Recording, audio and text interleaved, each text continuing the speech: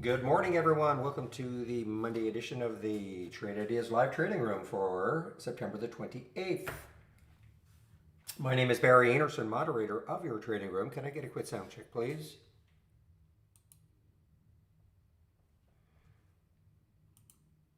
All right, so lots happening this morning. Two main themes. We have lithium and the SPACs. Lithium is just being, a lot of the lithium stocks, especially PLL, say some kind of deal with Tesla, TSLA, of course. So they signed some kind of a deal with Tesla, PLL, and that is helping to repel a lot of the lithium stocks. LAC, it's still hanging in there. WWR, a cheaper one. I think it's starting to fade somewhat. Yeah, it's starting to fade. But so the lithium stocks will be active today, and the SPACs. Look at all the SPACs that are the SPACs that are ripping higher this morning. FMCI, of course, a favorite of mine, FMCI. Graph. I guess we can't really call this a SPAC anymore, but Space, SPCE. So they've got a very aggressive upgrade from Bank of America. Double, basically, putting a price target of about $35 on it. SPCE. And the overall market, of course, is going to, right now, we're in for a nice open. A lot of the China economic numbers over the weekend were good. So that's helping to propel the market. We do have some gap downs, though. INO, big gap down, losing 33%. Not good news. I mean, FDA has put a partial hold on everything they're doing. So that is not good news for INO. And the same, of course, that's a virus play. AQST is not a virus play, but AQST, kind of similar news. FDA, their application cannot be approved in its present form. AQST, and it is gapped to the 200-day moving average, 505. It's right above it, 510. And I think INO has done the same thing, 1141. So it's actually now below the 200-day moving average, INO.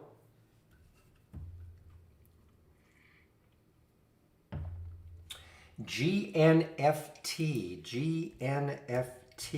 has gapped up, still holding. A NASH NASH deal with LH.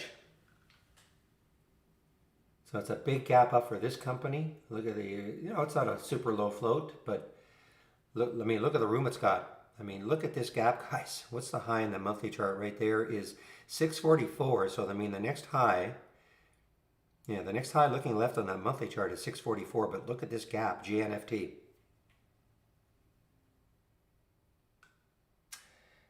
WKHS was gapping up. Is it still holding? Yeah, not bad, actually. Big volume.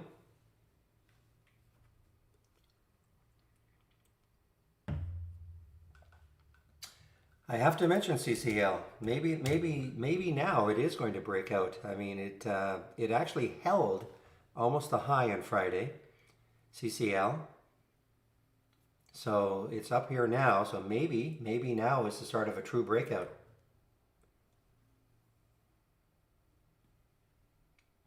Plug, PLUG, another gap up. Of course, the EV plays. Now here could be a really interesting SPAC, guys. Look at the SBE. And it's still holding its own. It's an all-time high. SBE. It's an all-time high right now.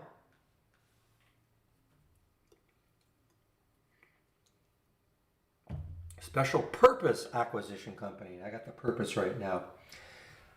I have Kodak here. I sort of didn't want to. I think it's starting to, I don't know. I mean, I have no idea why it's up. I mean, it's just, there's no specific reason for it. Some big buyouts also. DVN. DVN is buying WPX. These premiums are not big. They're picking them up. Look at WPX. Not a big premium at all. 10%.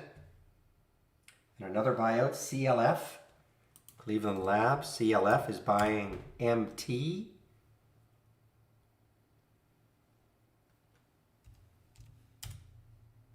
You know, these are just not big premiums.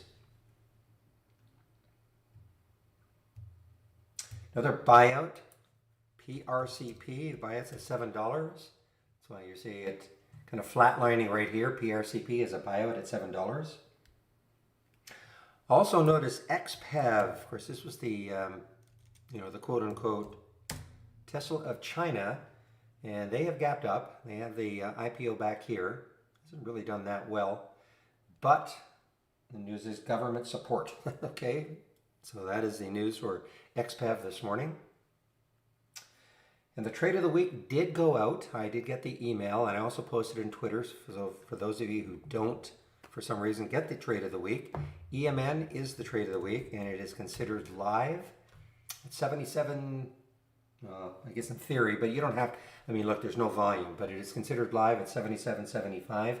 Of course, I would wait for the market to open. And the stop is the rising 50 SMA on the daily chart.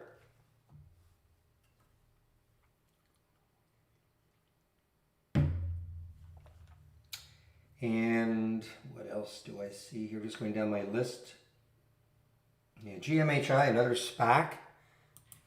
So the SPACs and lithium plays right now. There's a SPAC, another SPAC at GMHI.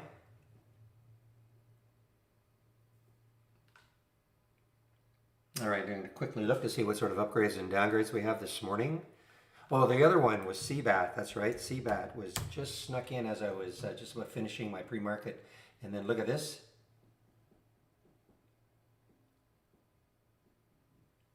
And they did have some news, something about a battery that they're developing. So that is CBAT. And also, just as I was starting this, was Sorrento, SRNE. It's doing its thing. Just over 10 now.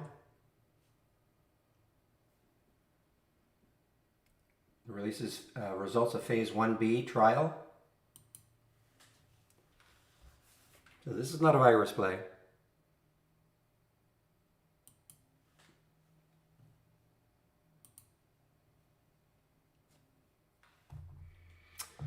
All right, now we'll take a look to see what sort of upgrades and downgrades we have this morning from briefing.com.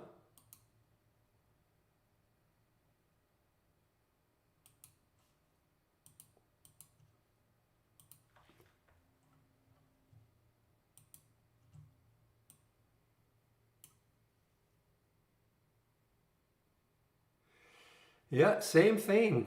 Boy, it's been the same thing for almost 2 weeks now. Many more upgrades and downgrades. All right, yeah, I do see AMBO is popping up here. Also my gap uppers. AMBO, where are they out of? Yeah, I thought it was a China stock. Okay, so China stocks, because of their economic data released on the weekend.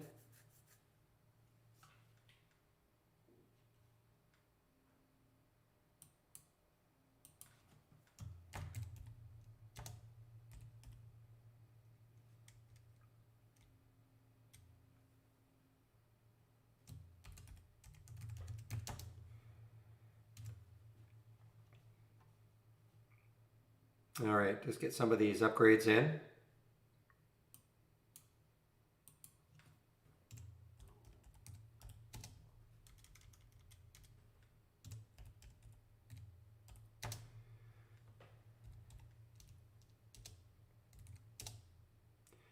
See, Boeing keeps getting these upgrades now, BA. I think I had a couple of upgrades on Friday.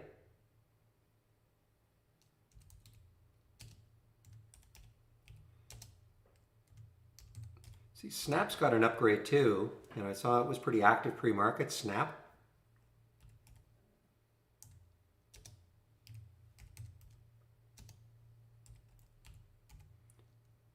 Plug got an upgrade from Morgan Stanley. I guess that's what's helping it.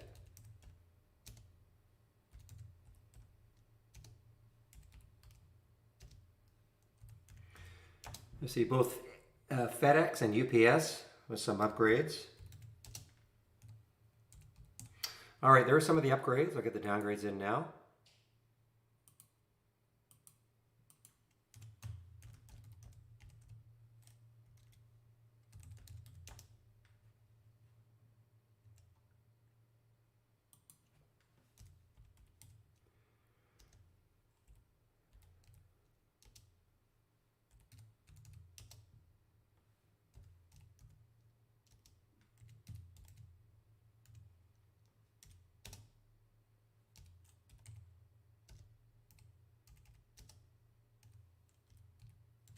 All right, there are some of the upgrades and some of the downgrades from briefing.com this morning.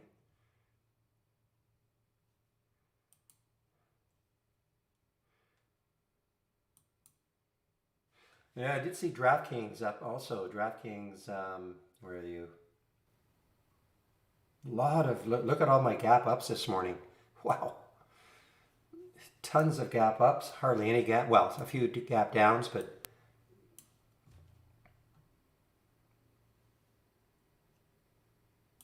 there's DraftKings, 55.36. Ombo, yeah, Ombo is ripping right now. What is the float? Yeah, it's a pretty low float, 17 million in the float. Look at this one ripping now. Expand strategic partnership with, okay, put Amazon in their press release. Okay, with Amazon and digital professional education training and certification. So that's their press release, guys. Again, just stick Amazon in your press release and look out.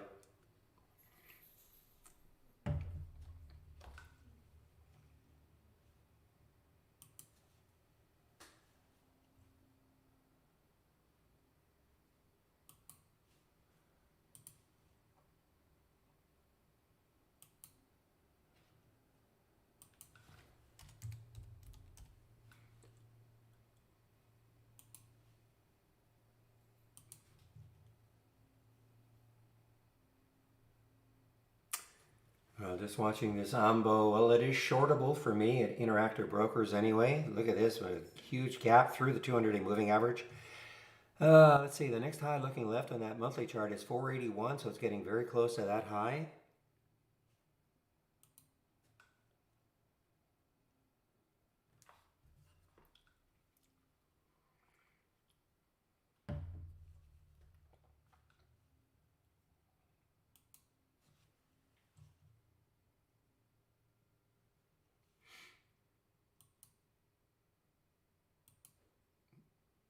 Well, it's broken through that high.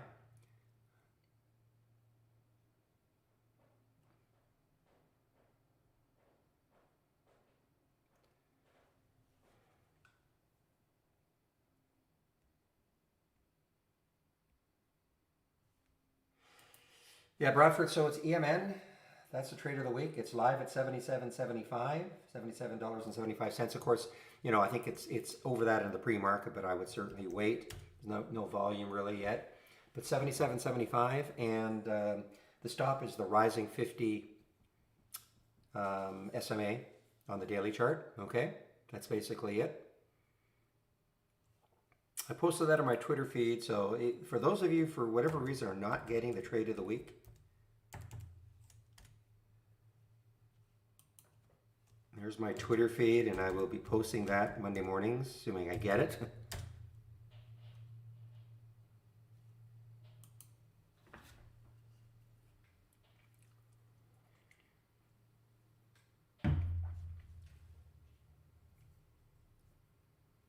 SBE, guys, this could be really, really interesting. SBE, pretty low float, 31 million in the float. They had their big news, it looked like a couple of weeks ago on the 16th.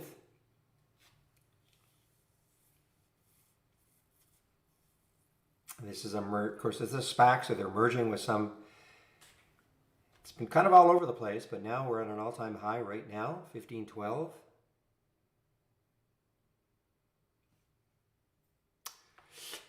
Well, can't help you there then, Bradford.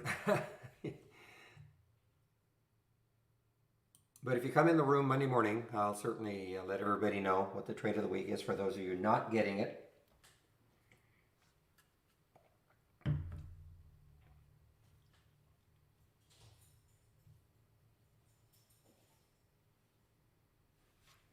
Another one, SHLL. Look at SHLL. Oh man, oh man. These SPACs are just alive. Remember how they looked, especially on Thursday.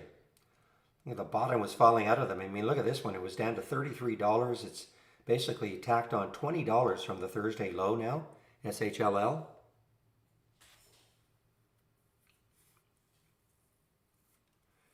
Another one of my favorites is iPob. Not super active yet.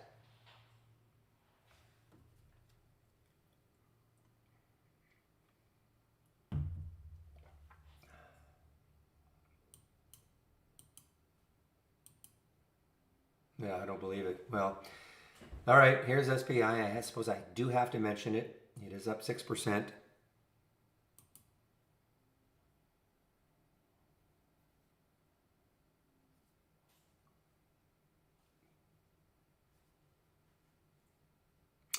All right, guys, if you do want to follow my watch list up and down, again, here it is.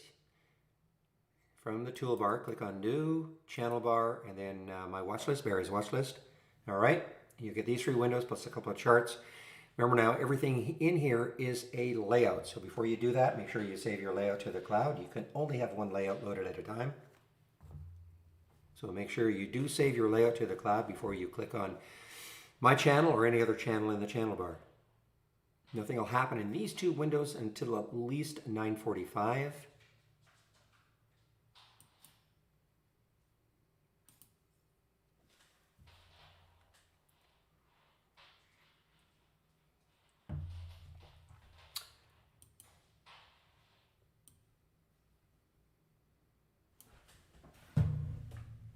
SRNE is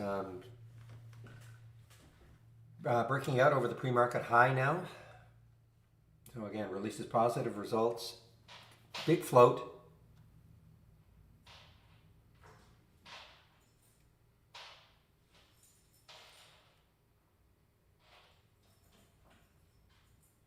Well, it's totally up to you, Bradford. I don't, I mean, you know, the trade, the AI alerts, I mean, you have a stop. And after that, it's really up to you to monitor the trades. You know, obviously get out if you hit your stop, but I mean, there's no, I mean, if the trade is still working well, it doesn't matter if it's 5 or 15 or an hour. You know, it's really up to you to monitor your exits.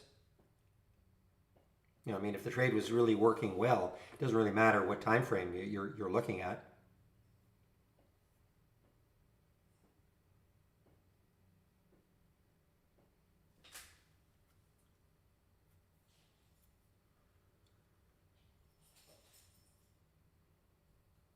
I'm not sure I understand your question, Paradox.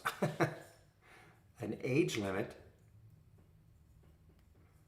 I'm not sure I understand your question. You mean like, can you get it? You have to be at least 18 or I have no idea. Certainly you're not talking about an upper age limit, but I have no idea if you, I don't think so. I don't see why.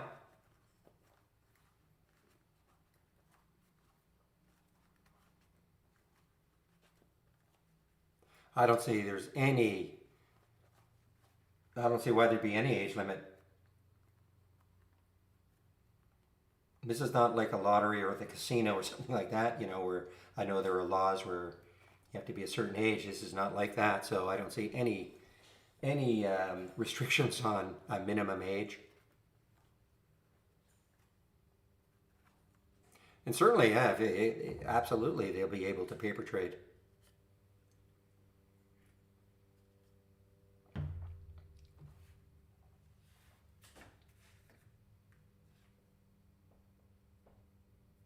No limitation for using trade ideas outside the United States. We have many. Well, I'm Canadian. I'm outside the United States also, but I mean, no, we've got subscribers from all over the world. Zero limitation.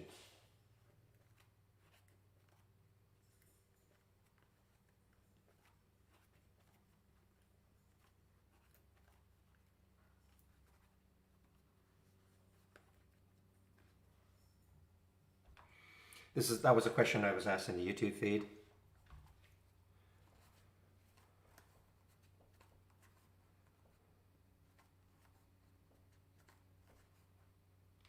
All right, I am going to shut these two down, see if anything is sneaking in.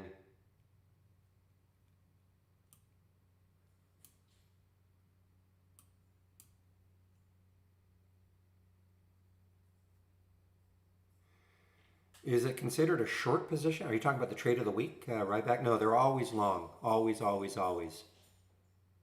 If that's what you're talking about.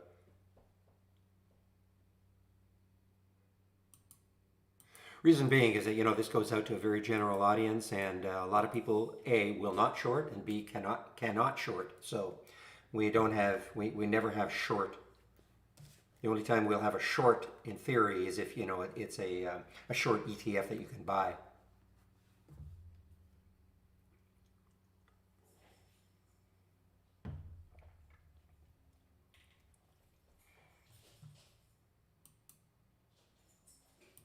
All right, so let me get rid of these two and get set for the open.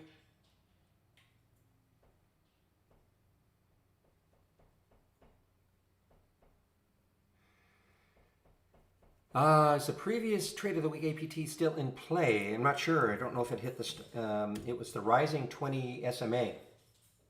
So if you have the 20 SMA on your chart, you just have to check to see whether or not it hit it.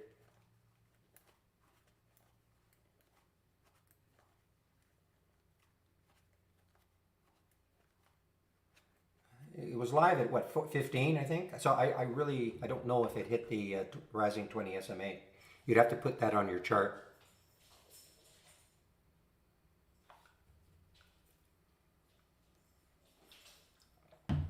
Well, yeah, but gapped up. I mean, it's only 1,000 shares, so it's hardly. I would absolutely wait for this to open. Okay.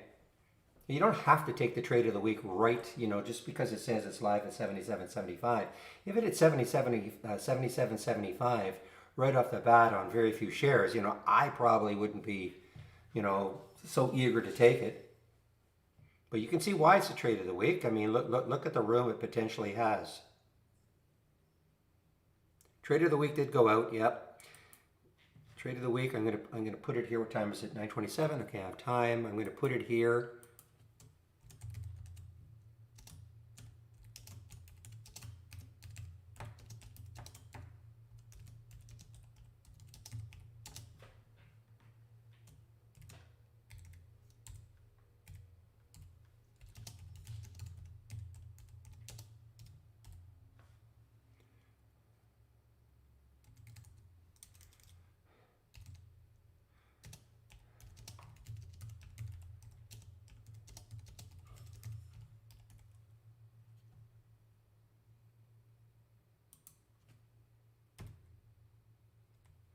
Okay, so daily, always the daily. Okay, Bradford, always the daily. So if you put the 20 SMA on a daily chart, that would be your stop for last week's. Yeah, I don't really think it's connected with Kodak anymore. I mean, I know. All right, everybody, market's going to open in less than 1 minute. Well, let's have a great start to this trading week. Should be very interesting to see what happens today. Can the market hold its gap? It's a nice move higher. A lot of it is due to with China. Economic numbers out of China were pretty good over the weekend, so that's helped the market right now. Look at the daily chart on the SPY. So if we can hold the gap, it is taking care of all of this.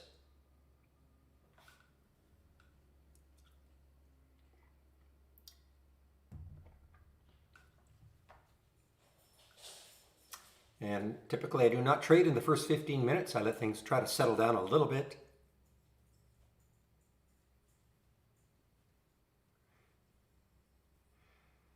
It's pretty quick paradox as long as they fill out everything correctly. I think it's pretty quick. I don't certainly, I really don't know how quick it is. I mean, I would say certainly within an hour or should be less. It should be almost instantaneous, but I'm not sure.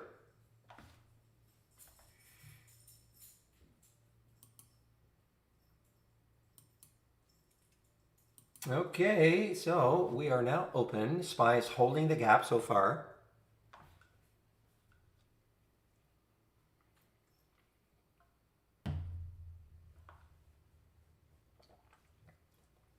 And we have a halt. Wow, we have a halt on the way up for this Piedmont Lithium, PLL. Big signed a deal with Tesla. This is what's really helping all the lithium stocks this morning. Look at INO just getting crushed.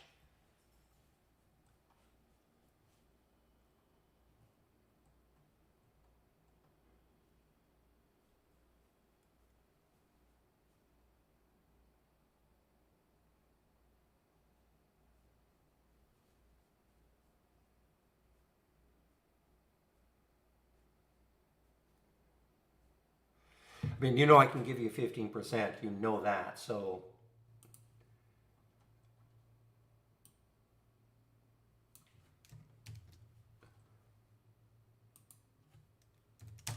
okay. Now what? Now look at Eno trying to bounce here.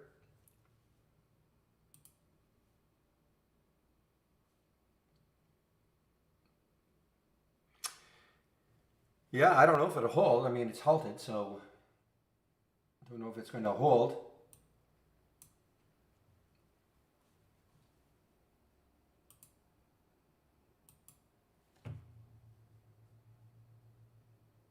Look at SBE, guys. All-time high. SBE, mentioned that one pre-market.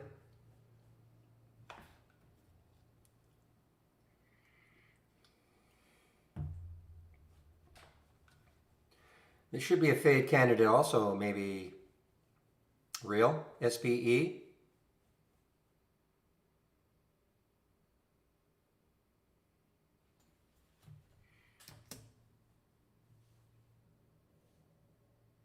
SBE.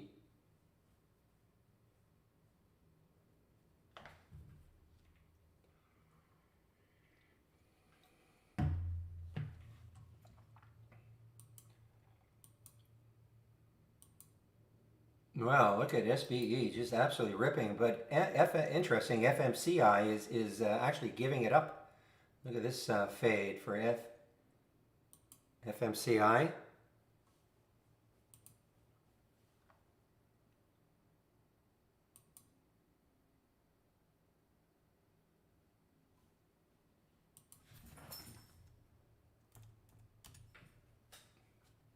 Yeah. Again, guys, you know, you have to look at some of these press releases. This was shortable, and it is, yeah, it's been halted on the way down. You know, they basically stuck Amazon in the press release.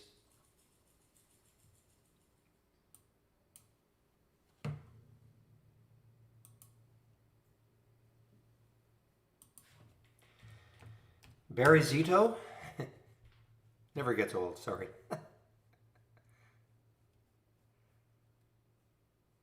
Well, the rule of thumb has been the first halt usually is good. The second halt can be. It's usually the third halt that we look at with a sort of raised eyebrows.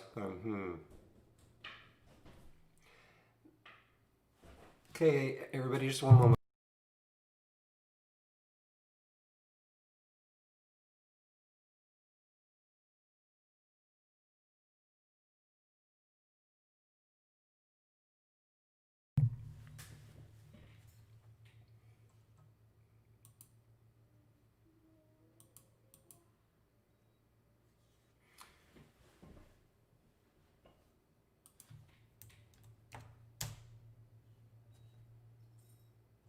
Now there was the SBE and hammered down just a little bit. SBE.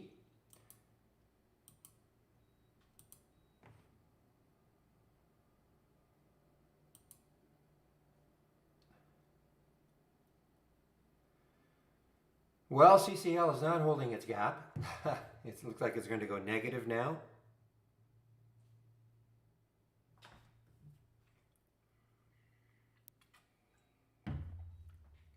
XPEV looking good along with NIO. Yes, NIO looking good. XPEV. Again, this is the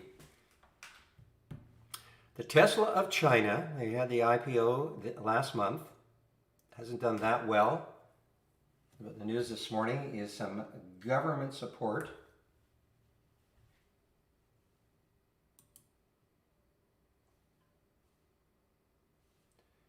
And PLL has resumed, and so there's your first halt. Again, typically they can be pretty good. How's LAC doing? That's a cheaper one. Again, we've got the lithium plays, and the SPACs are really alive this morning. So look at, LAC is not following suit now. Again, this was just a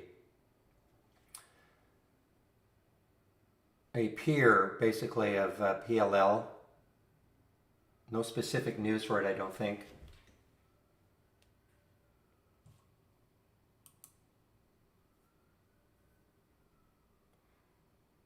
But WWR, I mean, that's a cheaper one. Again, cheaper lithium play. You know, big volume, you know, lots of volume. This will trade the float many times. All right, PLL. Now PLL got halted on the way down. So the first halt was okay, it popped, but now it's halted on the way down.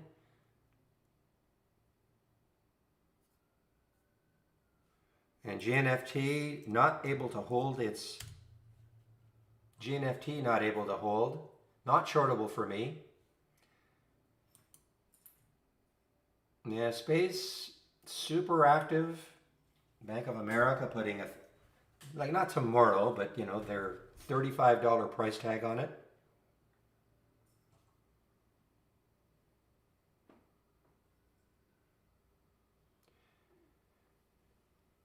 Funny, you know, I would have thought there'd be a big red bar in the market. I'm looking at a lot of stocks and they're just fading their gaps like big.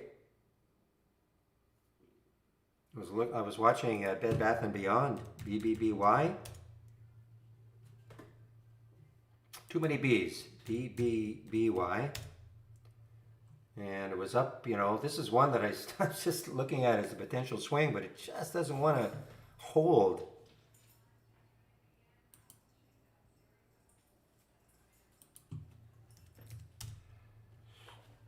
Yeah, SBE, it was a killer. You're absolutely right. You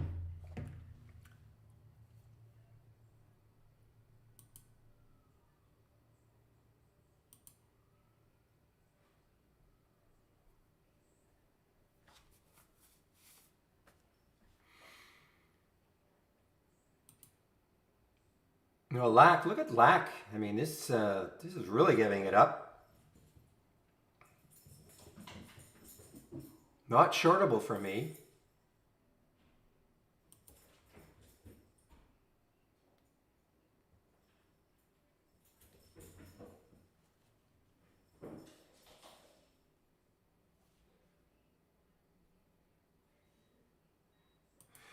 Did see this one earlier. Well, look at I know what a recovery. What a recovery this is making. What's the pre-market high? And I'll discount that topping tail right there. So let's take a look right there. Pre-market high is about $1 away.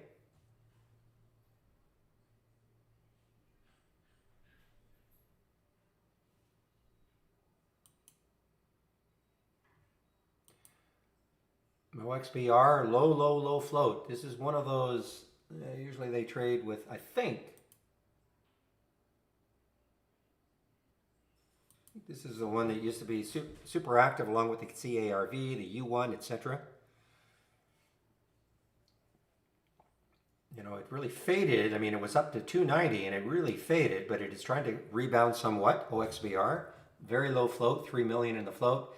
This is going to trade the float many times today. It's traded at almost 4 times right now.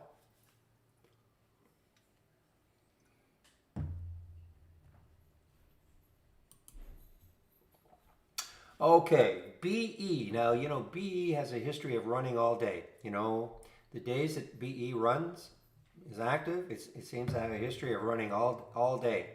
So there's a red bar ignored on the 2-minute chart for BE.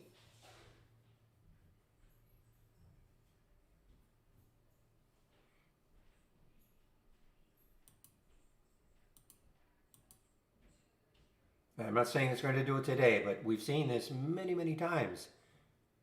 There it goes, BE.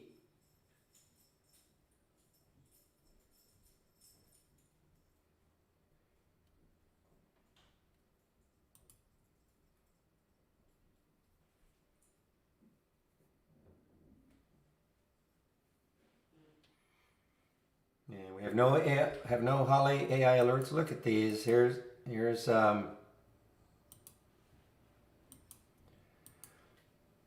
SPCE may turn, but so far, and there's almost a red bar ignored, almost on the 5-minute chart for SPCE.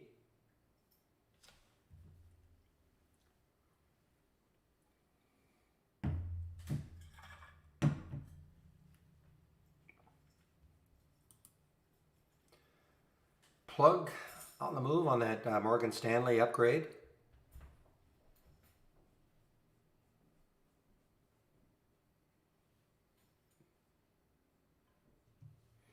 And let's see, PLL just resumed. Okay, it's trying to pop actually. PLL just resumed. That was LAC doing. Okay, so LAC, couple of bottoming tails now on the 2-minute chart. Also on the 5-minute chart. Maybe its little descent is over for a while.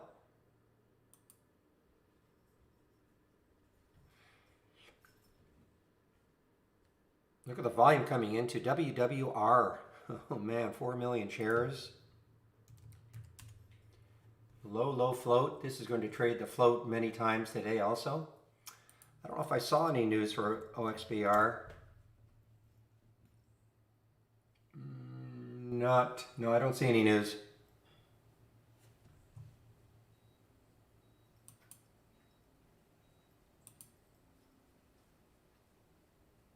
Doesn't mean there isn't news somewhere, but I don't see it. And look at this, it's got a lot of room. Looking left on that daily chart, well, a lot of room, 250. It's a pretty steep descent though, and a recovery.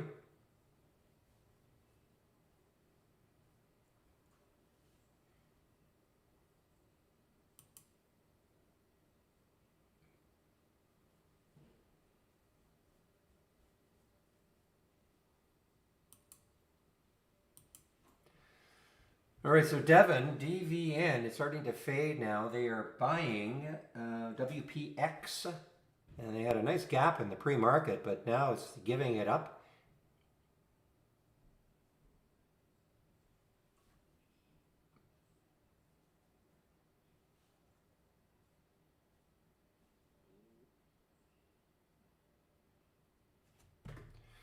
I know, real, you don't look at these crosses in the pre-market, but boy, there's a nice cross for Devon right up here. 993, 905 now in the pre-market for Devon.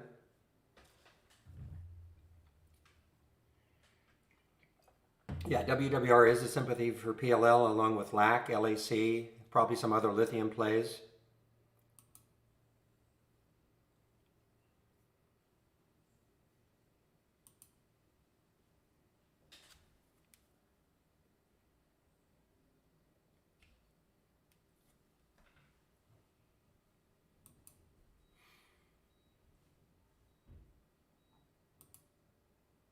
Well, OXBR just not pausing. What's the pre-market high? It was almost $3. OXBR.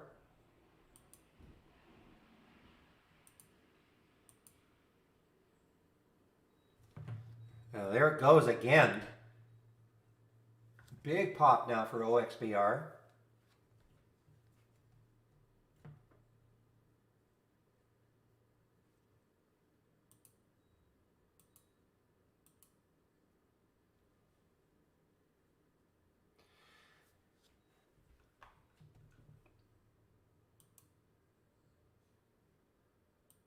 All right, so there's Corsair. This is actually had a great day on Friday.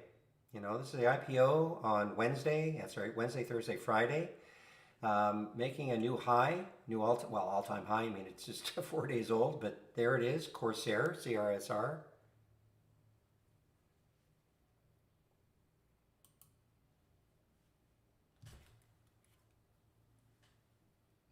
And now, OXBR is halted. Wow, look at this, halted again. Not again, sorry, for the first time. Look at that move. As I say, 3 million in the float. It's already traded almost 17 million.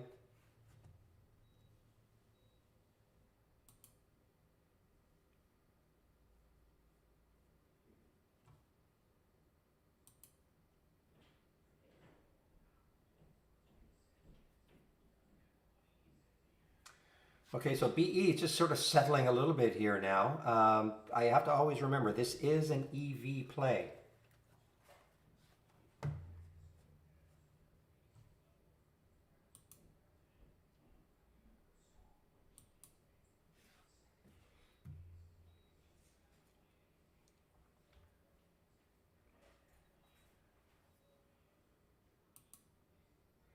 Now it's interesting. You won. Certainly not following the same. I thought that OXBR and U1 and Carve and BYCY, I thought they were all kind of linked, moving as one, but evidently not.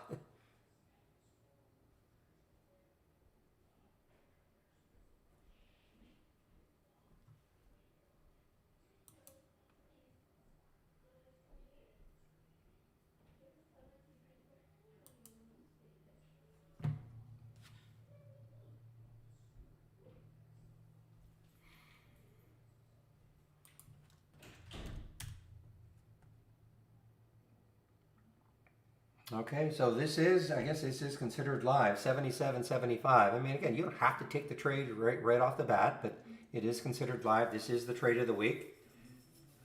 Live at 77.75. The rising 50 SMA on the daily chart is your stop. Yeah, Ambo's a big, yeah, I mean, yeah, it's a big halt.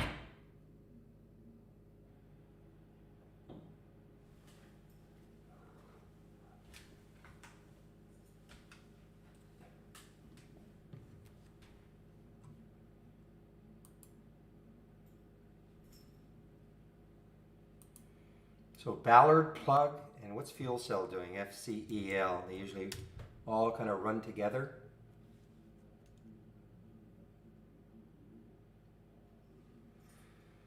Meanwhile, CBAT, after the big pop pre-market, completely giving it up.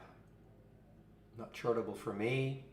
363, completely giving it up.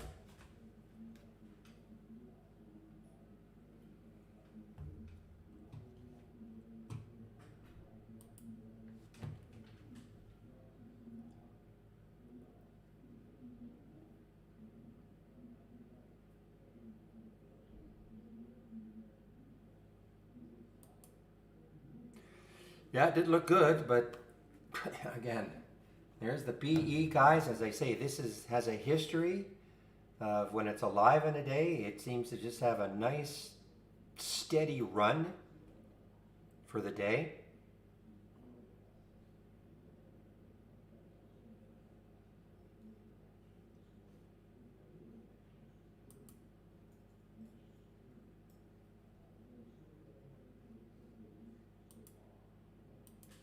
Okay, IVZ, that's a big float, 450 million in the float. Well, so far, okay, there was a pullback, but for space, but boy, this is still super strong. SPCE, again on that big upgrade from Bank of America to $35.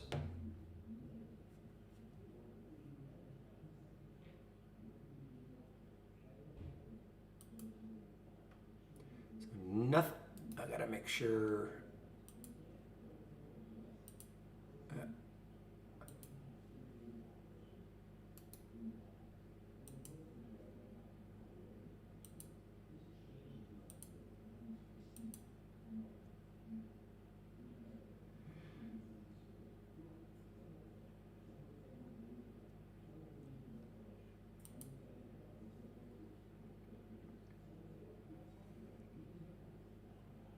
All right, well, so far nothing shaking from my watch list. So there's OXBR just opened and continues.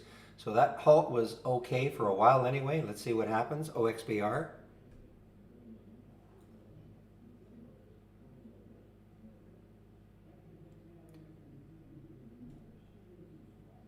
Okay, so that was very brief, the pop. This is really whippy right now. 3 million in the float. Yeah, is it really? NKLA down to 14. Oh, wow, look at this. Oh, you're suggesting it could be the 14s. Okay, it's 18 now. Okay. Okay, market's starting to, fades a little bit, guys. I mean, there's a opening 15-minute candle. Second one is red also. So let's see. I mean, the market is up. Every indice is up big, but starting to fade a little bit.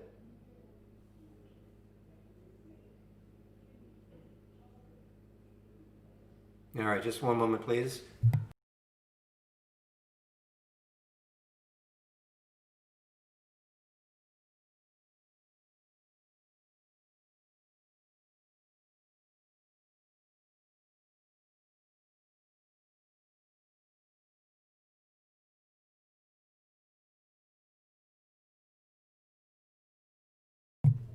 Okay, wow. Well, that OXBR, that was a momentary respite on the way down here, down to 212, and look at the pop almost.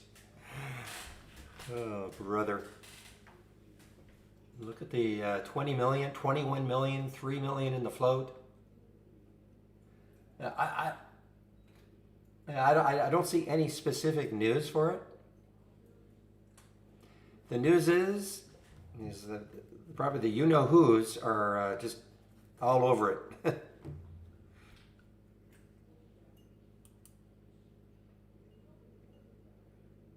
Not shortable for me.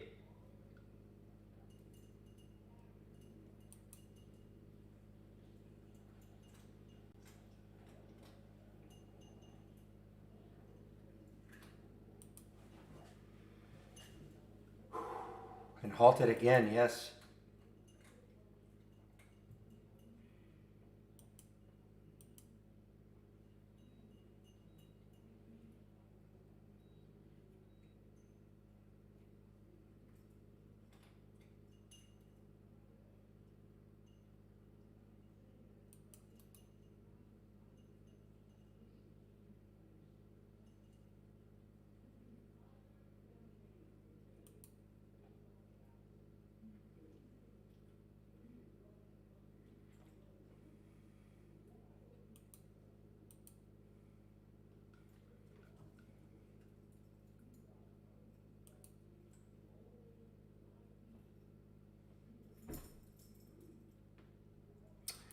Sorrento.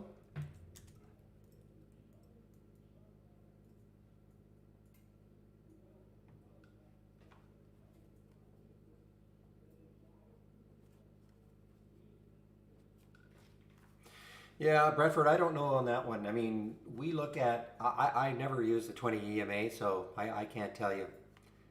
Maybe somebody in the YouTube feed might have an opinion on that, but we typically use the 8 EMA, but yeah, look at CLDX. Wow, CLDX. Now this is got lots of room, guys. Look at this. 1391 is the high. 1378 the high. So this is taking out these two little highs here on the monthly chart. Look at the room CLDX has. Red bar ignored.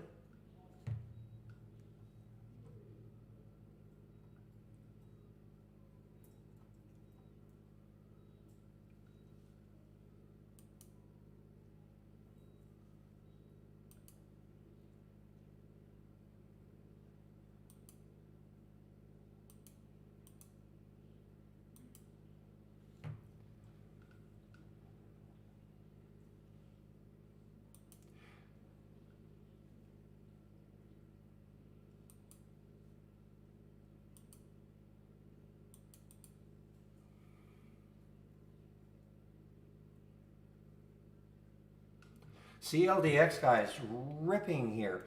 Well, it's not so much that I use it, Bradford. I know that a lot of people in the trading room. I mean, you're in the YouTube feed, which is fine. There is another trading room running concurrently, or concurrent to, and a lot use the ADMA, and on say well, it could even be the 2 or the 5 minute chart. I'm not as beholden to it as some.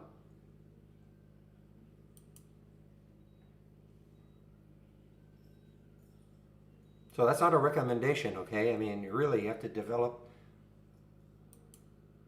probably your own. Wow, look at CLDX. I'm really interested in this one because, I mean, look at the gap it's got.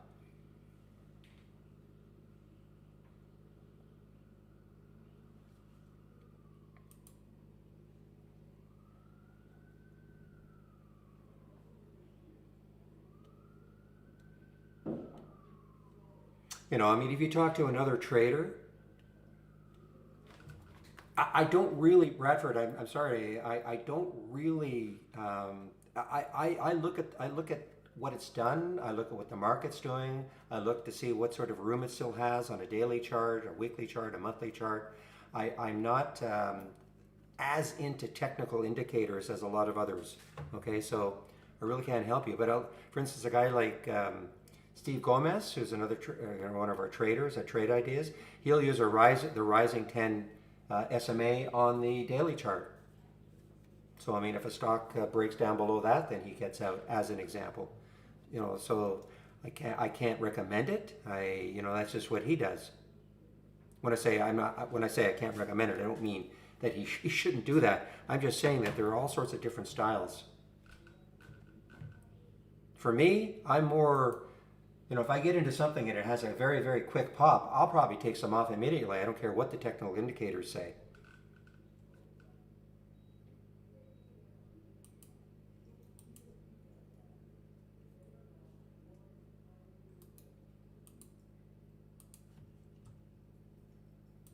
Well, CLDX is just ripping here, guys. I mean, look at the room it's got. Oops. Okay, OXBR now is unhalted. Pop just a little bit. Okay, let's see if it takes up 295. Nothing from my watch list. Make sure I've done this right. Surprised nothing is.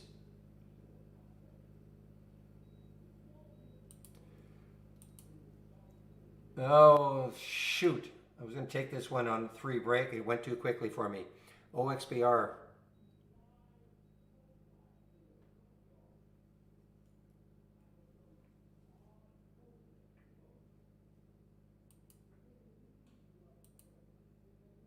Wow. That just went too quickly for me, the OXBR. So for instance, Bradford, had I got into that trade where I wanted to, just over 3, I would have taken, I mean, I'm not looking at any technical indicators. I would have taken some out right in, the 330 level for a quick 10%.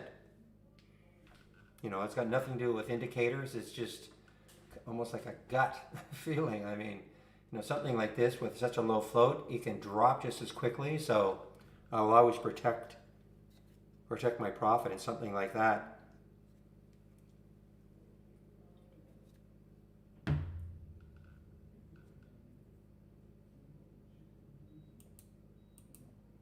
Doggone it. I had my alert set at 295. I was going to take it at 3 and it just ripped right through.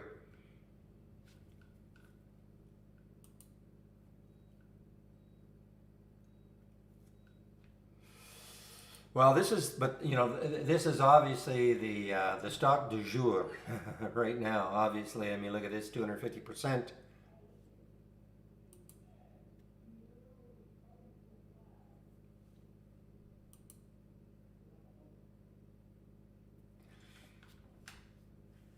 All right, so this is one of the ones that usually tags along with an OXBR, CARV, also the U1. Just really hasn't done it yet at all.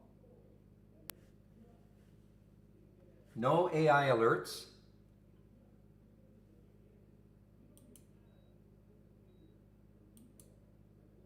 Ooh. A BEO just opened. I didn't even know it was halted. But it looks like it was halted because of news or something. Wow. Big drop down.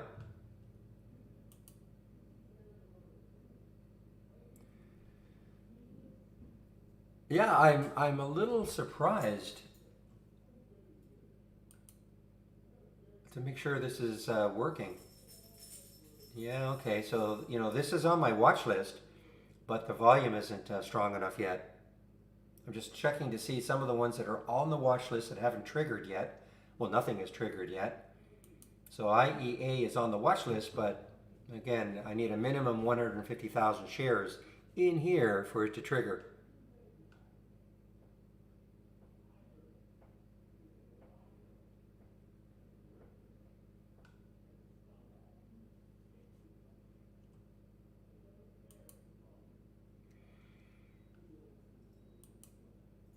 Yeah, here's another one that's on the watch list, but again, the volume is not strong enough.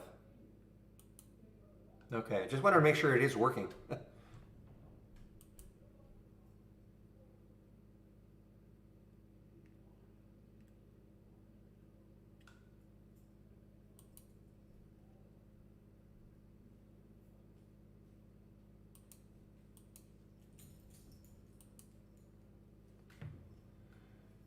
All right, CLDX. This is shortable, but I don't see it really at the top of any range, so yet anyway.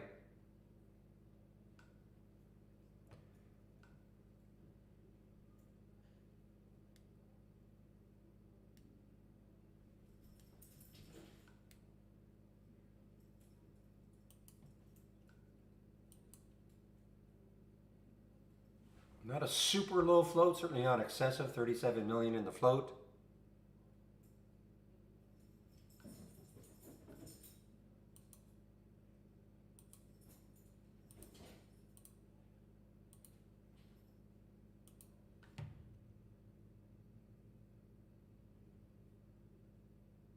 See how well CLDX holds 15.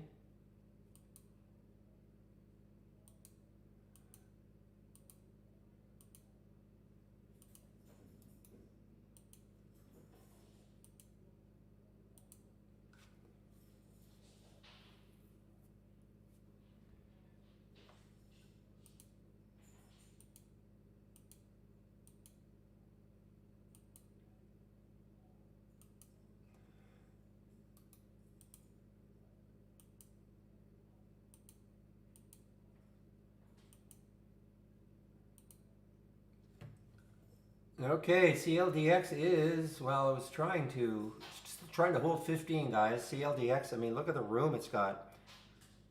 I don't know if there's any specific news on it. I don't see it.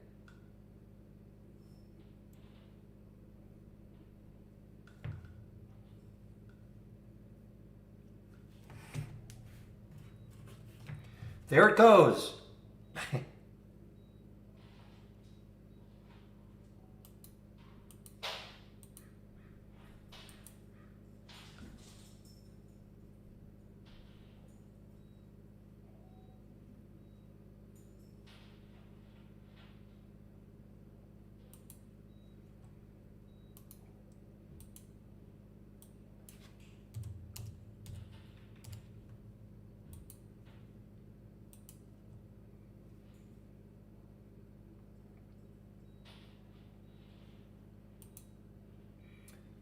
Oh, there it really goes. Come on, take that out.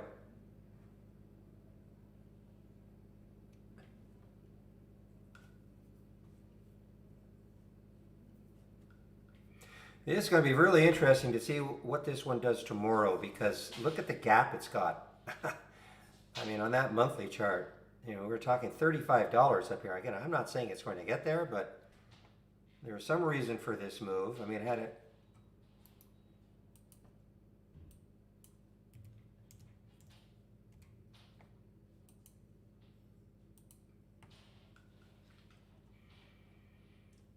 Okay, and LAC has come back also. LAC is coming back, piggybacking on the PLL lithium play.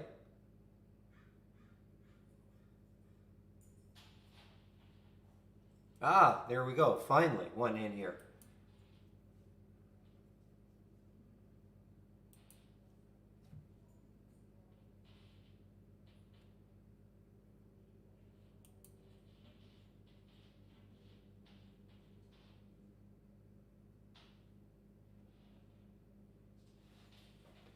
Okay, you're watching this lack really closely here. See if how well it holds 10 and starts to move. Volume is coming in, LAC. Looking left, it has some room. 1053 is the next high looking left, and then after that, way up here, it'll run 1120.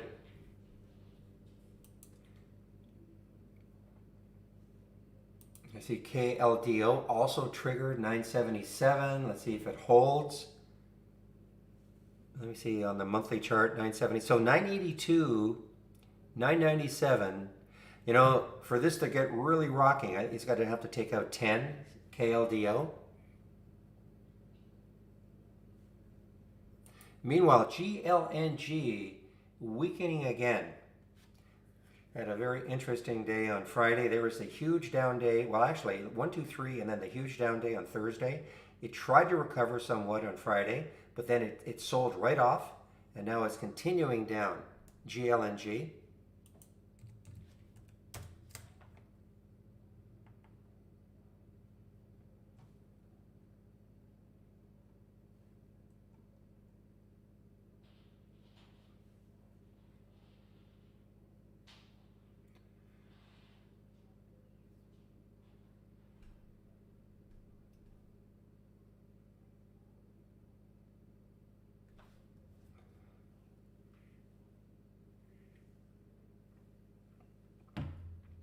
Hopefully it is split adjusted. It should be, Torps. I may be wrong, but it should be.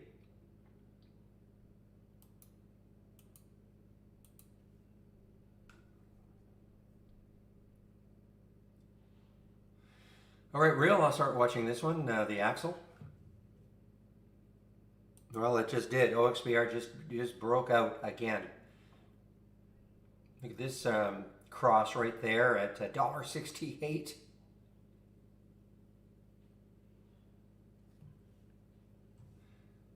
And again halted. OXBR halted again.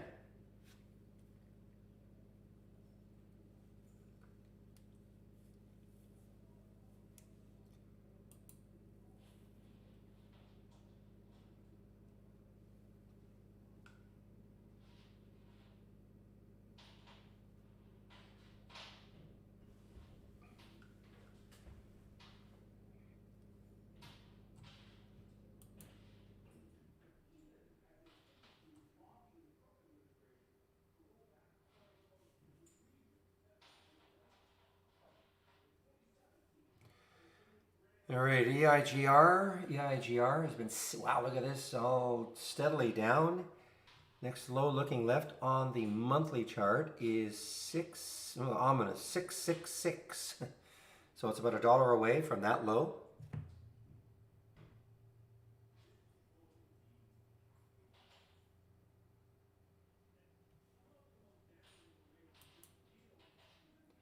All right, keep an eye on LAC for sure. I mean, it looks like it's trying to hold here. What did it hit in the pre-market? It got up to $11.95 in the pre-market. Again, piggybacking on a bit of the lithium craze this morning with PLL.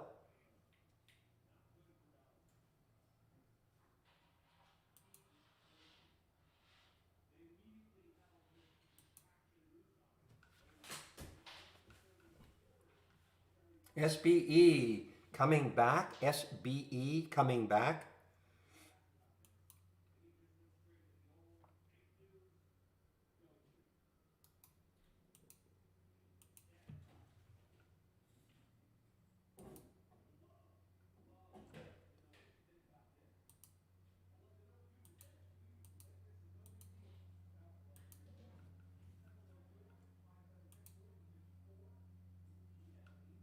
GLNG, guys.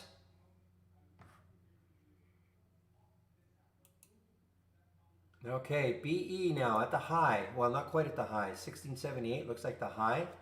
Kind of basing nicely. And look at all these bottoming tails.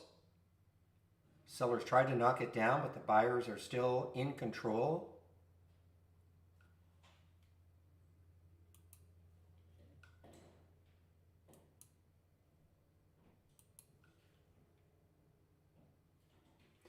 Guys, LAC, LAC. There it goes.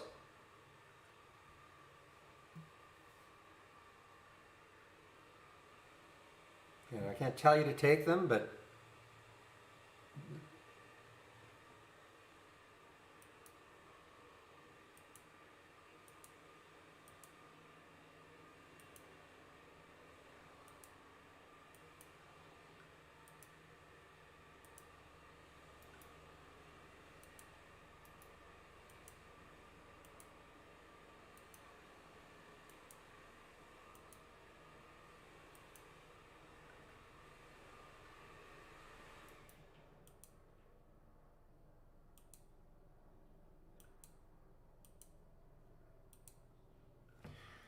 okay, guys. Sorry, just doing some trades here. So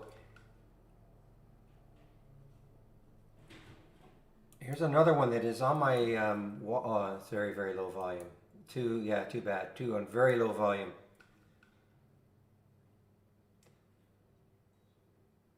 Ambo is still halted.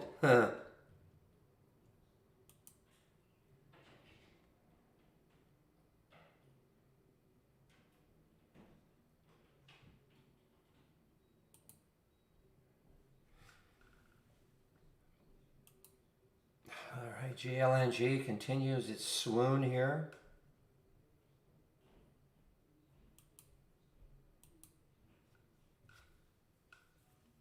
No AI alerts yet.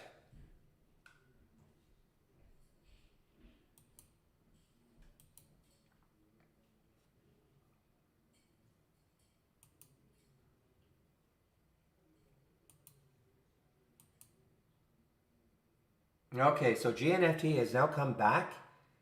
GNFT, what was the news again this morning? GNFT, Nash deal with LH.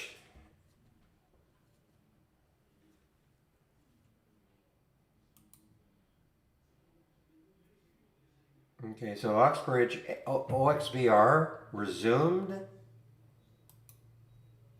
Look out if it takes out that high, you know.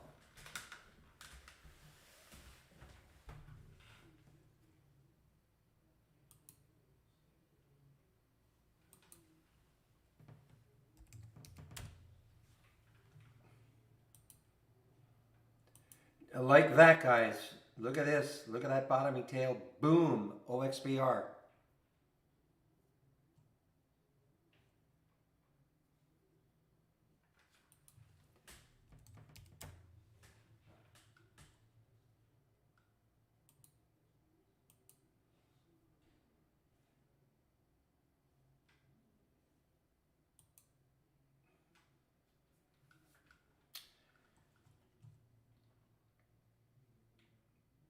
Not shortable for me.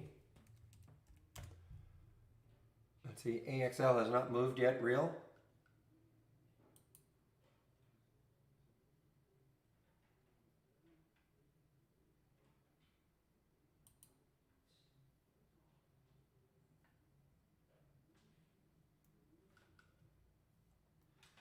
Still nothing from the AI.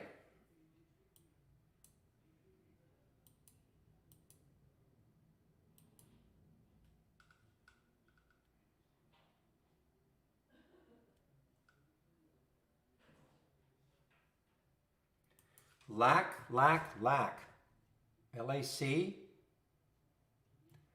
Once it took out that 1016.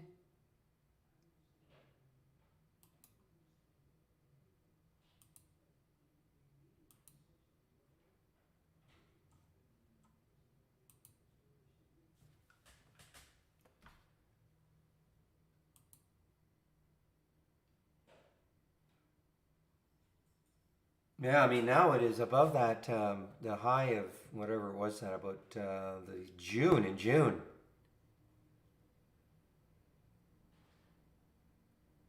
Let me back this out on the monthly. So the next resistance could be right around here. A lot of resistance at around 575 maybe. If we can believe there's going to be any resistance based on a chart for OXBR.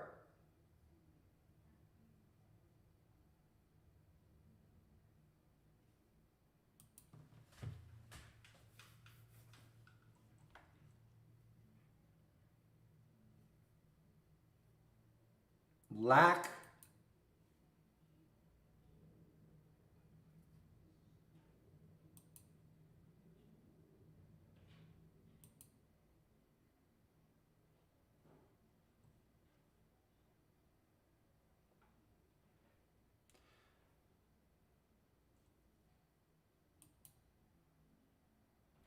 Well, this may, okay, I was saying this might be some resistance. It's getting close, 579.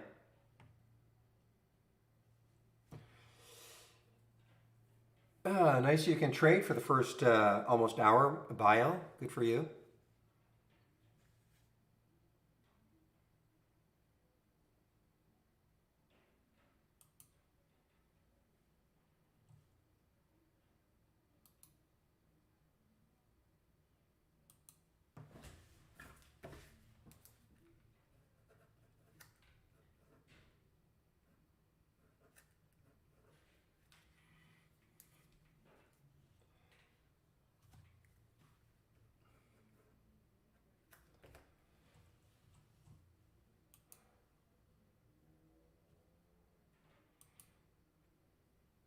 Okay, so this one, that's actually shortable, but I don't know. This was halted right. Looks like it was halted on Friday, and it opened. It just opened now. Well, a little while ago at 10 o'clock. Yeah, I don't see any specific news for OXBR.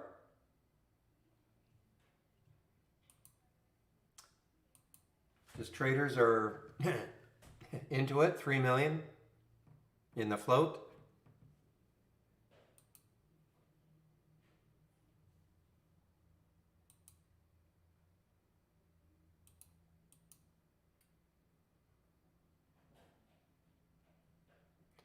All right, there goes KLDO.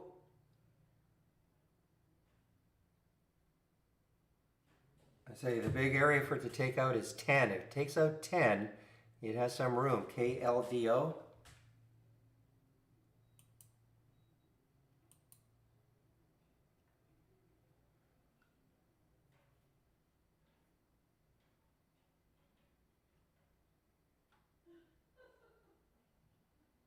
Well, definitely not a sleepy Monday morning.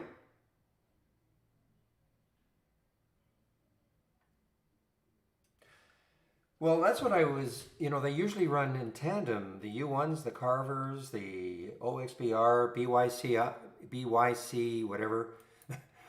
But this is just doing it on its own. No, KLDO. KLDO TM. You see right there? 977. There was the alert.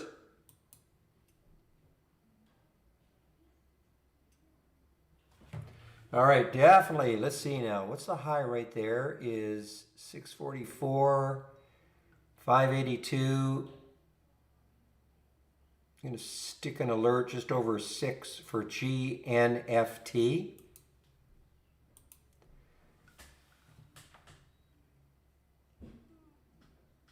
All right, well, OXBR is not following anything now. It's not resist. That was not resistance so far, 568. Next high looking left around 686. After that, I don't know what to...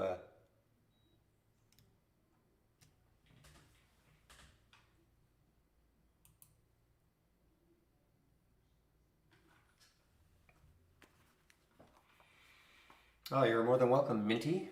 Welcome to the room.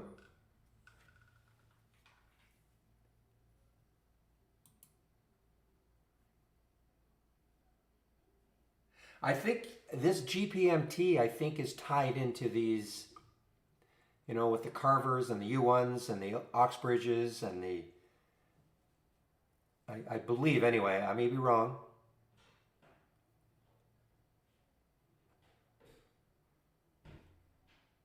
Well, congratulations, Zach, for, as you say, a jackpot play.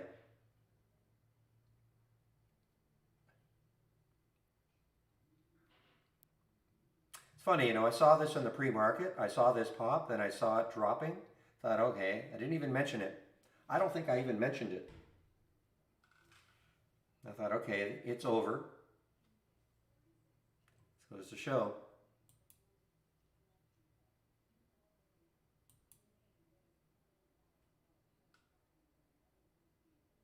SBCE making a new high.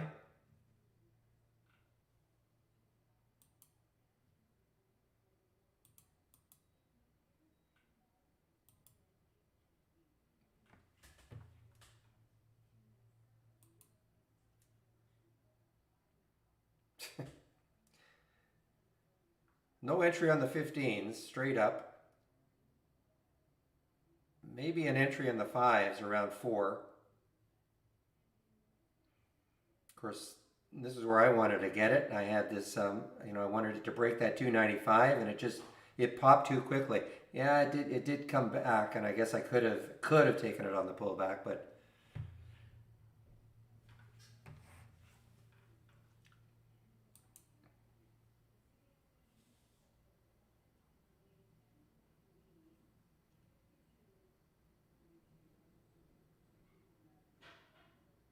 well, I mean, it can't keep going high. Well, I don't know where it's going to stop. I have no idea. Problem is, it's not, well, for me anyways, it's not shortable. OXBR is not shortable for me.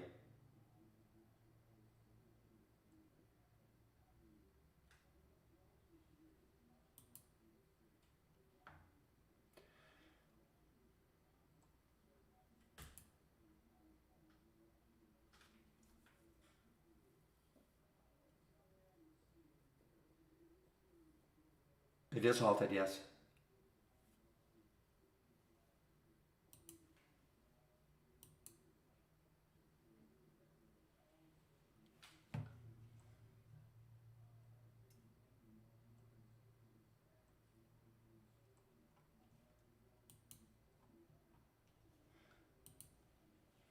Okay, so now this one is starting to catch up. What's the float? 12 million in the float. Look out for this one now, because this is, it's sort of tied into all those other ones.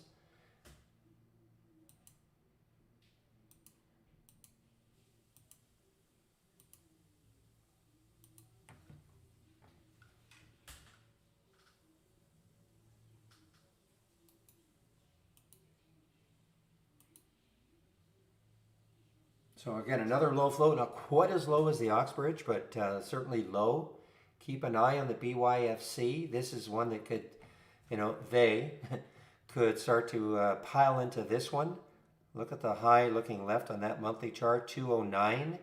And then, of course, we had this day back, or this month back here, 411, and then all the way up to 7. So, again, keep an eye on the BYFC. Lots and lots of volume.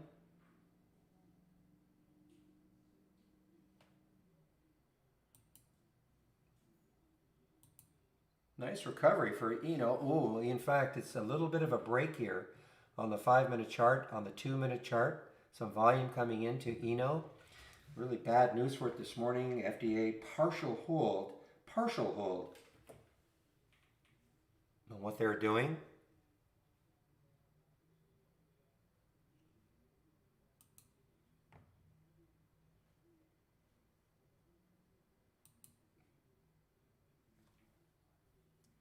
Guys, these are highly risky, okay, the BYFCs. So, well, along with the U1s and the Carves and of course, the Oxbridge.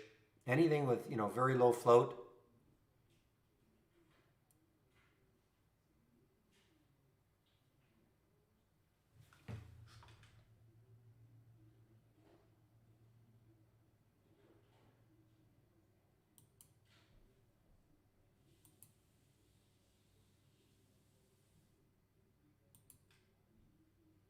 Not yet. Nope. No AI alert yet.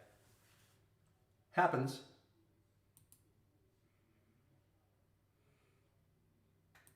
Now there's the U1 also, the U1, but it is negative still. U1 is negative, but it is starting to occur. Look at the SPY, guys. Oh, what a nice move for the SPY now. Wow. Look at that SPY move. After sort of a rest in the first almost hour. Now look at this big green candle now.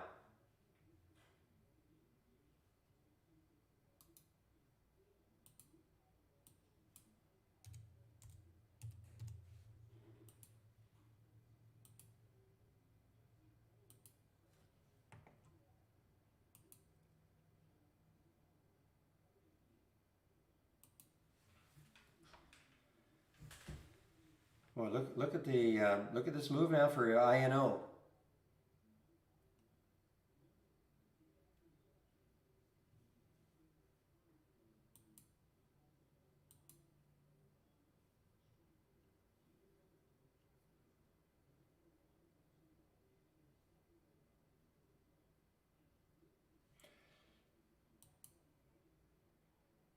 It could be opening in 3 seconds, 2 seconds, 1 second, now.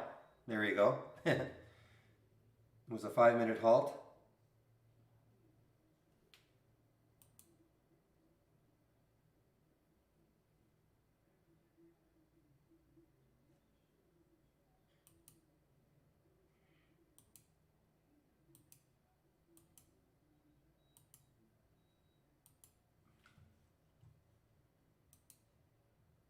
No stopping it.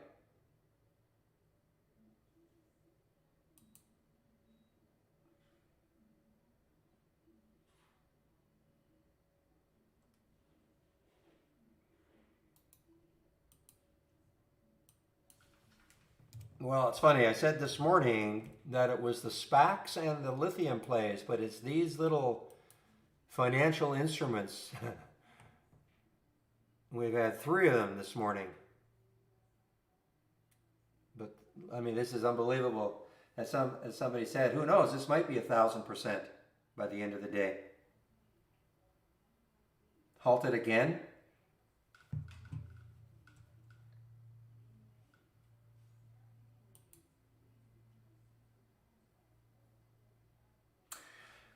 Well, I got to catch my breath here. So usually I do this at 10:30, but I see it's 10:27 right now, 10:28 right now. So I think what I'll do, wow, look at Eno, Space, Eno, BYFC. Boy, we've got a lot going on this morning. If you are new to this room, welcome to the room. This is the format Monday to Friday between 9 a.m. and 3 p.m. Eastern Time. Yeah, is it halted? No, it's not halted. Yes, it is halted. I'm sorry. It is halted, yes, again.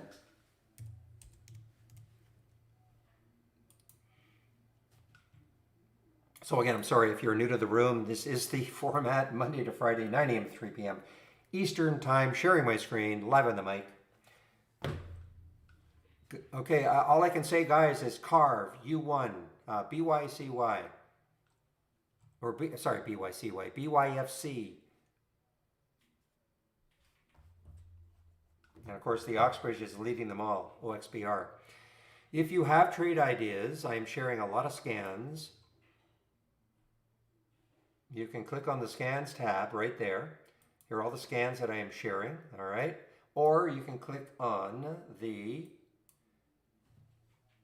looks like a half open folder called the Room Drive, half open folder, scans that I share, download. All those links that you saw will go into a Word document. You can pick and choose which ones you might want to look at. All you have to do is copy the link, and then File, Load from Cloud. When you copy the link, it'll show up right here in that box, and then you just click Load, and you'll have it on your screen. You can make changes to it, of course. You can make adjustments. You know, you might have a different price range that you want to look at from what I'm doing. But bottom line is, even if you make no adjustments, save it to the cloud if you like it. Wow.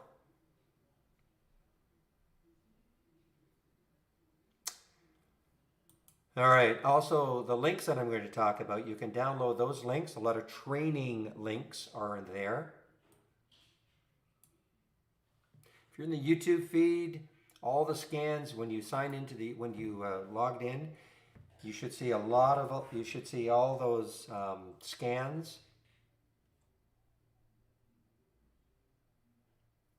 I'm not sure exactly where they're located, but it should be fairly obvious. So you can also have access to these scans.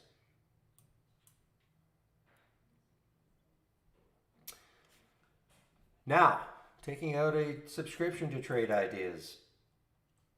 I'm going to put these links in. There is a subscription link right there. And I'm also going to put these links in.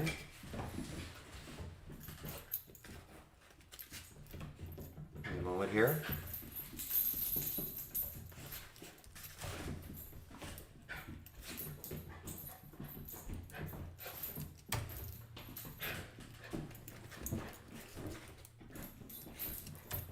Okay.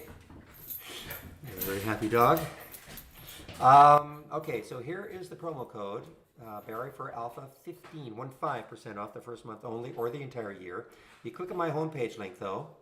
Has some good links in there, training links as well as the subscription link.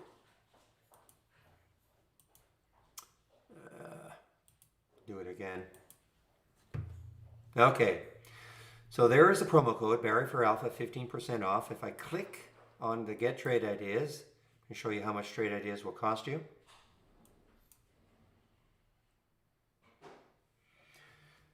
So we have a premium and a premium and a standard plan, $22.68 a year minus the 15% for premium, $10.68 a year minus that 15% for the annual. The reason why, if you want to get premium, the main reason, there are some other differences between premium and standard, but the main difference is the AI. AI is nothing happening yet.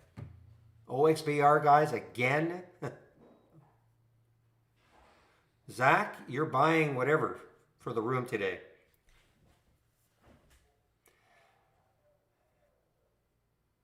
So, it's hilarious. Just when you think you're not going to see another one of these, one pops up again in the week. So this week it's OXBR. Anyway, what I wanted to show you, there are no AI alerts yet. Typically, I mean, this is unusual, but we've had days where there's, it takes a couple of hours sometimes. It is not normal, but there are days in which that will happen. And you will see the alerts. You'll get an entry time, of course, the entry price, real-time entry price. You'll have a stop. You trade them as you want to. You don't have to have an annual plan. You can always start off with a monthly plan. Standard monthly, $118 less the 15%, or the premium, $228 less the 15%. Again, that discount's only good for the first month, but if you decide you want to upgrade, say from monthly to annual or standard or premium, we will honor the 15% promo code.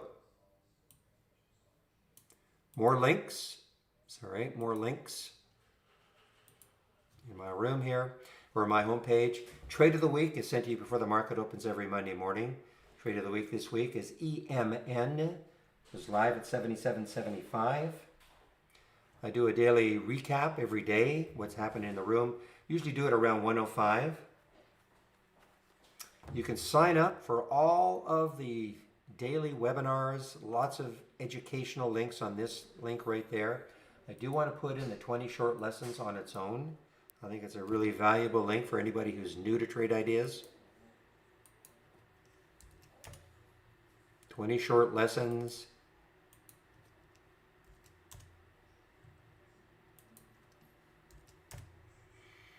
Click on that link and this is what you'll see.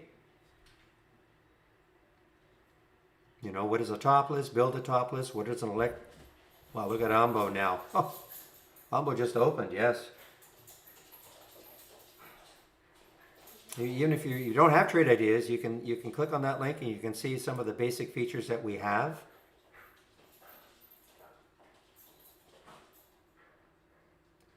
Okay, before I keep going, I've got to take a look at Ambo. What the heck is it doing?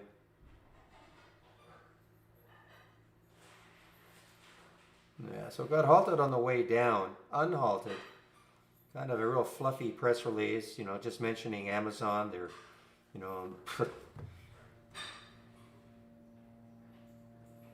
But it popped. Now, how many shares in the float? 17 million. Nothing to do with the other ones. So this is just a China education play. Okay. Nothing to do with the U1s, the Carves, the Oxbridge.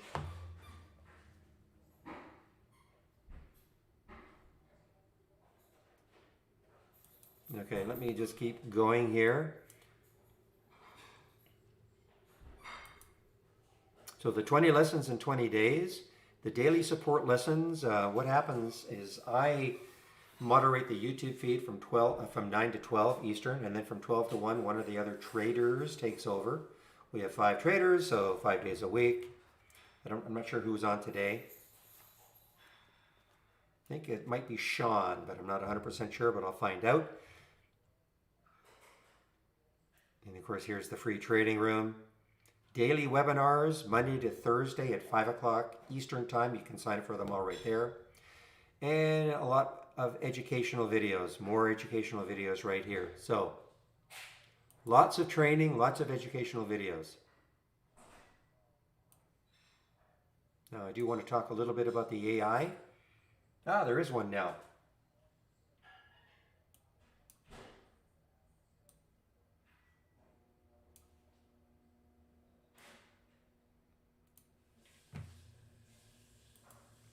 Okay, so this is what the AI is all about. AI waits for the market to close, so it has access to the latest market data, and then runs through what we call an optimization routine through the 50 baseline strategies that we have. That's what happened Friday afternoon once the market closed. Went through all the strategies, and then these were the ones that made the cut out of the 50. Making the cut, having a certain profit factor and win percentage combination. And all you do then, we finally have an alert. Okay. And if you have the AI, this is how I would watch them all day long, is from the toolbar. I would click on New, and then AI/Holly strategy trades window. When you do that, then again, this is the window that will show up, and you have a real-time entry, you have a stop, and it's up to you to manage the trades.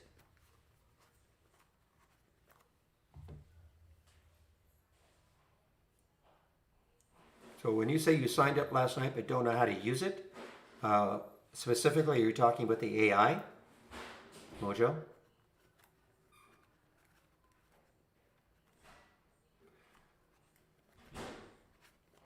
Oh, the whole site. Well, that's why I put that 20 short lessons, okay? I would encourage you to take a look at that link right there, the 20 short lessons. Covers a lot of the very basic aspects of trade ideas. How to create an alert window, how to create a top list, just things like that, how to load links, okay? So take the time and take a look at the 20 short lessons. It's text-based. You can do it pretty quickly.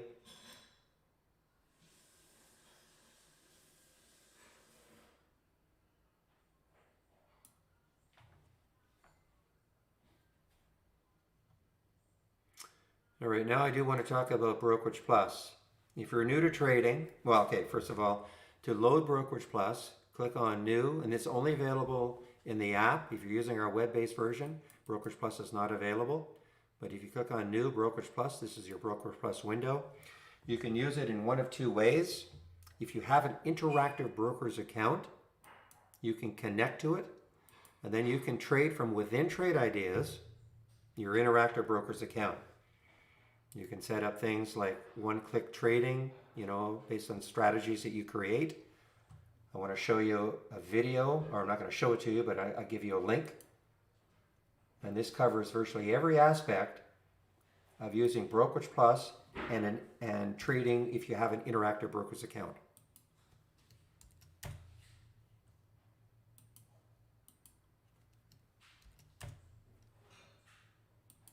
It's a 27-minute video, but it's well worth it if you are looking to use Brokerage Plus to trade your interactive broker's account.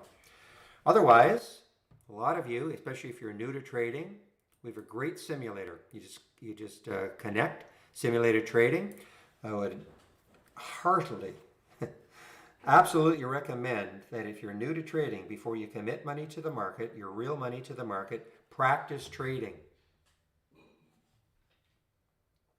Again, it just uses our real-time data, so it doesn't matter what brokerage account you have.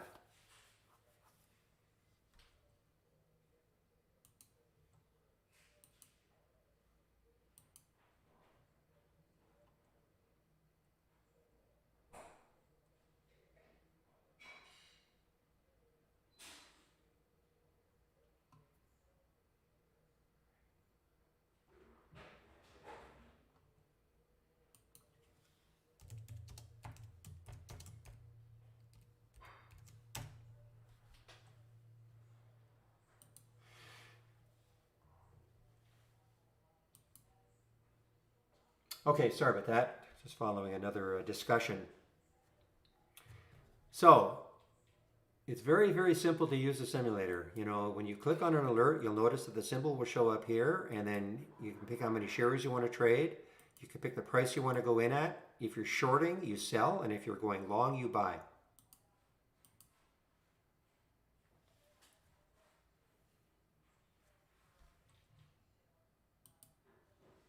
So let's just take a trade,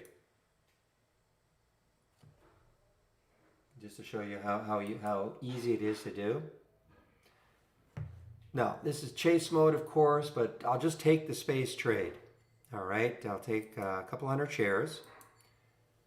I'm looking, and I'll buy at the market. It's only a 2-cent spread right now, so it just took the trade right there, 2015. Of course, you should always have a stop, ahead of time. I'm going to put a stop around 9.96. I mean, you should, before you take the trade, you should have your stop. I'm really just demonstrating how you can do all this. I'll put a stop. It's going to be a pretty wide stop, the low of that 5-minute candle. So I can add the stop, 1969, I think that was. Let's make it 1970. And you will see it'll show up right on the chart. So there's the stop. See that red line just showed up right in the chart. So if it goes down to 1970, it'll take me out for an $89 loss. That's in the simulator. I can put a target if I want. Add the target order. I'll put 21. I mean, I'm just making these up. And you can see right there, it shows up. So if it goes up to 21, I'll make $170. If it goes down to 1970, I would lose 89 if I allow this to run automatically. I can move these lines on the chart. So if I want to use this like a trailing stop, trade starts working well, I can just move it to areas on the chart that make sense. In other words, if I see a support area, and if it broke down below that support area, I should be out of the trade. That's where I'd put it as a trailing stop. Same thing with the price target. I mean, if the trade is really working well, why would I allow myself to be taken out? So I can move that up or down. Same thing. I mean, if it stalls underneath my target, I can move it down. You don't have to, this is just a visual way, but of course you can just manually get out of trades right here. These are hotkeys. So if I wanted to get out of my trade right now, I could just flatten it. I could get out of half my trade. I could double my position.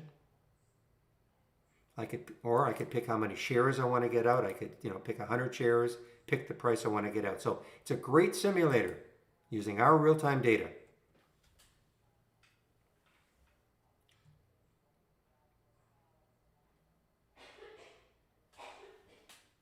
Why is it longer? I don't know. I mean, sometimes it is.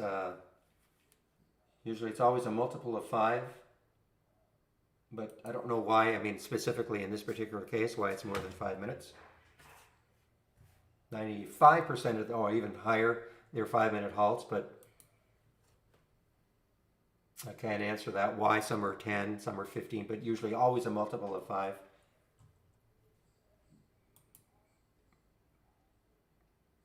Watch list down is still empty, yes. Which makes sense. I mean, the market's up, 500. So it makes sense that, I'm not going to get too many triggering on the way down. So I don't know how easy this would have been to get. 469 was the alert right there. Actually, it would have been not that hard because it did pull back and then it got up to 640. So I guess it would have, you could have got in.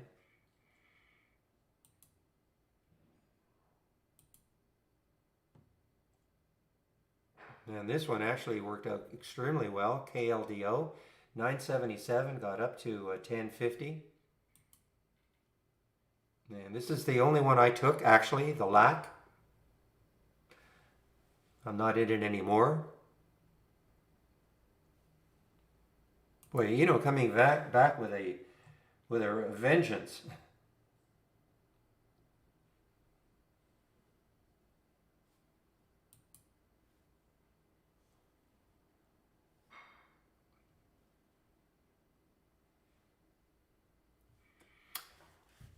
I think it is Best WL. Best WL. That's the symbolist name this week.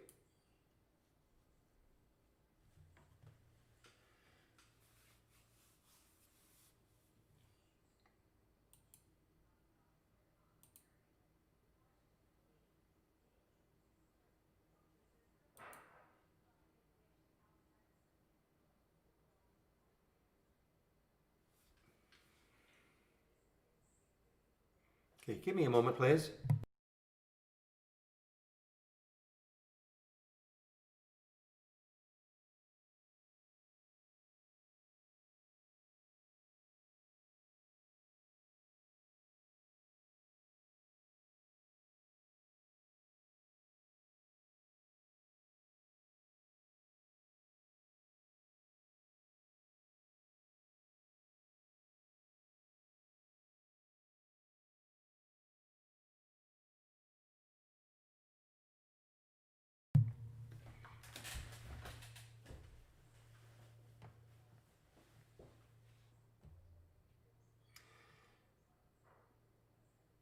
Yeah, there's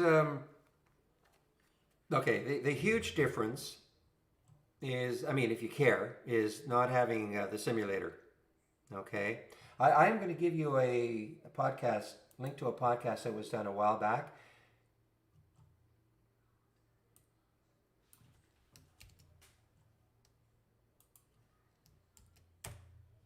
Okay, if you have, so I mean, you can use a lot of our Mac subscribers, customers, including people who work at Trade Ideas. They use a emulation program like Parallels. Okay, so they can use a PC-based program or Amazon Web Services, something like that. You can use the web-based version. You won't have access to Brokerage Plus if that matters to you. If you have multiple monitors, it's not, with the app, I can take this, and I can move it around easily into my other monitors. If you only have one monitor, then that's not a big deal. But probably the main difference, though, is access to Brokerage Plus, if you care about that.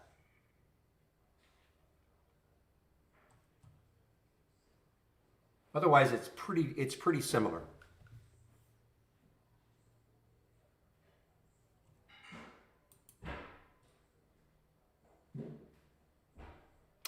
I don't think we support crossover anymore, Minty.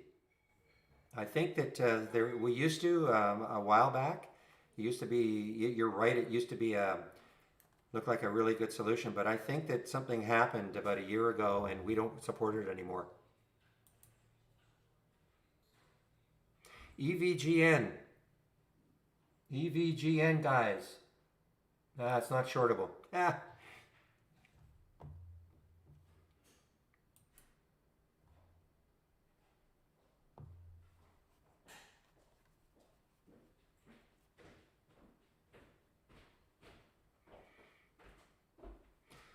The other major difference, and again, depends how actively you're clicking on alerts all day long. We have what we call a linking tool. If you click on tools and external, it's not available, in the web-based version, but external linking. What that means is we link with many brokerage platforms, and that if you click on a symbol, it'll load into your platform. Then you have to trade it from within your platform. It just saves you the step of It just saves you the step of having to type the symbols in all day long. What a comeback here for INO. I mean, it's still down 22%, but I mean, the low in the pre-market was 980.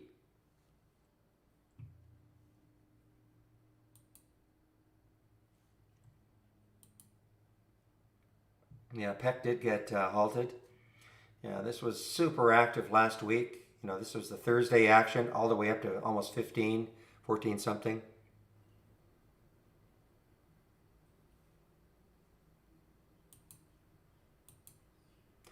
Or you can, you know, you can use parallels or something like that. I mean, a lot of our customers, that's what they do. But it is up to you, yes.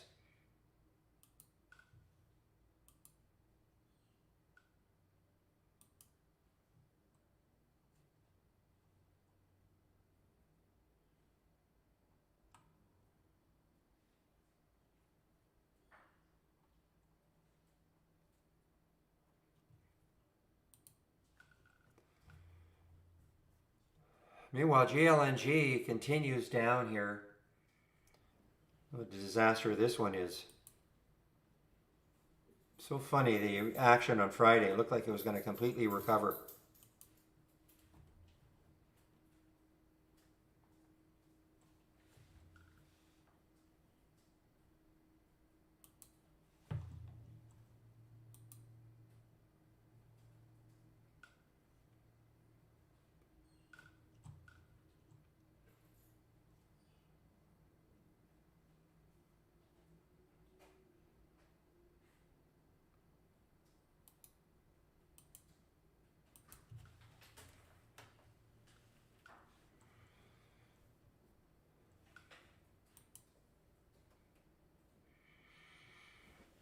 Yeah, well, okay. I guess I have to look at SPI.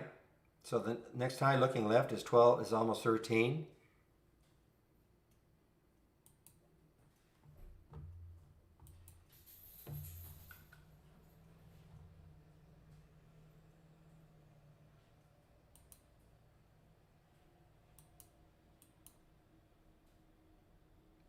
Man, Eno is just not really Mojo. We do most of the heavy lifting is done by ourselves, okay? By ourselves, by our servers. I mean, I can put in. Let me just see. I've got something I think that our tech guys.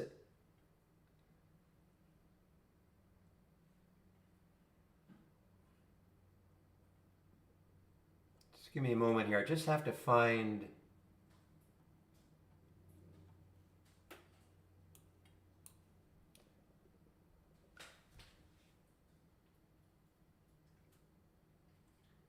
What they suggest.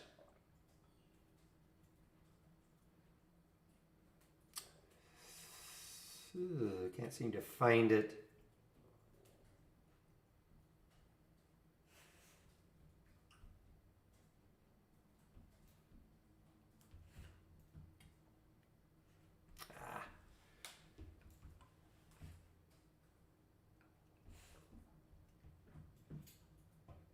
Just give me a moment here. I just have to find it.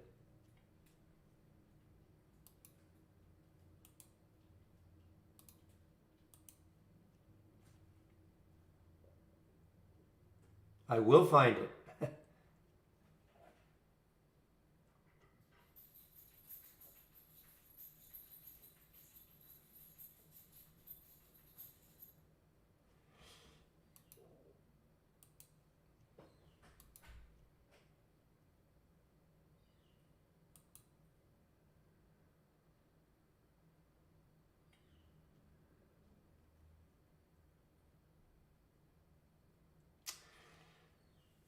Yeah, I'm sorry. I just can't seem to find it. But it's not. You don't need anything super fancy. PEC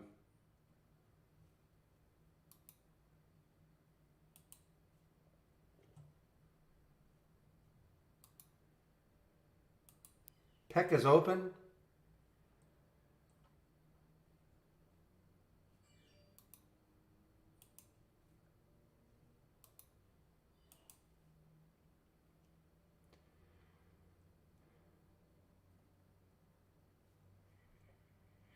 I may have deleted it because it should be showing up now. Let me see if I can just ask the tech guys.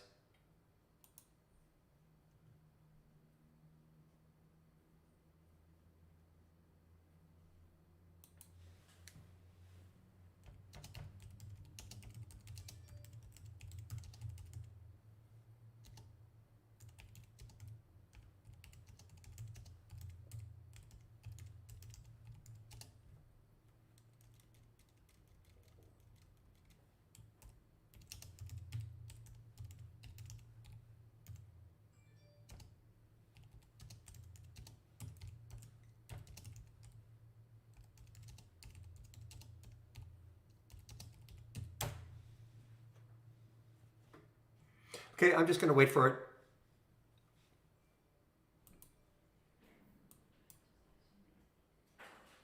Yeah, what you can do is, maybe you weren't here when I explained it, but here are all the scans that I'm sharing, okay? So you can pick and choose. You know, obviously I do have the basic new highs right here. This actually comes from a channel bar, okay? But the bottom line is yes. You know, I share a lot of scans.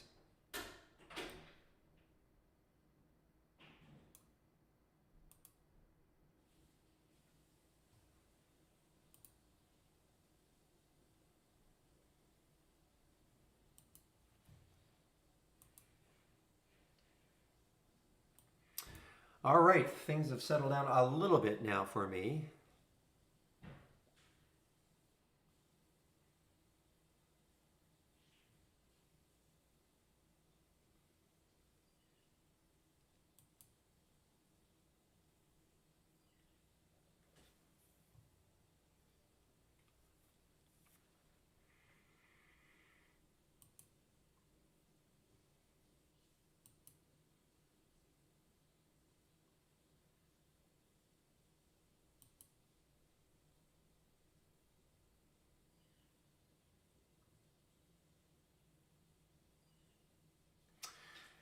Okay, well, I have not been paying too much attention to these crosses, but look at the cross right there. There's that ADMA crossing below the 20 SMA in the 2-minute chart for AMBO, 457. So that was your potential short entry right there.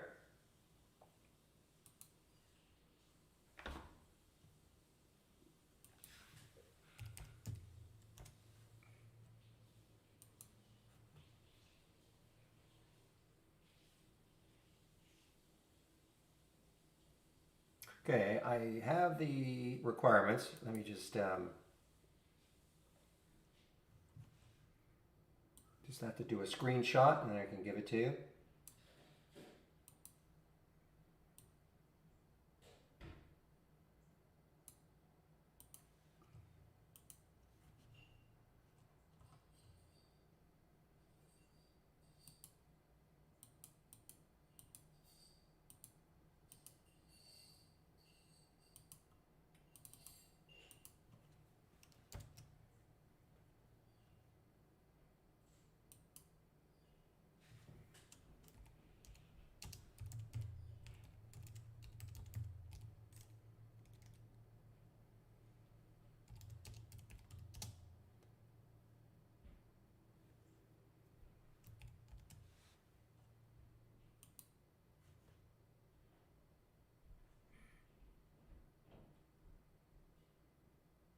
Okay, I'm just going to put this in the tech support area. Okay, I'm just going to...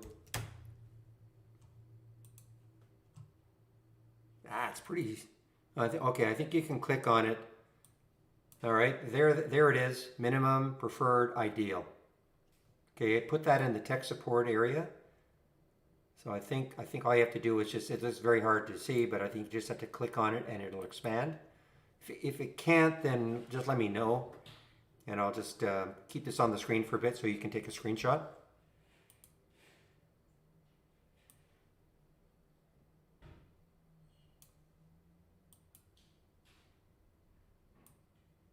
And that is, you just click on the tech support tab.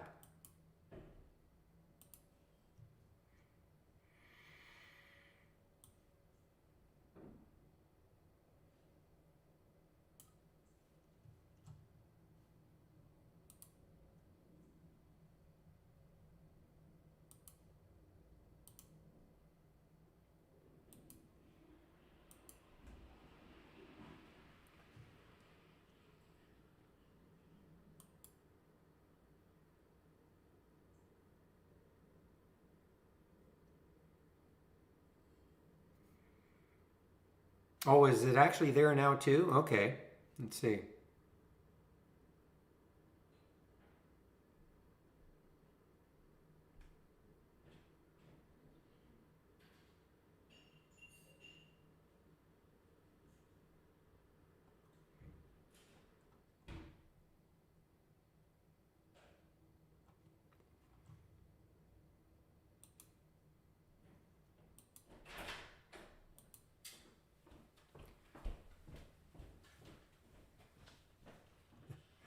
All right, what's another? Here's another one popping in here. AGS.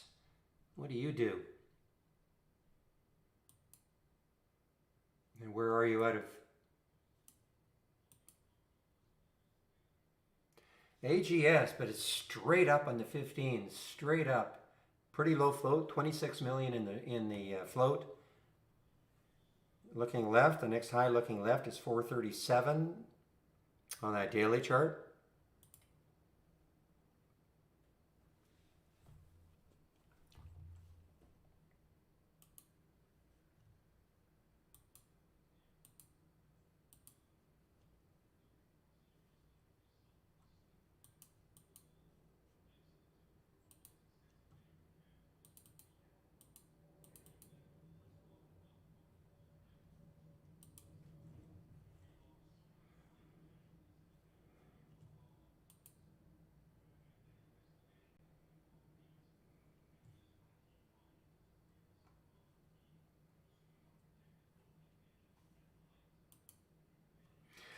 All right, what is the market doing? So the market is just kind of flattening out a little bit, little pullback, nothing dramatic.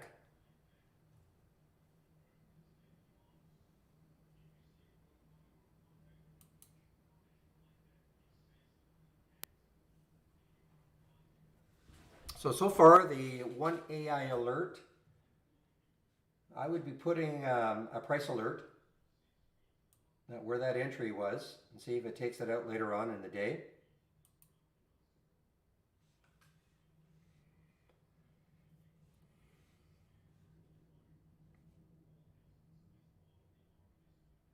Yeah, you know, this one's on my watch list, the MICT, but it's not going to trigger because the relative volume is so low.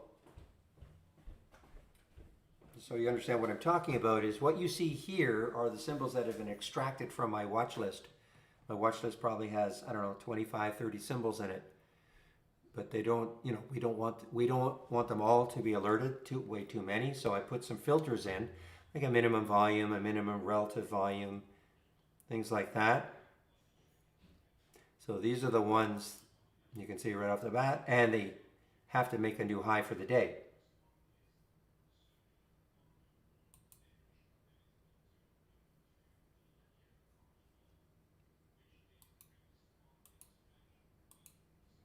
And this watch list is constructed once the market closes.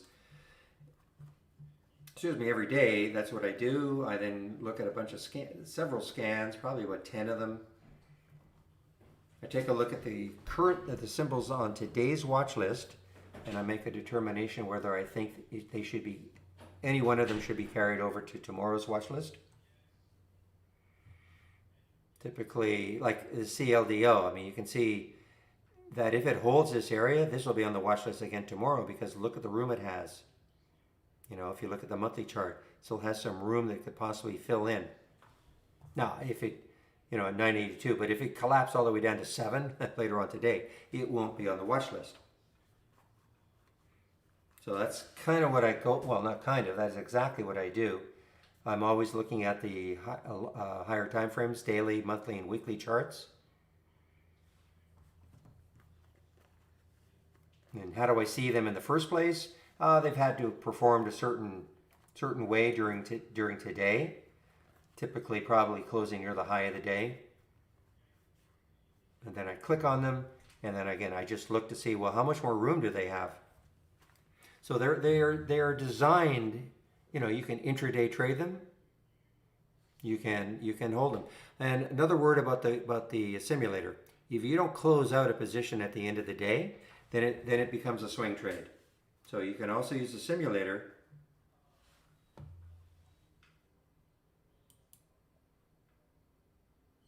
Almost. So you can also use a simulator as a swing trader also. So I mean, you don't close out your position at the end of the day. It will carry over for as many days as you want. So you can also practice swing trading using our simulator.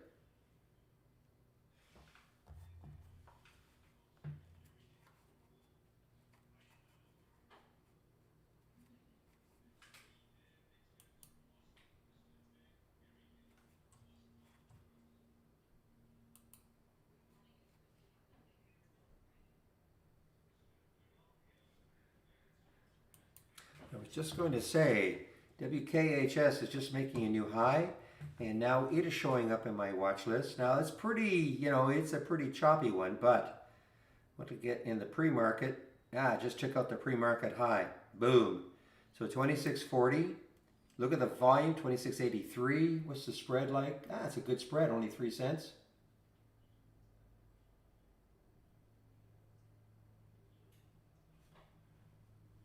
Well, look at this, guys. So there's your alert, 2640, 2714. You trade it the way you want to.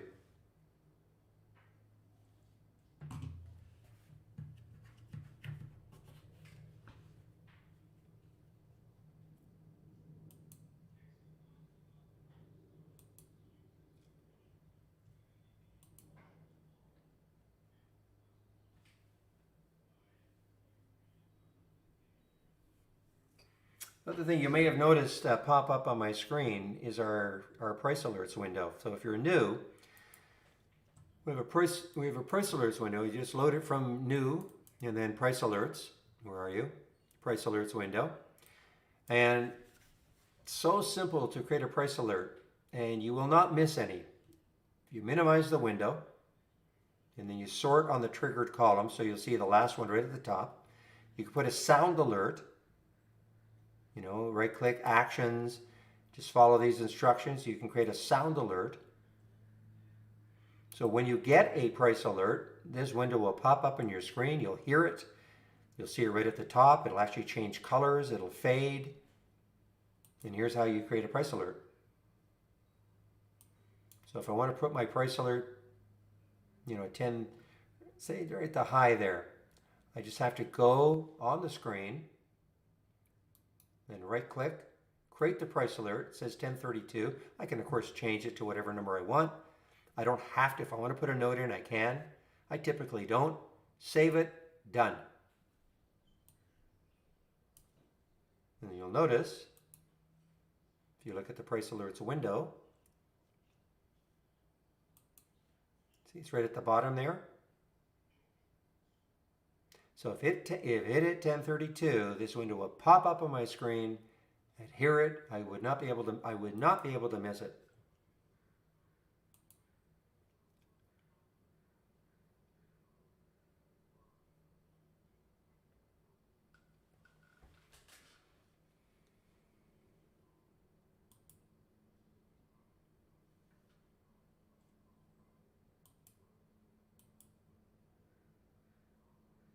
Wow, look at WKHS, guys. Pretty decent alert here, 2640. I think it's almost, wow, look at this, 2766 now.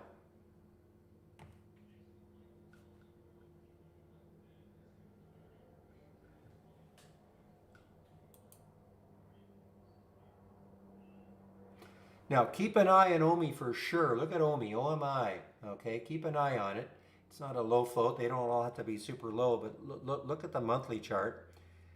And last week the high was 22.16. Almost, I'm sorry, it's not quite there. It's about $1 away.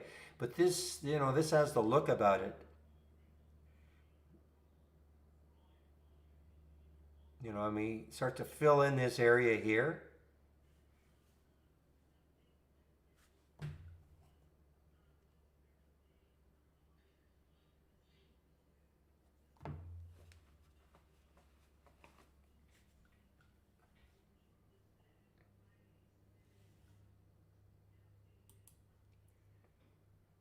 WKHS, guys, what an alert.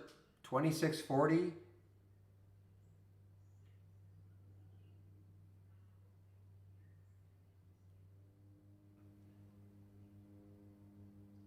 So again, a word about my watch list. I mean, why do I even do it in the first place? For a lot of you who are new to trade ideas or new to trading, it can be very overwhelming looking at lots and lots of different symbols all day long. So I create the watch list, not just, not just for you guys, for myself also, but it gets you to focus just on a few symbols for the day.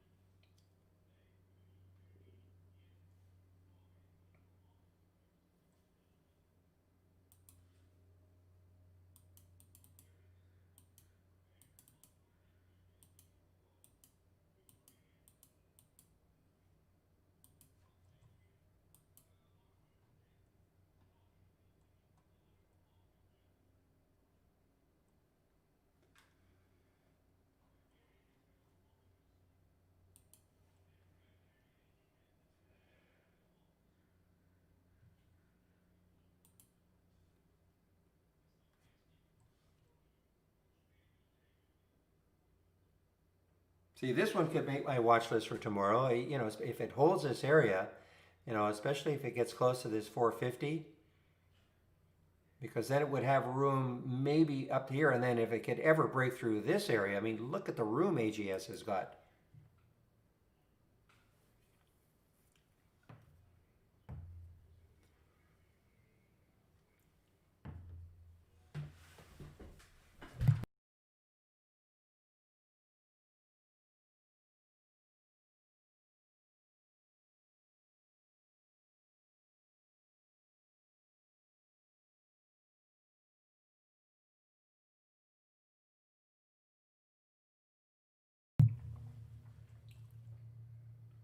All right, give me a minute, just following another discussion.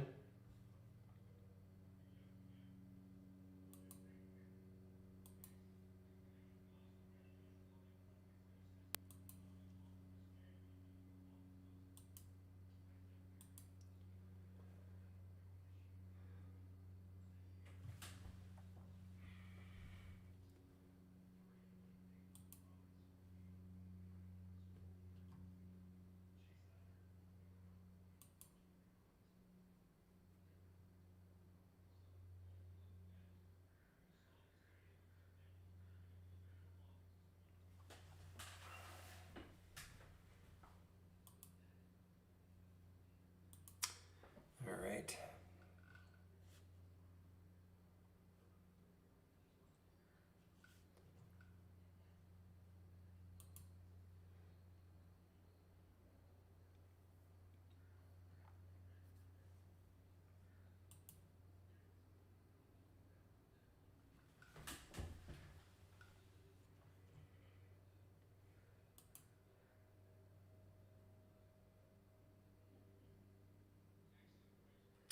All right, next on the hit parade, Sun Power SPWR. SPWR.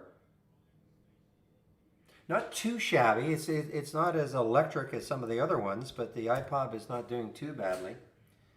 Pretty choppy.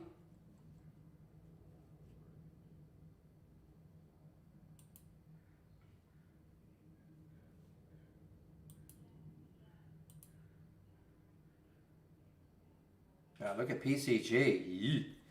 Look at this one starting to drop.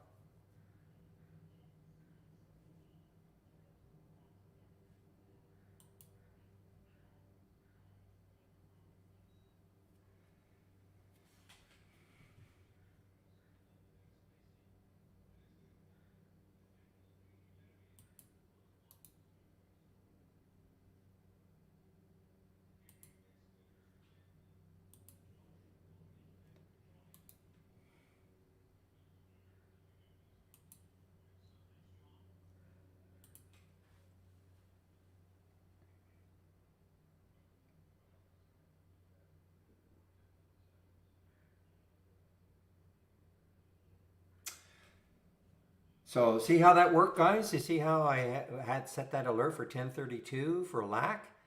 And it now pops up on my screen, kind of fades. And see right at the top because that's how I have it sorted. And I put a sound alert on it. So there's just no way. So even though I wander away from my computer, I've got a headset on. So if I wander away from my computer, I can always come racing back when I hear, and you put a distinct sound. The whole idea with Trade Idea is you can create sound alerts for your alert windows. And the idea is you put a different sound for the different windows. So when you hear a sound, eventually you know exactly which window to look at.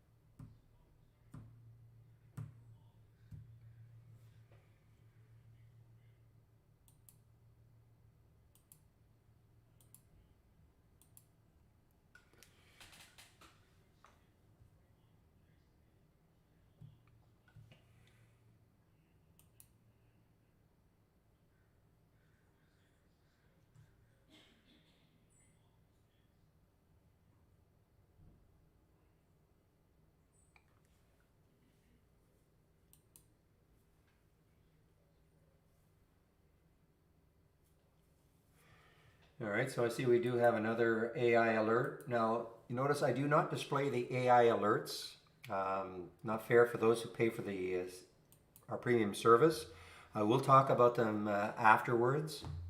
OMI guys, OMI, I've been mentioning this one. There's a great alert, 2113.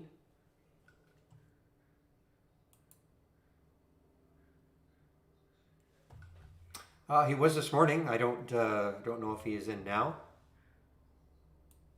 And there you go.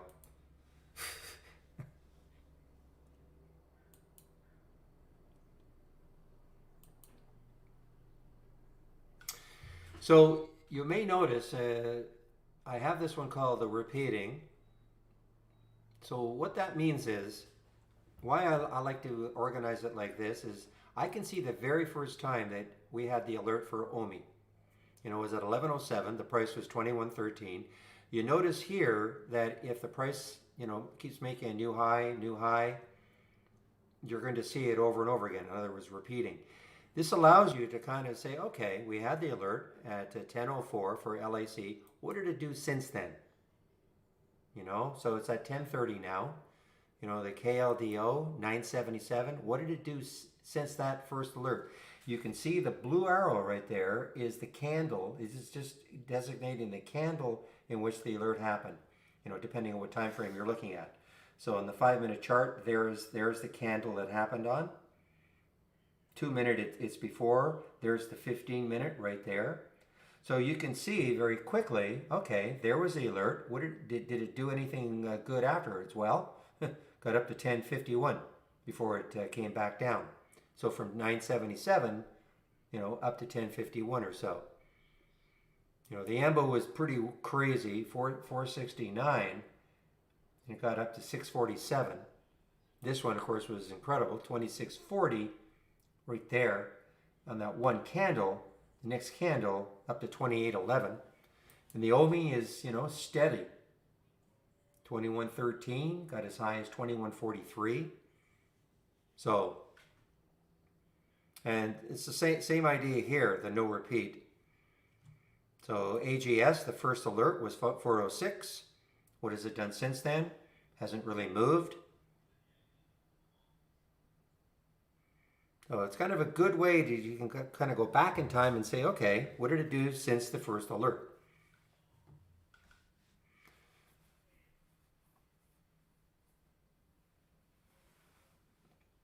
Now, I answered a question like that on the weekend. Was that not you? Something about options flow. All we have for options, maybe somebody else asked exactly the same question, but okay, somebody asked on the weekend exactly the same question. This is what we have for options. Okay, options flow. I don't think so, but the way you're asking the question, the interesting metric would be this one. So this is what we have for options. So some obvious ones, the put call ratio. Option volume is the average number of contracts over the last 10 days. This is the number of contracts today. Puts and calls, contracts today. This is kind of the key one, the options volume today percent. So this basically looks at if you put, for instance, 200, put 200% here. That means that if a stock has traded, say, an average of 2,000 contracts per day over the last 10 days, and you put 200 in here, that stock would have to trade 4,000 contracts today. So in other words, look, you can at least zero in on stocks that are trading, having abnormal option volume. Now, is that option flow? No, but I mean, at least it can direct you to stocks that are trading, having abnormal option volume.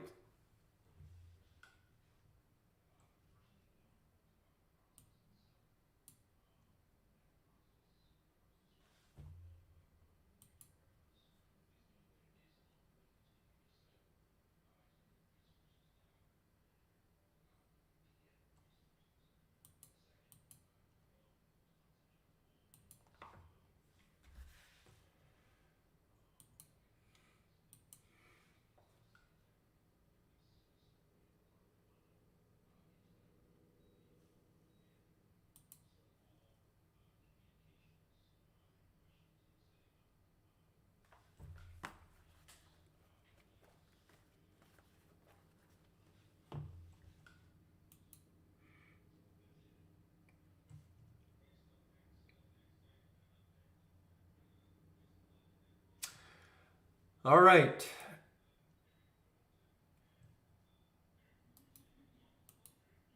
Time is it? 11:22. So you should take a break in about half an hour from now.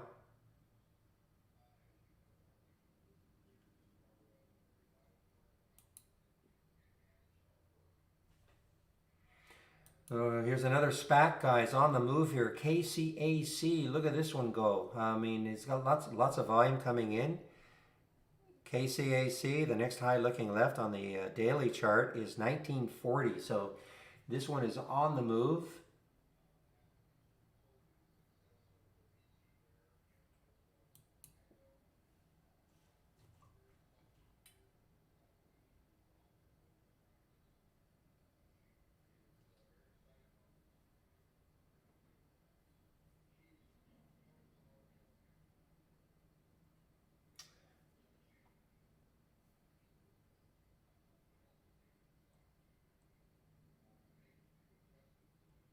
All right, interesting. You know, now I'm just reading about why the SPACs, because I didn't see this. I'm just reading this now. Oops. Why they fell so much on this day and previous days. So yeah, so the SEC chairman pushes for additional disclosures. You know, he basically, on one hand, he says, you know, he likes the idea of SPACs versus the traditional IPOs. In some ways, it's very healthy. It creates a competition around the way we distribute shares widely to the public market. But for good competition, good decision making, you need good information. Would like to focus on two areas. Incentives and compensation to the SPAC sponsors is the area he's most focused on. And how much of the equity do they have now? What are their incentives? So that is what caused, you know, the commotion in the SPACs on Thursday, recovery on Friday, and shaking it off now.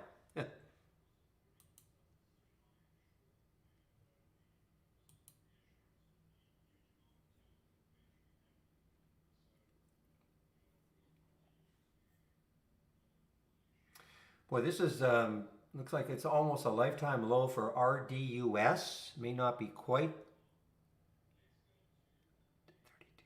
Yeah, it might be. I think this is an all-time low. I think the low back here in that month was 1032. We're at 1017 right now. This is RDUS.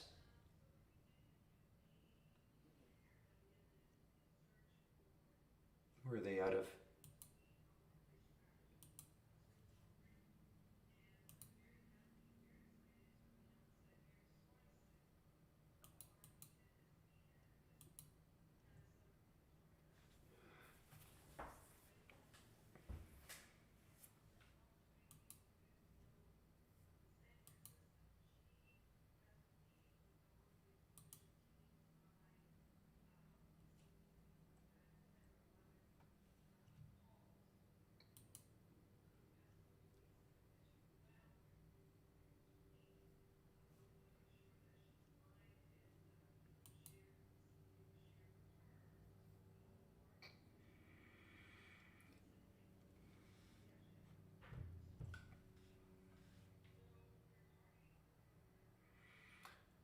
All right, guys, take a look at this FLWS. Yeah, again, the relative volume, it's on my watch list. The volume is just sneaking in. I think my minimum is 150, but the relative volume is very low.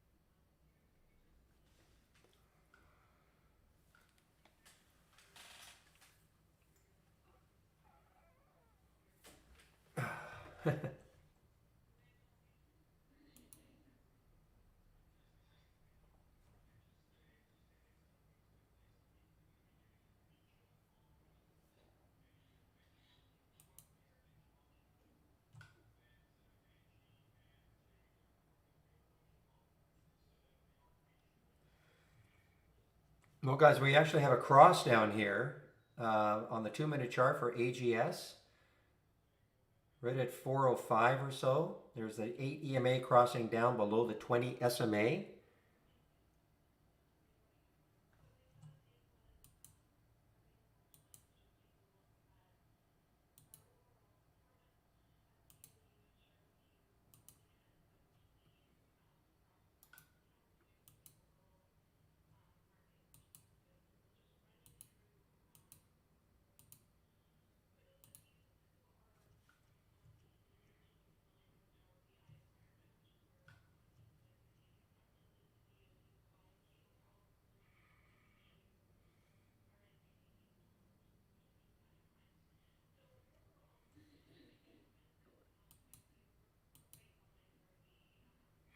Yeah, this LAC is pretty choppy. LAC. What is PLL doing?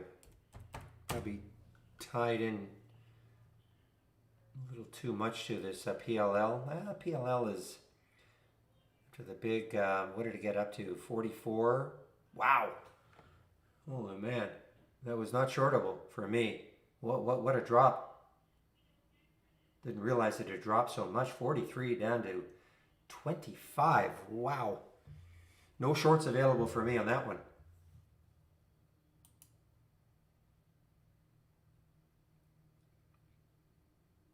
Well, it just means it's a cross. I mean, you know, it's a potential short entry. You know, I mean, we were looking at these crosses, so the cross down, so, you know, potential short entry at 404. You know, whether that's too late now, I mean, I don't know, but I mean, you know, in theory, it has room to get down to the 370 mark, you know, on the 5-minute, maybe down to the 360 mark. But, you know, the crosses, you know, cross down, it's setting up a potential short entry.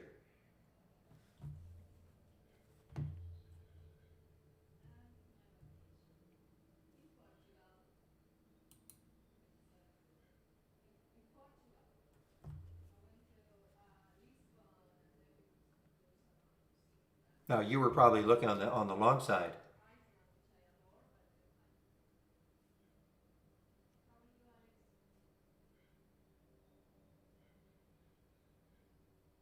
Yeah, well, so right now, I mean, this is, you know, again, doesn't this 100% mean that this is going to continue to move down? But that is a cross down. 8 EMA crossing down below the 20 SMA can set up a potential short. How do you know? Well, you see where you have your order entry, and you see the symbol, and then right underneath it should say shortable.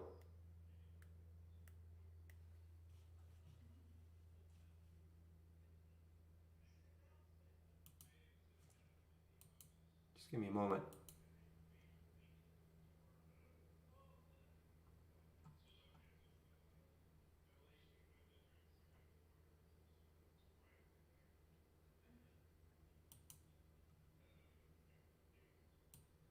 Yeah, so it'll look like this. I mean, you know, there's your order entry right underneath. You've got shortable. If it's a bright green dot, then it means you can get shorts immediately. If it's a faded green, it means they'll have to look for shorts. And if it's a red dot, it means it's not shortable at all.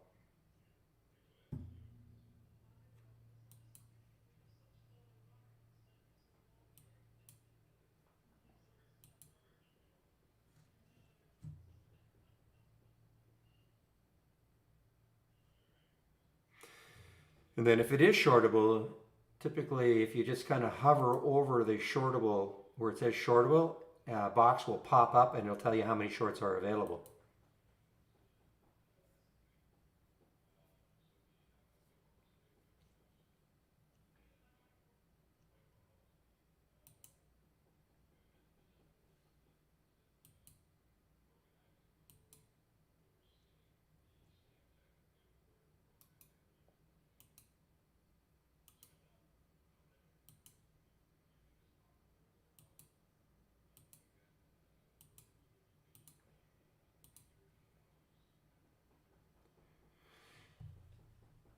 All right, guys, I've taken basically flat on the AGS, a small loss, a couple penny loss on the AGS. I'm going to take a look at it again if it pops down below 395. It did take a little short there, took a little loss.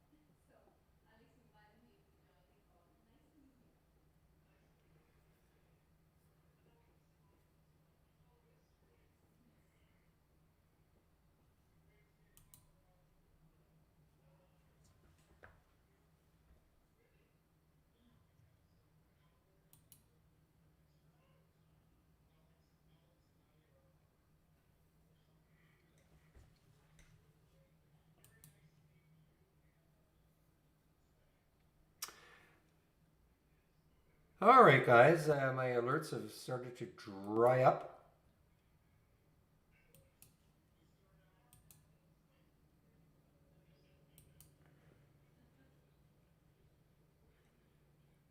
In other words, not getting as many right now. Market is just flattened out now. Just sort of see, look at that SPY 15-minute chart, just kind of flattened out.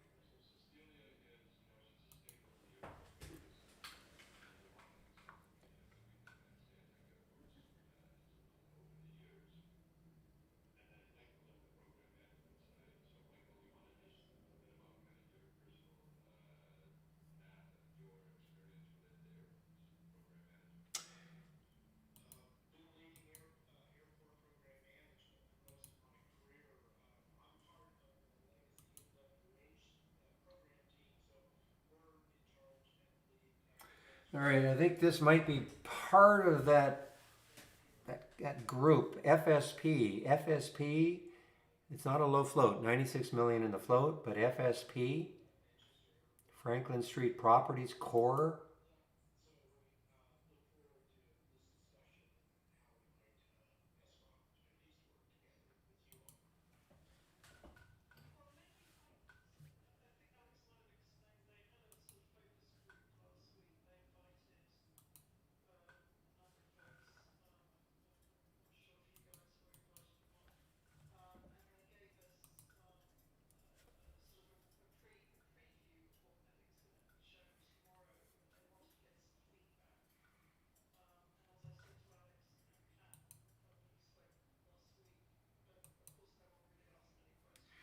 Okay, here's an earnings play. WB is an earnings play, kind of on the move right now. WB,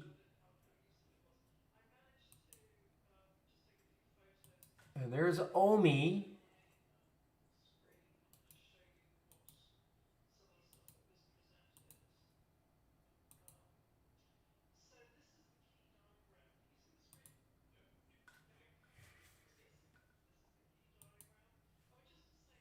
Just kind of looking at some of the earnings plays. We don't have very many. I think PRCP is a buyout. I think it's a buyout. PRCP is a buyout, $7. Yeah.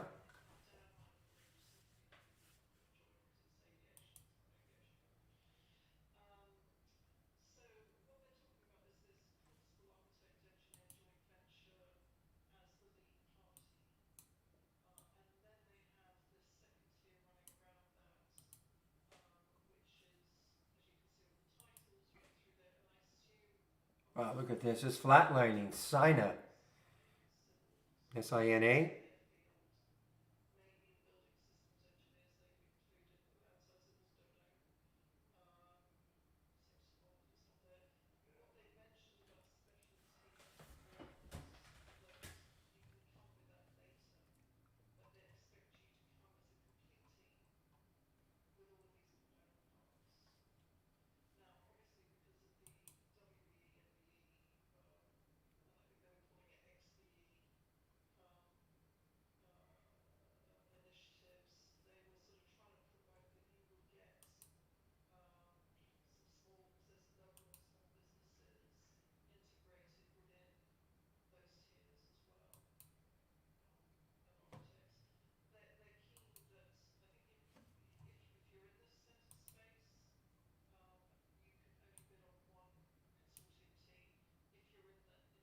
So what does that do with Weibo, WB? Because they're a subsidiary of Sina.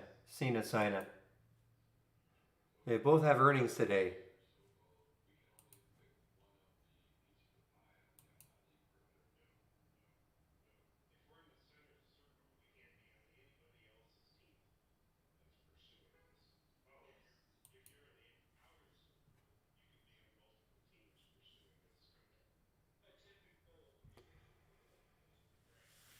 I have no thoughts on it. No, I mean it had had an upgrade, I believe, on Friday. It had another one today, but I really don't have any thoughts on it.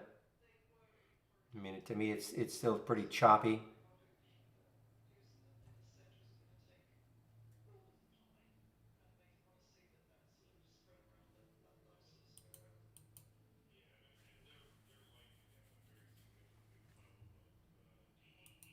So I guess I do have thoughts on it, but it's I first of all it's way out of the price range that where I like to swing things. I just find that stocks like this. I mean, it's at two great days, no question about it. To me, it's coming into some potential resistance right around here. Highly emotional stock, of course.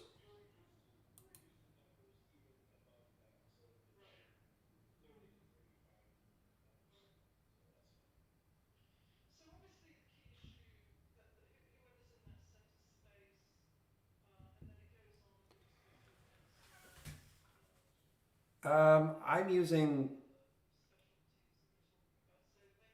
yeah, I don't know IB Gateway. I mean, yeah, you're inferring from within B plus. Exactly. Oh no. I'm sorry. No, no, you can't know whether something is shortable within B plus. No.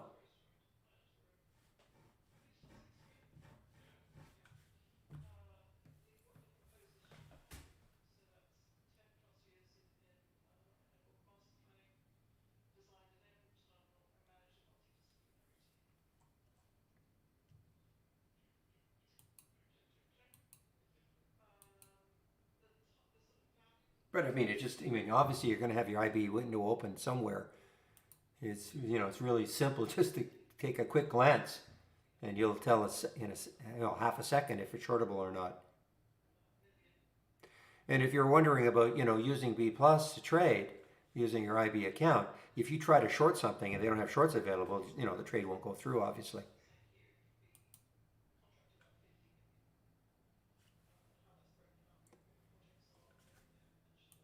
Well, there's that WKHS making another new high, and another SPAC, DPHC, making a new high,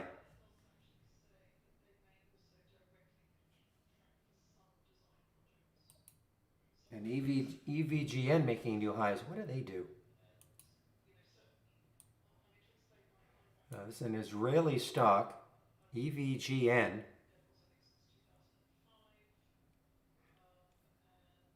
Yeah, so that one, I think it's at the top of the channel, but it is not shortable for me.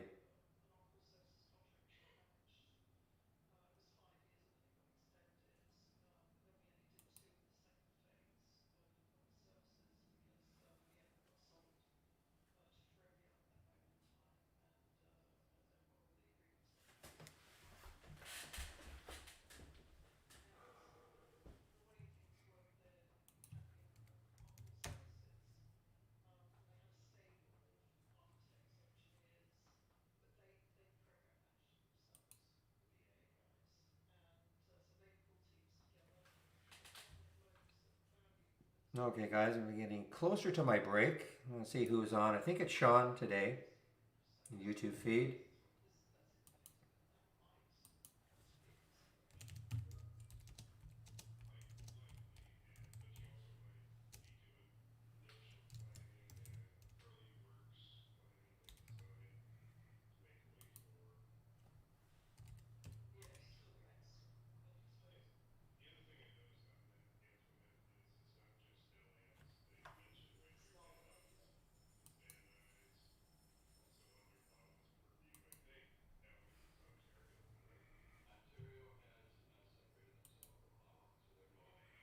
All right, so DVN's had a nice little rebound. They're buying, DVN is buying WPX, little sort of a red bar ignored on the 5-minute chart for DVN.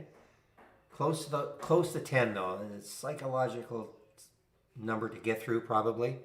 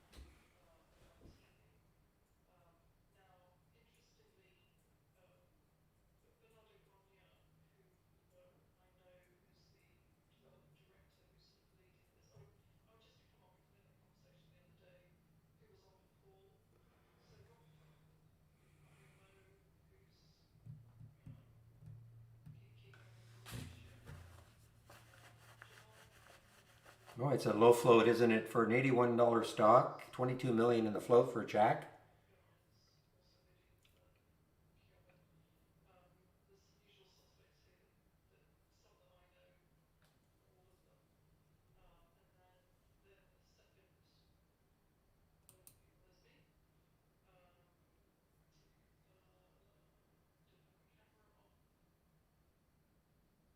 Here's a little candidate also for a bounce, AMBO. AMBO, look what it's trying to do. And, you know, it has, I mean, the resistance probably around 450 from 380. It is trying to curl up.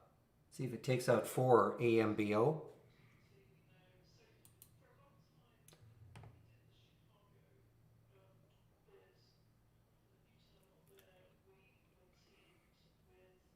Boy, AVGN not stopping it now. Look at this move. This last month, but look at this month's move, almost at the end of the month.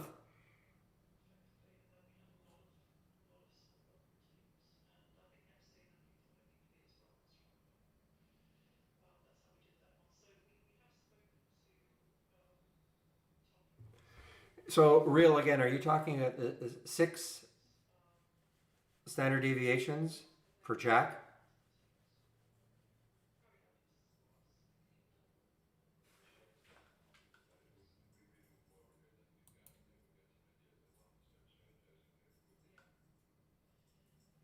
EVGN over 5 now.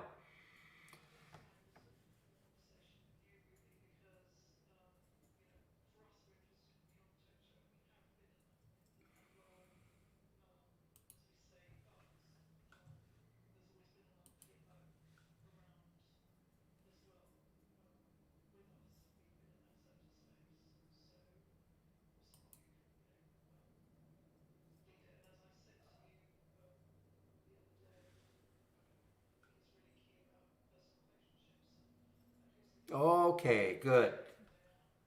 Okay. Because I've got mine set for 5 and I'm going, man, that's not even close. Because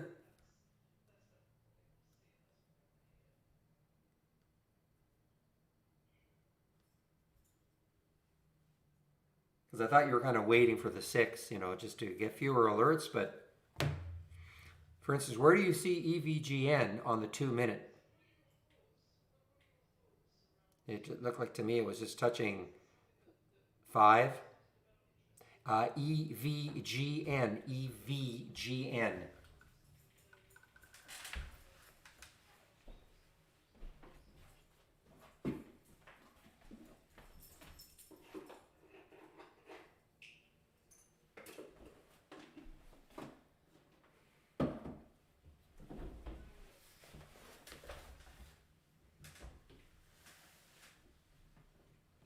Not shortable.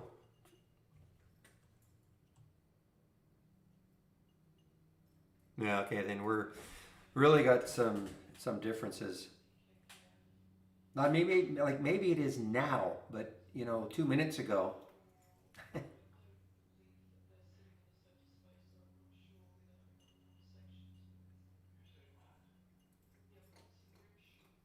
Because I see a big topping tail right through the top of it. Not right now, of course, but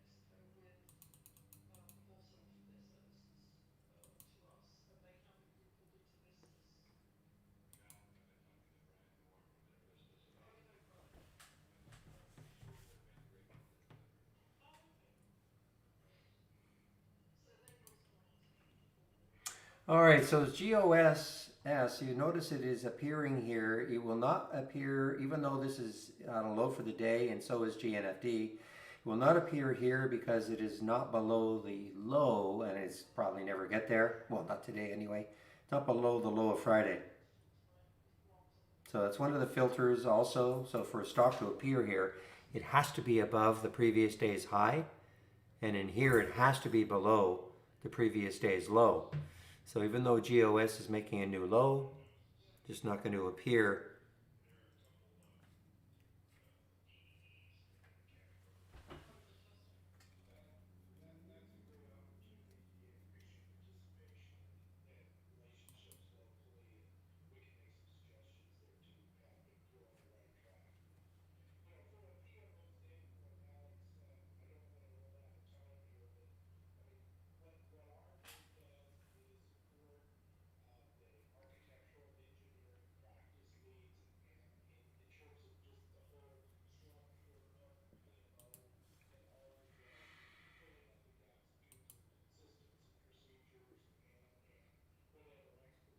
All right, guys, so I'm going to put the YouTube link in here. Sean will be taking over in a little less than 10 minutes in the YouTube feed.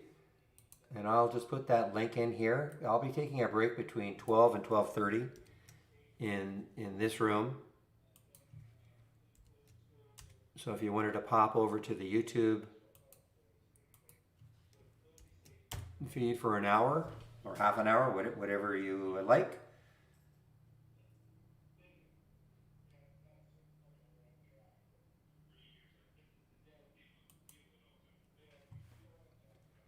EVGN. Wow, what a move.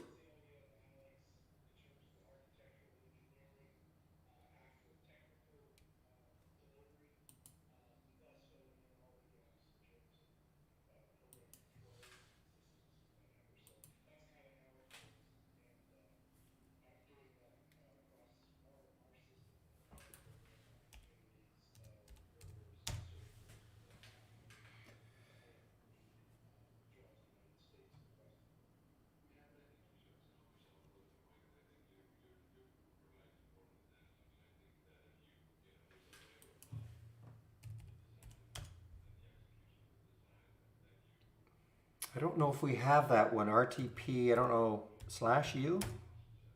Yeah, I don't. Or .U? Okay, we have .u. Okay. Yes. Okay, good. I have the same.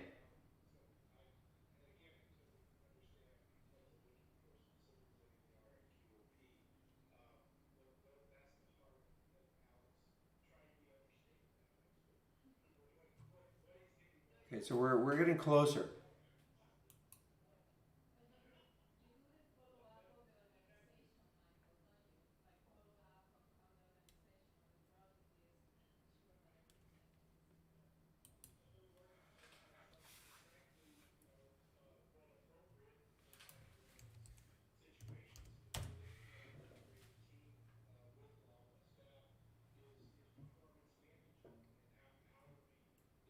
Okay, now that's a two, right? Not a six. I see it. I see it right at the two on the 2 minute.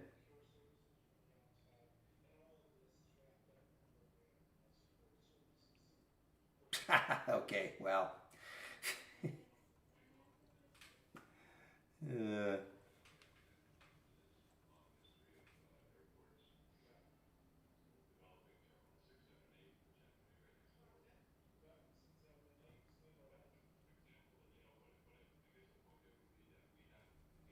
well, what I also see, I mean, it coming into some resistance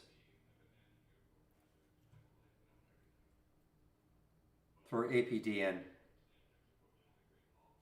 All right, guys, I won't be able to take anything anyway. I'm going to be taking my break, so I'm just going to put the announcement in here.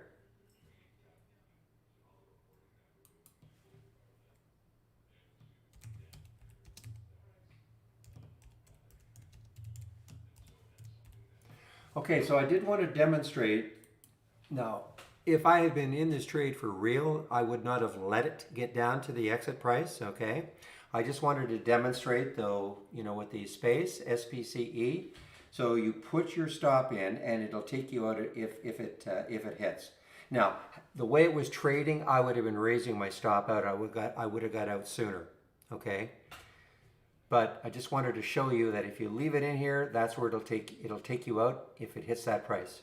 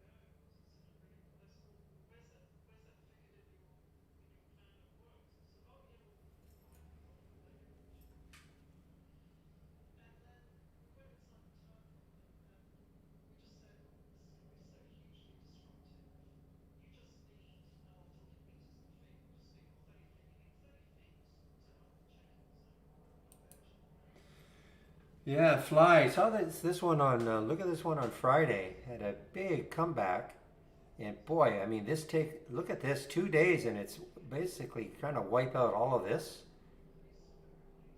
Wow, that's a great comeback.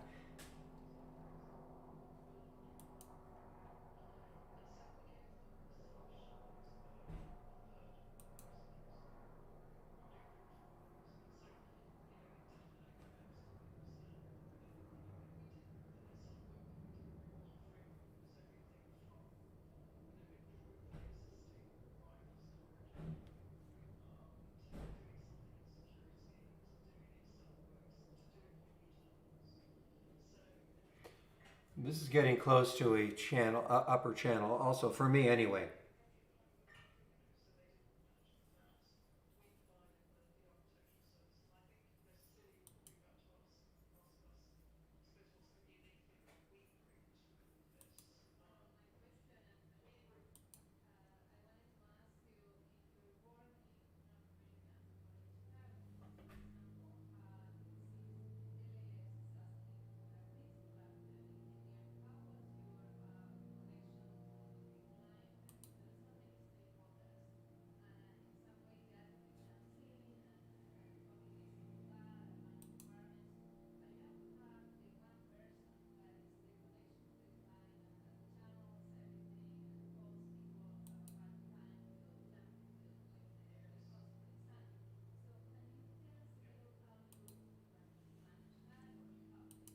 KCAC continues here. Another SPAC.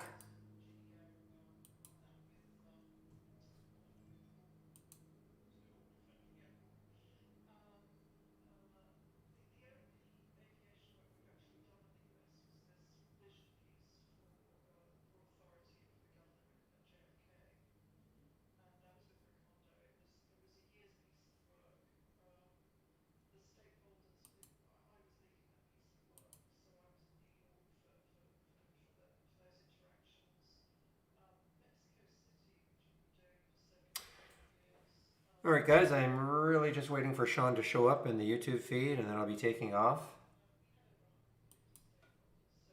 KCAC continues.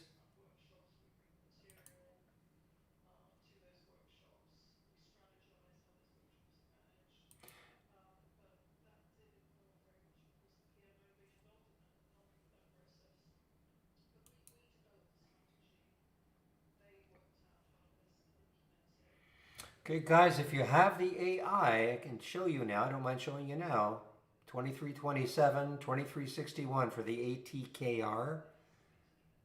And this has a little bit of room. Let's take a look left. 2360, so it's right at that level. 2371, 2394. You can see, I mean, if it can get through 24, it has more room. And that is the ATKR from the AI. All right, there's Sean. Okay, Sean. Thank you. I will stop my feed right now.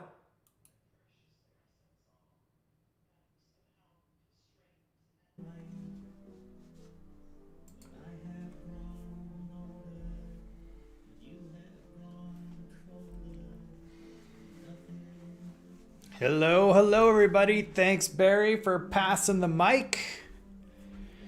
It's your boy Chicago Sean McLaughlin. Happy Monday. Happy last Monday of September. Hope everybody's doing well. This is the live Q&A session. We do this every trading day at noon Eastern, 9 a.m. Pacific. And this is your chance to ask questions about the platform. If you have any concerns, questions, need some clarifications on anything related to the software, this is your chance. Go ahead and throw questions into the questions panel in your YouTube screen there, and I will see them and I will do my best to answer your questions to the best of my ability. I always like to throw this disclaimer out there that I don't know everything about the platform, but I know enough to be dangerous. And I could certainly point you in the right direction for something that I don't know. So S&P, as you can see in my chart up here in the upper right, we gapped higher today. We're holding those gains. If we pull up a daily chart here, the SPY, we're coming back up above 50-day moving average. Do we break through? Does that act as resistance?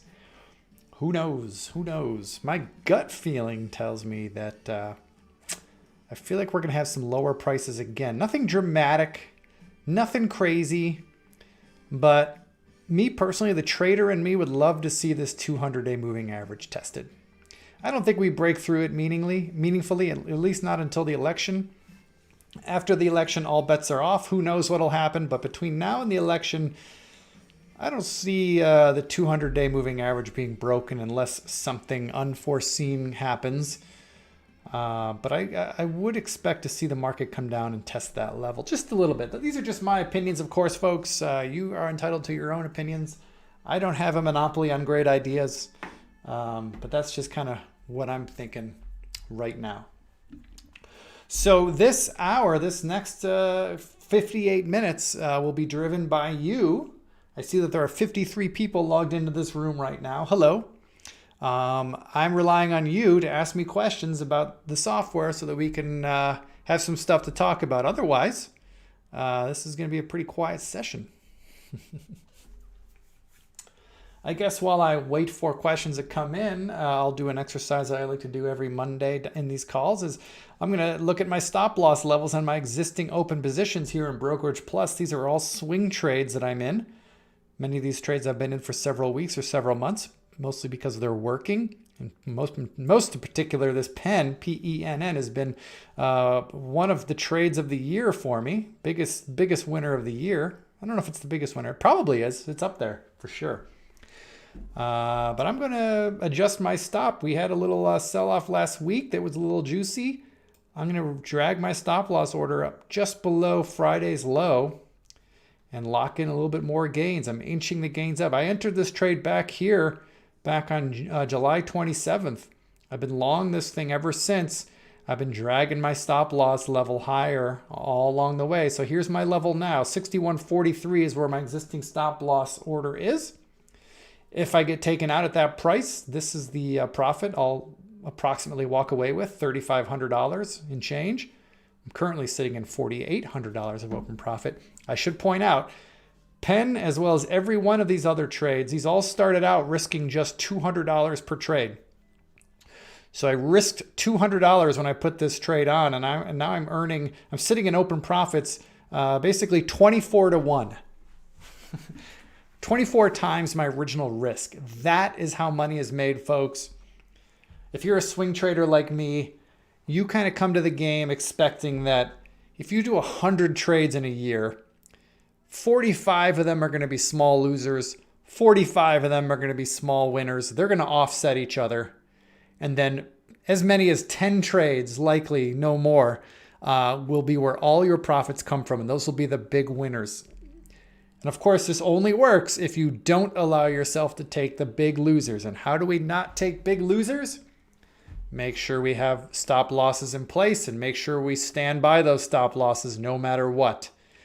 We don't start, getting cute with them if the stock is selling off and not going the direction you want. A stop loss is a stop loss. It's the rule. You don't break it.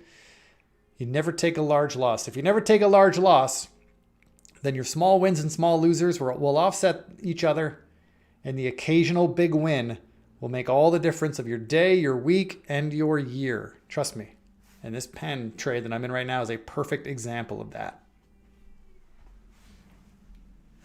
So let's go through my other stocks here. Let's see if I need to adjust any stop loss orders. I'm going to drag this stop loss order up. I've been in this trade since July 21st. It's been in it long enough. Let's get a little bit more aggressive with the stop loss. Just scooching it up just a little. I tend to have a shorter leash on stocks once I've been in them for a while. I'm going to bring this stop loss order up to break even, approximately. There we go. Aim at. We'll leave that as it is. Well, all these are staying put. Okay, here's one I'll move up. I just got into this one last week, but this is a pretty obvious level right down here. Don't want that to break. If that breaks, that trade's probably dead. So let's move that stop loss order up. I'm going to drag this up just a little. Same story. Below that support. If it breaks that support that's been, for the last month, I don't want to be long that stock anymore. That's for sure. That stop's good. Boy, this is Navistar. Actually, I got in after the gap, so I did not participate in that gap. I wish I did. But it's looking good. Horizon looks good. STM, we'll keep it. All right. I feel good about my stops. I'll stop there.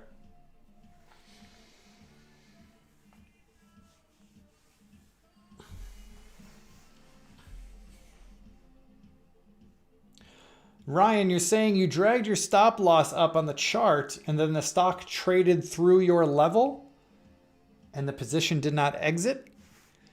If you're in your Brokerage Plus window, go to your executions tab and let me know if you see any trades in there in that ticker that you're talking about.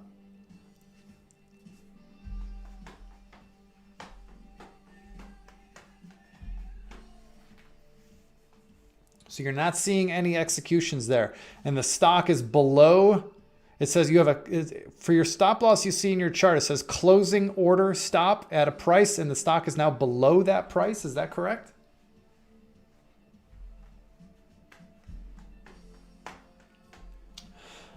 Well, Ryan, without seeing your screen, I'm not going to be able to diagnose the situation properly here in this call. So this is not the right venue for that. What I need you to do, if you're not getting orders executed that should be executed, please send an email to info@trade-ideas.com.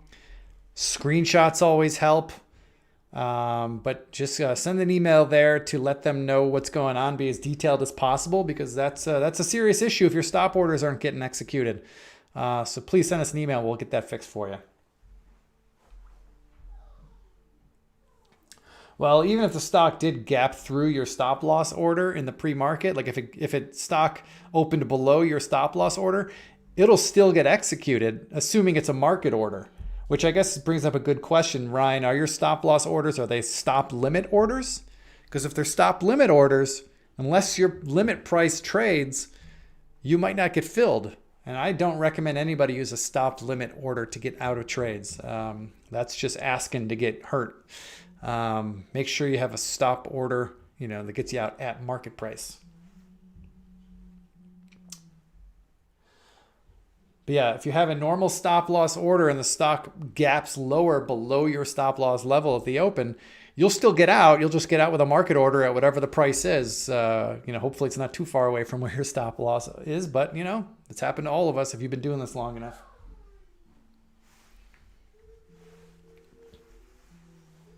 All right, Ryan. Yeah, definitely send us an email. I'll put the email address in here just so you have it in case you forgot. info@trade-ideas.com. One of our technicians will take a look and see if there's a bug or see what's going on, or maybe they'll just point out, an obvious error that you made. It happens. Look, I miss obvious things all the time. Oftentimes that's what it is. It's just a honest mistake. There was an easy thing hiding right there in plain sight that you didn't see, and that's why it didn't work the way you thought it would. Ryan, I hope this is happening for you in the demo as opposed to real trading. You can trade in demo. In fact, all these positions that you see here in my screen, this is actually the simulated account. These are not actual trades. I'm demoing the simulator. So you can see right here it says simulated trading across the top. I wish these were actual trades for me. Actually, I am participating in pen with options somewhere else. Don't have as great of an entry as this was here. I got into it a little bit later. But these are all just simulated trades, so let's not get excited. I wish it was. But my job here is to demo the simulated trading that you can do through Brokerage Plus. Good questions, Ryan. And anybody else? A reminder, if you're just tuning in, I see a couple more people have logged in.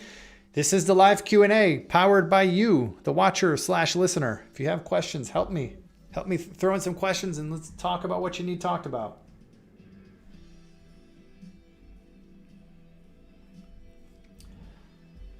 Aja, does an alert fire off the trade when using your own strategies? I'm guessing what you're asking, is there any kind of audible sound when a trade fires in Brokerage Plus from one of your strategies?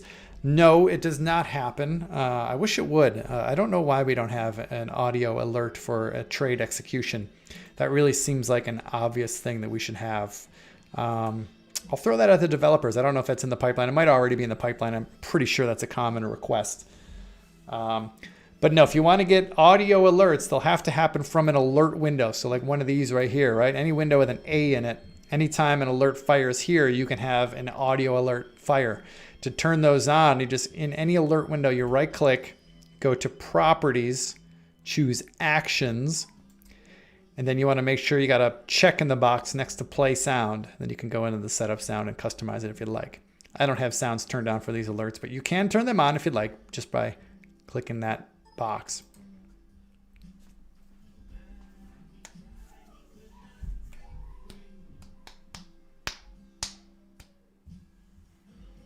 Okay, yes, Aya, you can have audio alerts on any alert, just like I said. If you want, I'm not sure what you're asking. You want to fire off a trade. You want an alert window to fire off a trade? Is that what you're asking?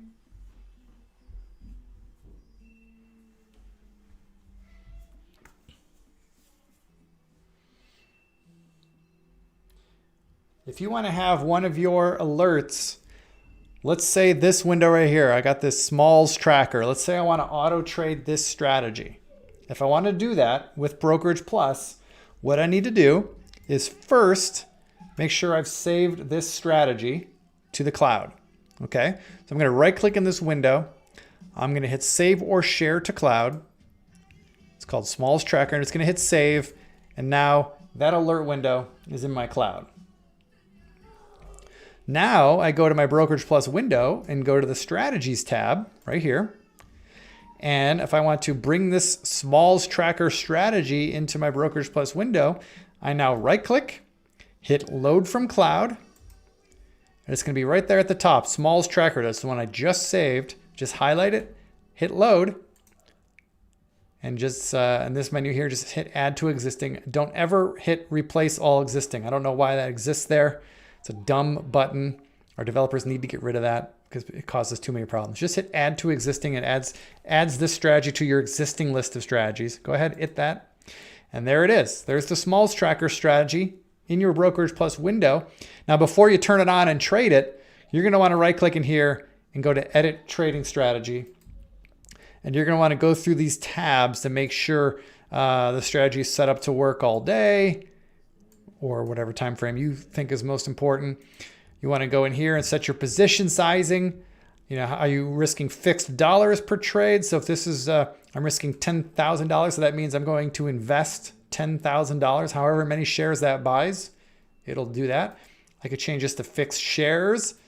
If I only want to buy 500 shares at a time, I could do 500 shares in every trade. Excuse me, had to sneeze. Or the third option, which I think is the best option, is based on stop loss. So you'll set your stop loss level in the next tab, but before we get there, you could set it up so that you only risk a certain amount of money of your capital per trade. So in this case, I'm risking $200 of my capital on any trade based on my stop loss. And what's my stop loss?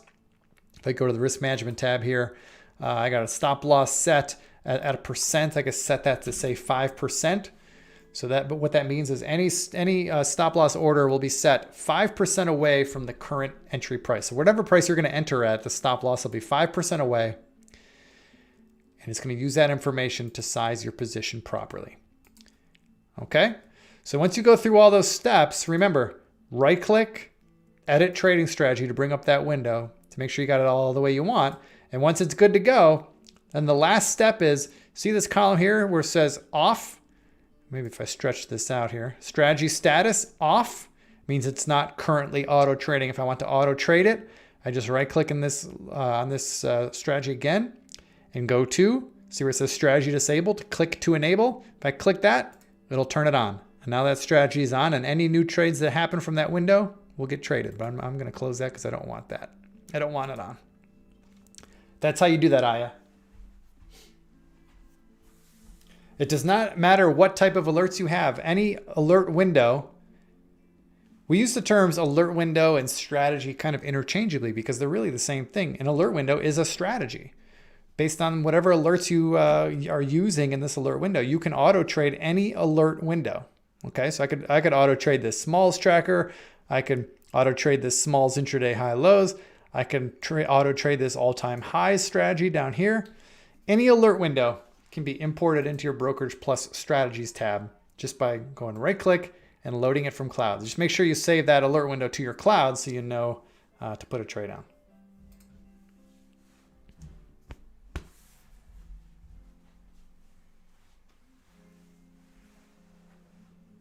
Hi, Rhythmic. Yes, currently Interactive Brokers is the only brokerage platform that accepts live orders from trade ideas at this time. We are working to bring on more, but the timeline on that is completely out of our hands. We're at the mercy of the other brokerages.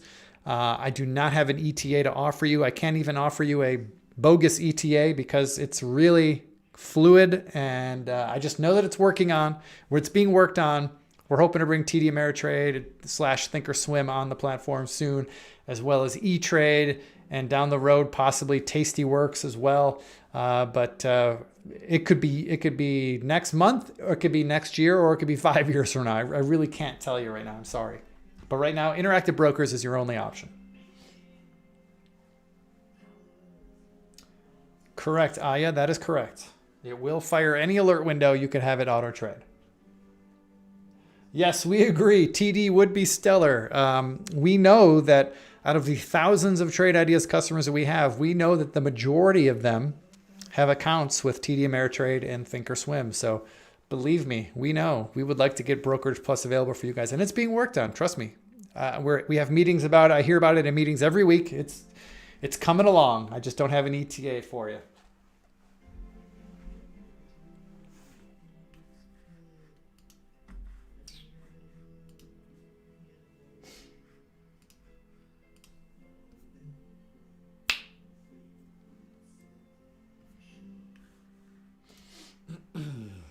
All right, folks.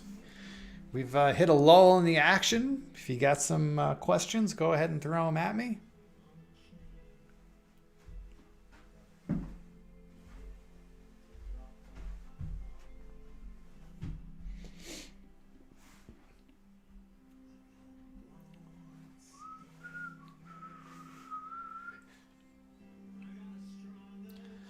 So while we have some dead time for anyone listening or anyone interested, here's a little straw poll for you. Where does everybody think the stock indices trade between now and the election? Do you think we go up? Do you think the S&P and the NASDAQ go up from here into the election? Or do they sell off from here? Or do they go sideways? So 3 options, up, down, or sideways. What's everybody thinking? And why?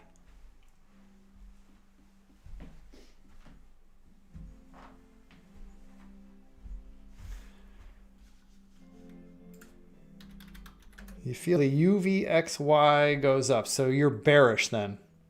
Actually, no, hold on. Yeah, you're bearish. If the VIX short term goes up, that likely means stocks are going down because people are getting scared. Okay. Chubby puff, chop sideways. All right. Okay. So far, the consensus is sideways to down. It sounds like I don't hear anybody being bullish. Okay, interesting. Because I'm like I said before, these are just my opinions. I've got no horse. Well, I do have a horse in the race, I guess, but I think we go up. And my reasoning is simply because we're in an upward trend overall, in spite of what's happened the last 3 weeks. But I think our sitting president needs the stock market to go higher. And I think, he'll do whatever he can to make sure that happens going into the election. And I think he's proven that he's willing to do whatever it takes to get what he wants. I don't think there's any argument there. So my feeling is stocks go higher into the election. After that, who knows? Anything's possible. That's my opinion. For sure, folks are definitely overthinking it. Folks overthink everything, Aya. Come on now.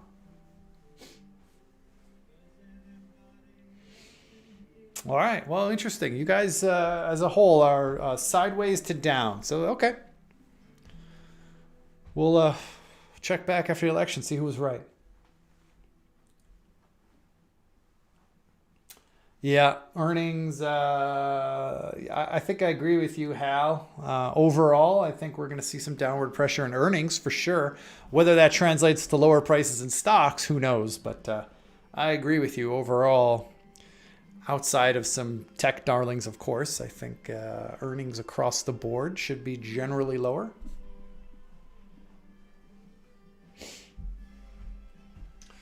Well, hey, we're getting off topic here. We're here to answer questions about the software. So please, if anybody has any questions on software, let me know. Okay, Ryan, what does Smart Stop do if I use it for my stop loss? So the Smart Stop is just the algorithmically derived stop level that you can see on charts. Like, let me pull up a chart here. See, of course, it doesn't have one there. Let's see, BNL. Right, so here you see on an intraday chart here, you see a stop loss. It's algorithmically derived. It's basically, I don't know the exact math that goes into how the smart stop level is determined, but I can tell you it takes in a few data points. It takes in recent support and resistance levels. It takes in the volatility of the stock, as well as volume weighted average price, VWAP. So all of those factors come into play to determine where the smart stop level is. I don't know if that makes you more comfortable or less comfortable using the smart stop, Ryan. I would rather just use my own stops. I mean, look, I'm a little bit biased here. I swing trade. I don't day trade anymore. So as a day trader, I'm very comfortable just using a blanket percentage-based stop loss on any trade they get into, because likely I'm going to be more aggressive with my stop anyway. Like, let's say, for example, I get into a $100 stock. I generally set my stop loss orders at 5% away. So if I bought a $100 stock, then my stop loss order will get set at 95, right? That's 5% away. But once that stop loss gets in order, it gets in place, I might look at the chart and say, oh, I think I could be more aggressive and place my stop loss at 96 or 97.5, right? I'll move it up that way manually, but just as a blanket, catch all, so that I could just, quickly get into trades. I size my position such that my stop loss is 5% away. I don't like using the smart stop, mostly because it's more for intraday trading, which I'm not an intraday trader. Also, since I can't quantify myself exactly how that's calculated, I don't want to trust it. But that's just me. It might work just fine for you, and that's cool. Brian, I wish I had an answer for you there, buddy. Everybody's different. There's so many factors that come into play to determine how long it's going to take you to learn how to use our software. There's so many factors just off the top of my head. Are you an experienced trader, or are you completely new to trading? If you're completely new to trading, then everything here is going to be way over your head. Nothing wrong with that. It's just, you're going to be having a steep learning curve. If you are an experienced trader, you've been around the block and you're familiar with all the terms and you're familiar with common practices in trading, then Trade Ideas software will be much easier for you. That's one thing. And another thing is, what's your general comfort level with technology? If you're like me, I'm a complete idiot when it comes to technology. I can't code myself out of a paper bag. I don't know anything about technology. So for me, things need to be simple and streamlined. Otherwise, I have a hard time picking things up. I eventually figure it out, but I just got to bang on it for a while. So I can't answer that for you, Brian. Unfortunately, it's going to be different for everybody. But I can tell you that we offer lots of resources for you to get help with the software. And if you subscribe, you'll get access to all those free resources. We do these live Q&As every trading day at noon Eastern. So you're welcome to come back as often as you'd like and ask questions, and our trainers can demo anything on the platform you need to see explained.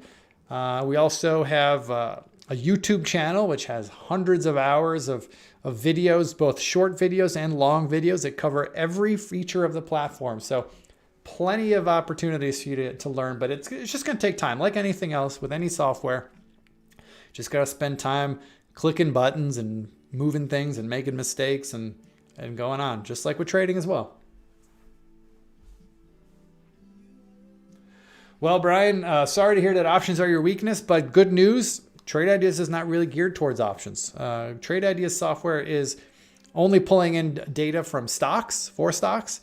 If you're a hardcore options trader looking to do option spreads and looking for volatility information and expiration data, you're not going to find that on Trade Ideas, unfortunately. Trade Ideas is geared towards stock trading, so don't worry about having weakness in your options game.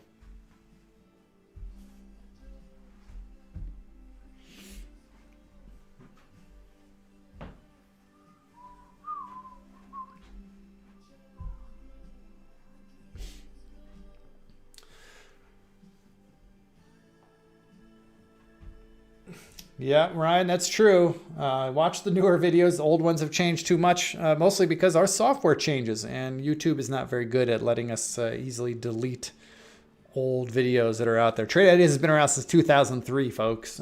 We've been doing this a long time, and our software evolves every year on a month-to-month basis even. We have new features coming out. So yeah, if you find some old videos on the YouTube channel, you might want to ignore them because they might not be up to date. I mean, some of the old videos are still the same. Like there are some videos about how to build an alert window and how to build a top list, and that hasn't changed in over a decade. So, but just keep that in mind. Good point, Ryan. If you're ever in doubt or ever confused, you can always come to these Q&As. You can always send us an email, info@trade-ideas.com. You can always get help.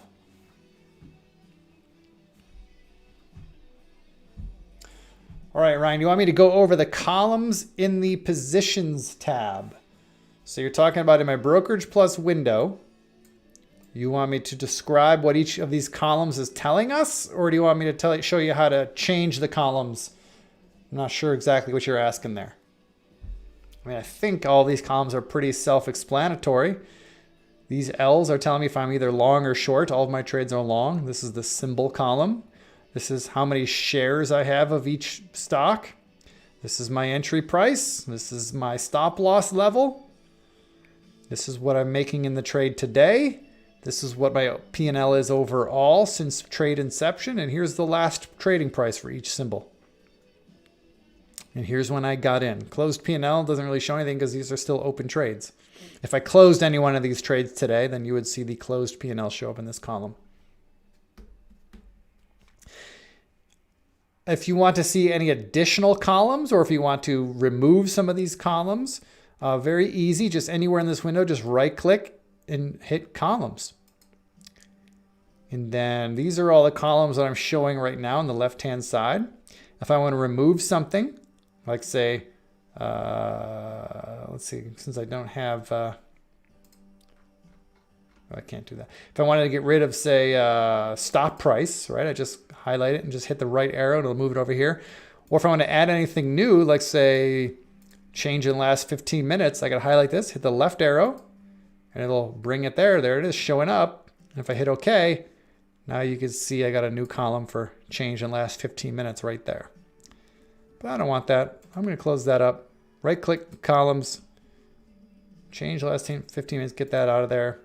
Could probably get rid of exit parent ID. I don't need that column. So remove that. Hit OK. Now I've cleaned it up. Excellent.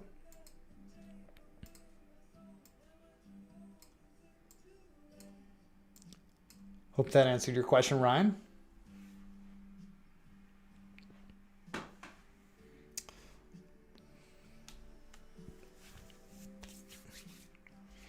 Boy, S&P just going.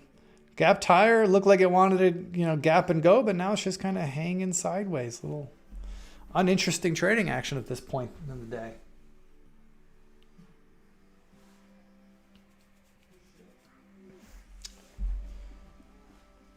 Let's see, Ryan. You're talking about the downside. It's not one I've used, but let's add this and see what it's telling us. I got a feeling I know what it is, but okay. What downside is telling you is, and we'll use pen, perfect example, it's highlight pen. I'm currently sitting on $4,800, almost $4,900 of open profits, okay? What downside means is if the stock were to sell off and hit my stop loss order, from where I'm at now to my stop loss order, I would lose $1,300.56. That's what downside means. So the difference between where my position is now at 72.39 versus where it'll be if I get stopped out at 61.43, I'll lose $1,300 in that position from here to there. That's what downside's telling you.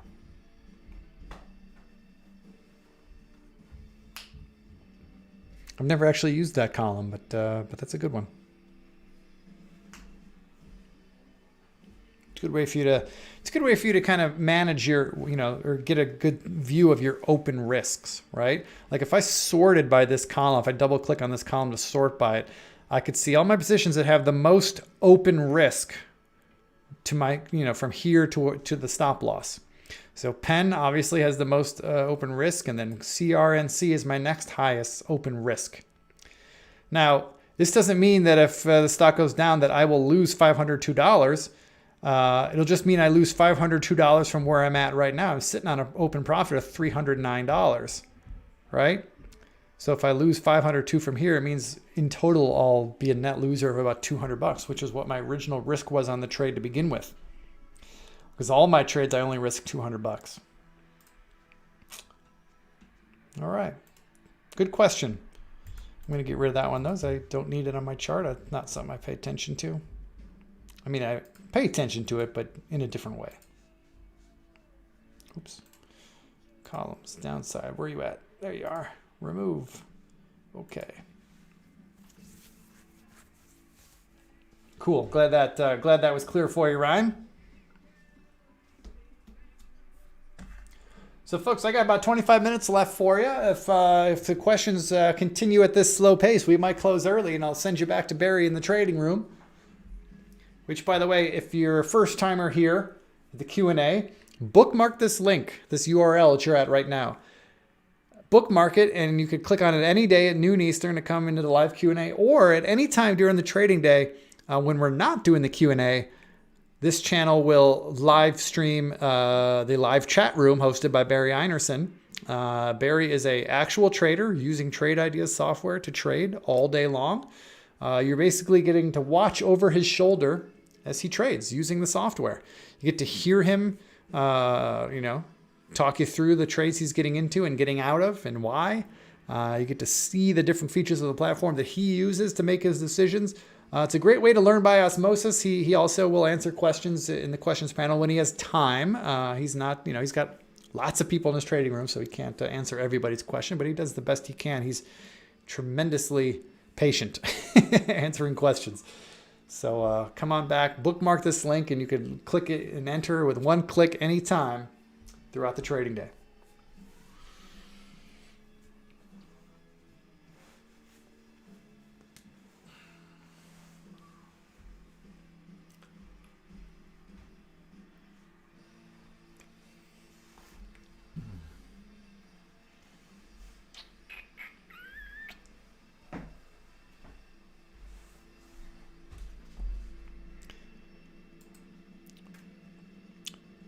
Got a little top list here. Shows me all the stocks that have had the biggest moves since the opening price. So this stock INO gapped down pretty majorly.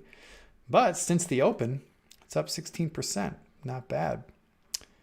There was a stock in here earlier today that really was up a lot. And I don't see it here anymore. What happened to it? Where'd it go?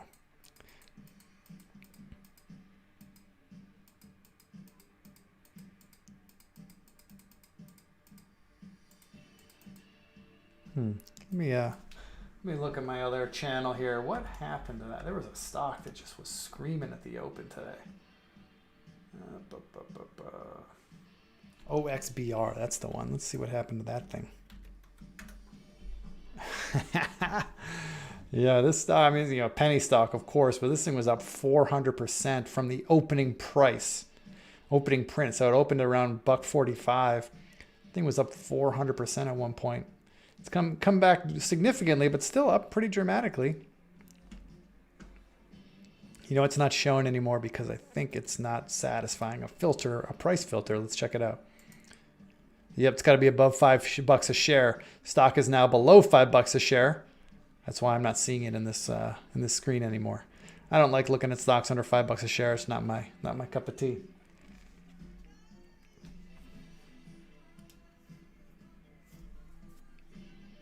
Ryan, these blue boxes here, the blue doesn't really mean anything. This is the last price that the stock traded at. So you can see on my pen chart, you can see that the last price is 72.37. Oh, 72.39. It's going to change there in a sec. These things don't always talk to each other in real time, but they're close. This is just showing you the last print.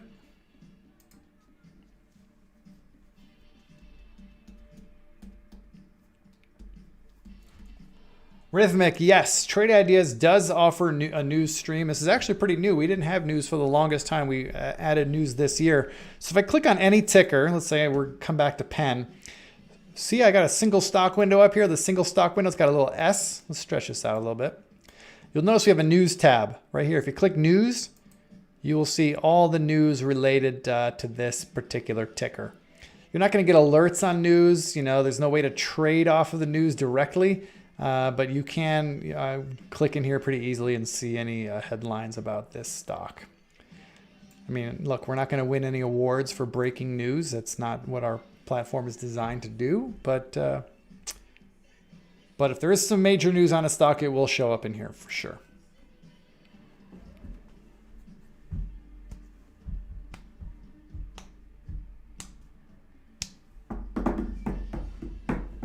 Which, by the way, since I'm talking about the single stock window, this hasn't come up yet, but maybe people are asking. Single stock window, I've just got a couple data points in here, nothing major, but you can fully customize all the data points that you see here. Right now, I'm just showing earnings date, the score value, average daily volume, and the market cap. But I could add a lot more here simply by right-clicking and go to configure. I can add any of these. I mean, there's hundreds and hundreds of filters I could choose from.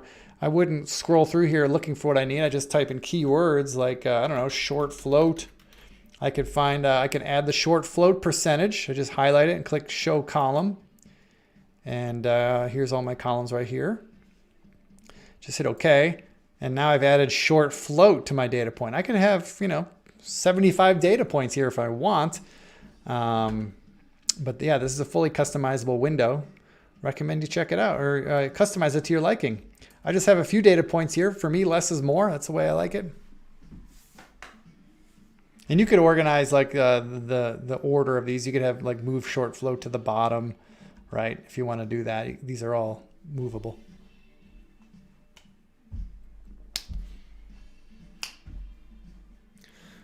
The score value is for anyone who is familiar with Investors Business Daily, the IBD rank, I think is what they call it. It's a similar thing. We have a bunch of proprietary indicators that go in and measure how, the strength of a stock and the strength of its trend. So the highest score is 100. Obviously, the lowest is 0. Generally speaking, the higher a composite rating score, the higher our algorithm thinks of that stock.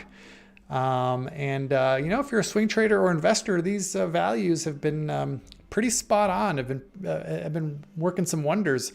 In fact, we got some new products rolling out pretty soon that are going to highlight the stock composite rating, the score ranking. The nice thing about the score rating is where it differs from, say, the IBD 50 ranking. The IBD scores update, I think, just once a day or once a week. It's been a long time since I've looked at IBD, but it updates at an interval. And the shortest interval is probably once a day. But for trade ideas, the composite rating is dynamic. It's constantly updating. It's reacting to real-time changes in whatever's going on under the hood. So it's a pretty cool ranking. But that's what that is. That's what the score is. Stock composite rating.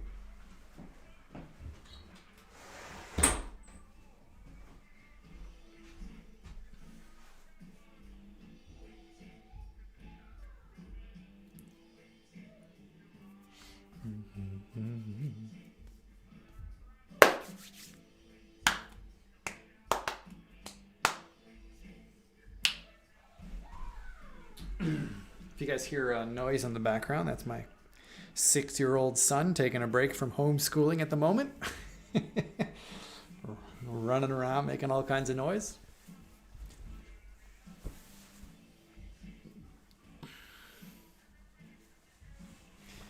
Under that, okay, and so Rhythmic, you also want to know, what is the Insiders tab in the single stock window? Let's stretch this back open again. Insiders tab, this is just showing you all the inside owners, the executives at the firm, directors of the board, hedge funds will show up here. These are all the largest shareholders of the stock. So, some people who are into fundamental data may find this data useful. So yeah, lots of insiders. These are all probably employees of the company. Shows you the date that they purchased. Shows you how many shares they bought or sold. And the price. And you can see their position. So this guy here has 4.5 million shares. So there you go. That's what the Insiders tab is showing you.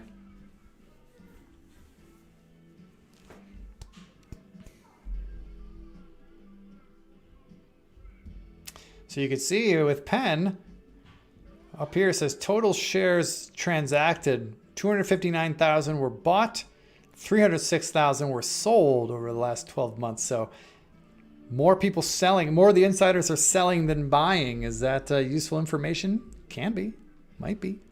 Somebody knows something to see. Let's see if Dave Portnoy's in here. See if Portnoy has made any transactions that we should be aware of.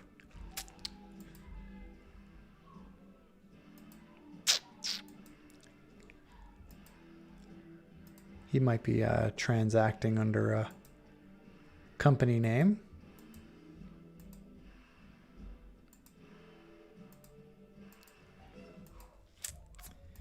Don't see Portnoy yet. I mean, he just recently came into a share position through the acquisition of his company, Barstool Sports. So maybe he hasn't had any transactions yet. Good question. I rarely get questions about the Insiders tab. It's not something I pay attention to, honestly. That's more geeky stuff for fundamental traders. I just care about price action. Only price pays in my world.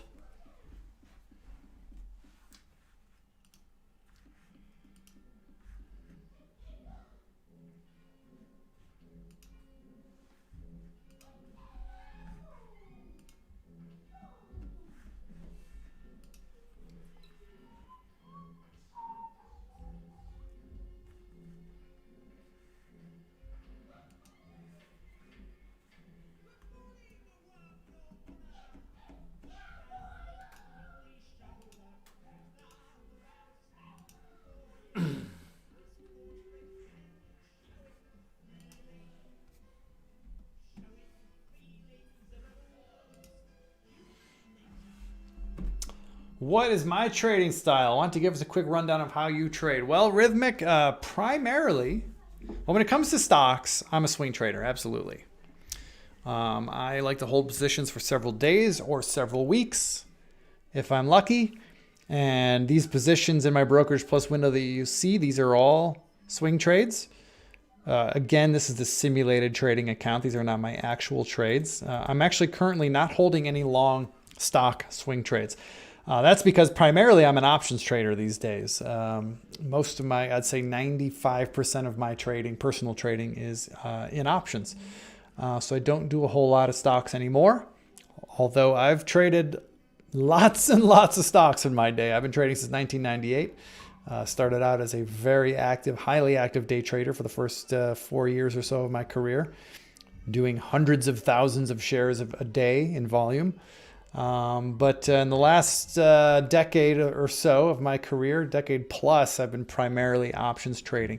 I do the occasional stock swing trade in my personal accounts. I'm just not in any at the moment. I do have directional bets on with options, that's for sure. I have a lot of long positions in options, option spreads and various contortions of options. So definitely have a lot of long trades on, but no stock long trades.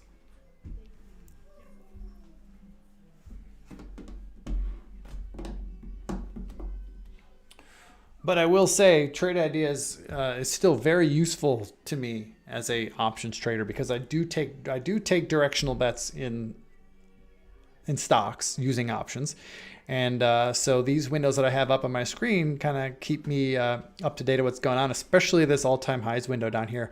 My bread and butter is I love buying stocks that are making all-time highs, new highs, and blue skies. That's what an all-time high means to me. There's no overhead support, or I'm sorry, no overhead resistance, nobody to get in the way. So I love buying stocks making all-time highs. Doesn't mean I trade all of them, but I like to see what stocks are making all-time highs. It's like UPS just made an all-time high today. That's great. These are the types of stocks I love to take positions in, and I'll often do it with options.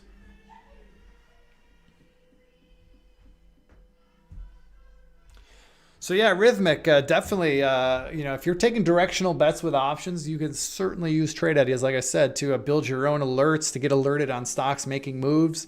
One thing you might want to try, just to filter out the stocks that don't trade options, just to give you kind of a clean view. There's nothing worse than getting all excited about, like, say, UPS, and getting all excited about this chart, and then being like, all right, great, I'm going to go buy some calls, and then you find out it doesn't trade options. Of course, UPS does, but there is a way to filter those out. And in any alert window, if you right click and go to configure, you'll notice if I go to search tab, if I type in options, you'll see all the options data that we have. It's not a whole lot, but if you just do, this is just a little hack here. So options volume today, right? If you add this filter, so highlight it, hit add filter, it's going to move me over to the window specific filters tab. In the minimum box, if I just put 1, meaning it's only going to show me stocks that have done at least 1 contract in volume today, that'll filter out all stocks that don't have any tradable options, that either don't have options or just don't do any volume in options, which you don't want to trade those either, right? So that's a nice little hack to just filter out stocks that don't have options. I would encourage you to use that. But as far as like getting alerted on stocks that are setting up the way you like them to set up, Trade Ideas can be very valuable for that. You're just not going to be able to get any implied volatility data. You're not going to be able to get any spreads data or strike specific or expiration specific data, because we're just not set up for that. That's a whole different data plan that's very expensive, and our customers would not like it if we had to pass those charges along to you. I'm glad you wrote a little post-it note. New highs, blue skies. That's a saying I like to say a lot, because those are the types of setups I love to buy.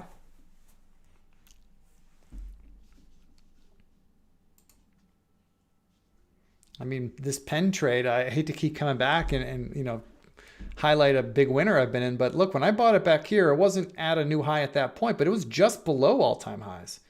It was just below, and it was about to pop up, and I just, I love those types of situations because there's nobody standing in the way of this thing going higher. Anybody who's holding a long position in pen, unless they bought, last week at these prices, anyone who bought the rest of the year, they're all in the money right now. They're all making money, right? Nobody's urgent to sell right now. Now, that's debatable whether or not they should be urgent. Maybe they should be, but there's no like bag holder who's been stuck in this position for 5 years, who's just looking to get out at even. Just get me out, and they're sitting at like $80 a share, just with a huge limit order to sell their whole position because they just want to get out even. There's none of that. That's why I love all-time highs.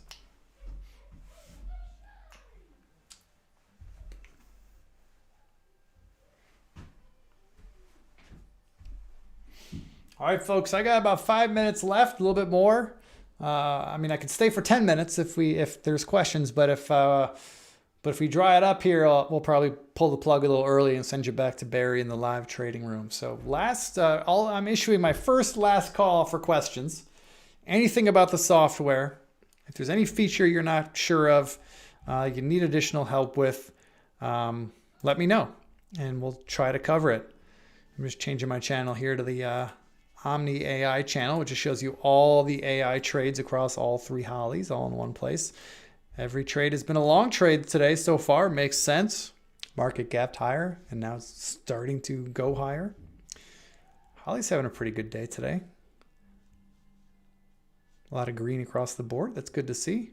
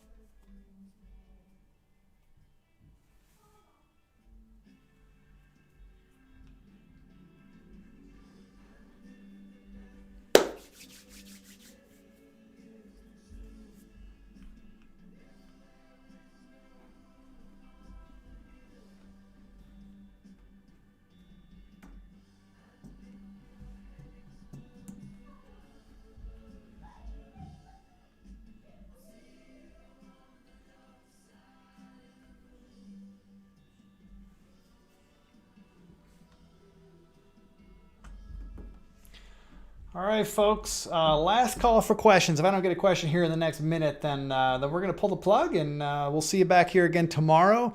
I think Steve will be on the mic tomorrow at noon Eastern, 9 a.m. Pacific. We have a different person handling these calls every day, so we get different perspectives, different points of view, different hacks. It's always great to get different points of view with the software. There's lots of features here, and we all use them a little bit differently.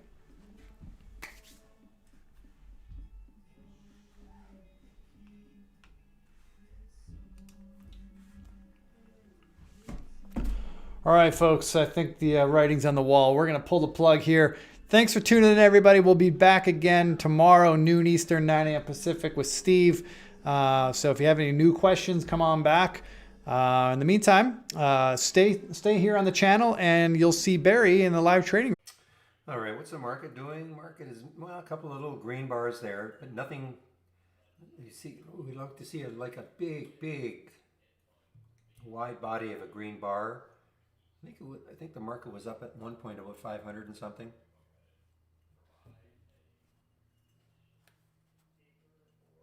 All right.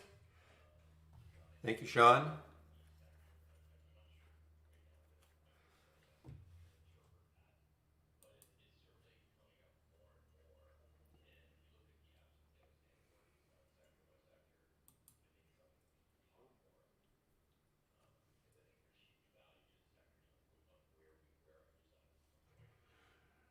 Okay, Sun W. Sun W might struggle to get through 3. What was the high on Friday? High on Friday was 305. So this could be a bit of a struggle for Sun W to get through that level. In fact, it looks like it is right now.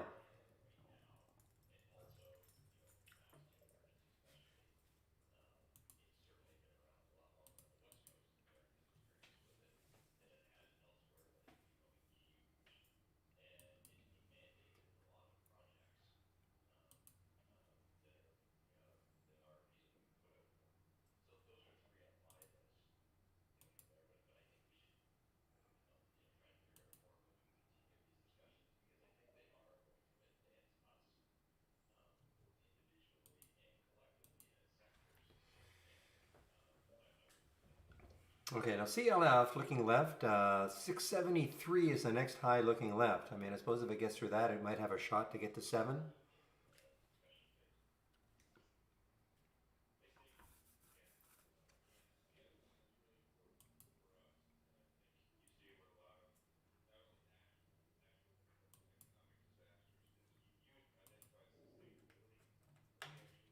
And there it went. Okay, so that was, that 3 definitely, well, definitely for the time being, was tough for Sun W to get through.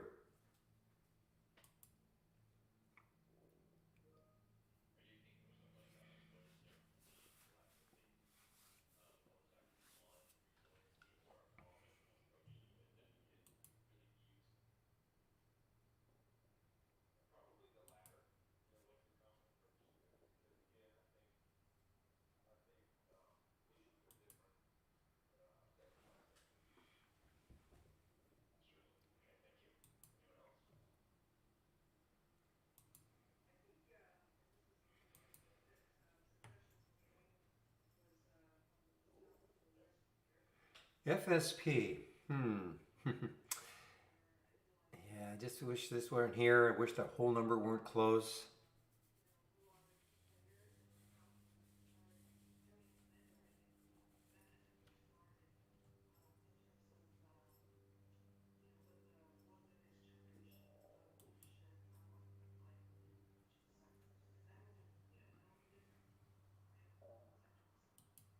Okay, CNST over 20. What's the volume like? Still not great volume. I'd like to see a little volume burst. It's over 20. Look at the room it's got though. CNST.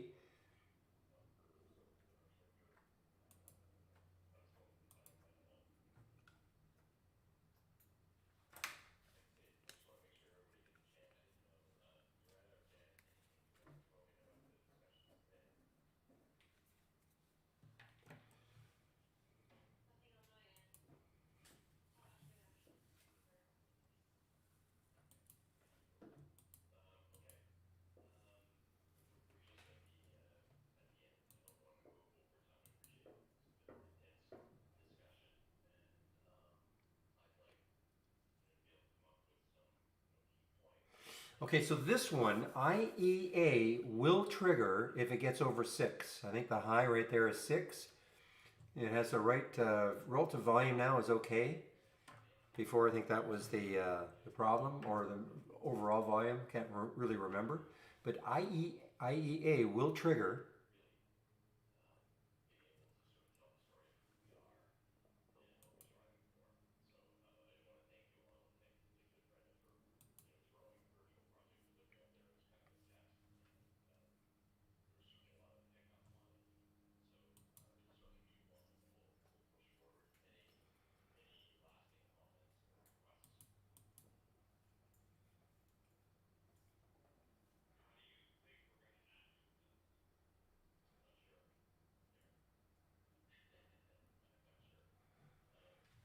How is the new high option trading working out for me? I think you have the wrong person.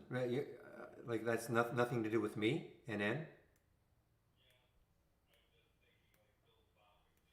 Maybe that was Sean. Sean is a big options trader. He was in the room before me. So that's definitely not me. Oh, maybe you're asking somebody else in the room.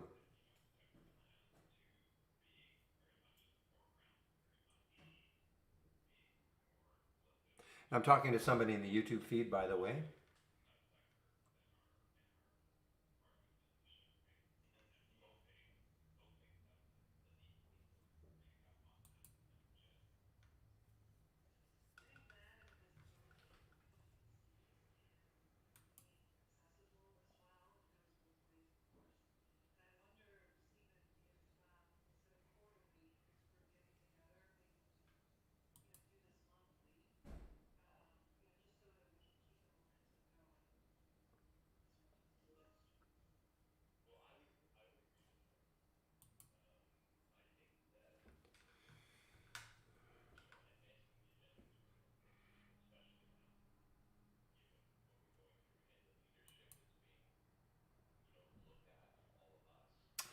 All right, guys. Well, I'm going to do my video in a couple of minutes.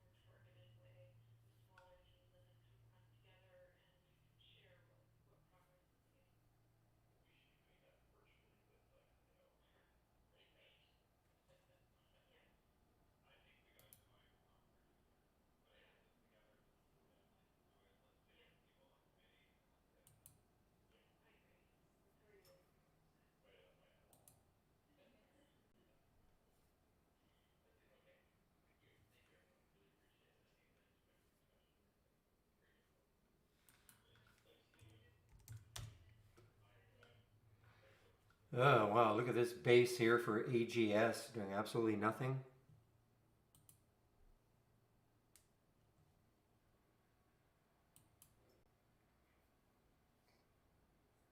All right, guys. I am going to do my video now, so I just want to put the link for my videos into the room. Getting a little quiet right now.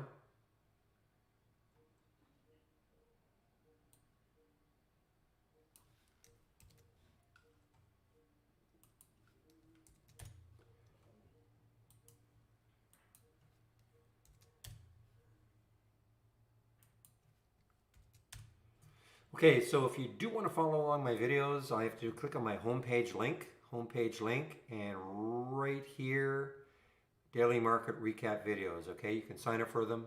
Everything's free, of course.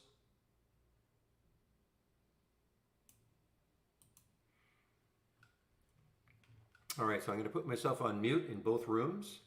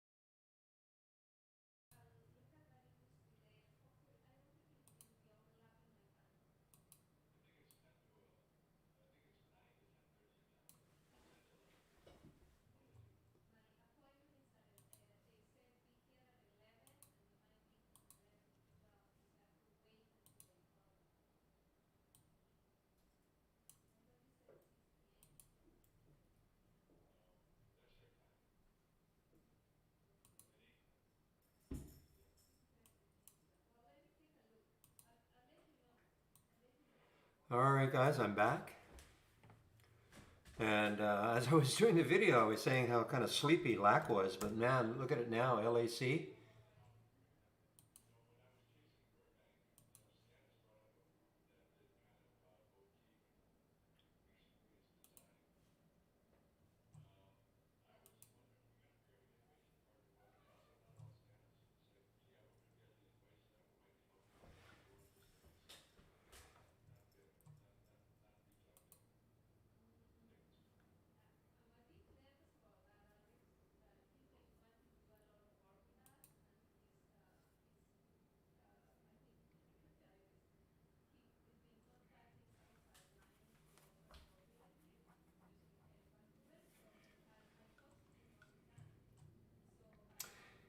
All right, ACEL. So look at ACEL.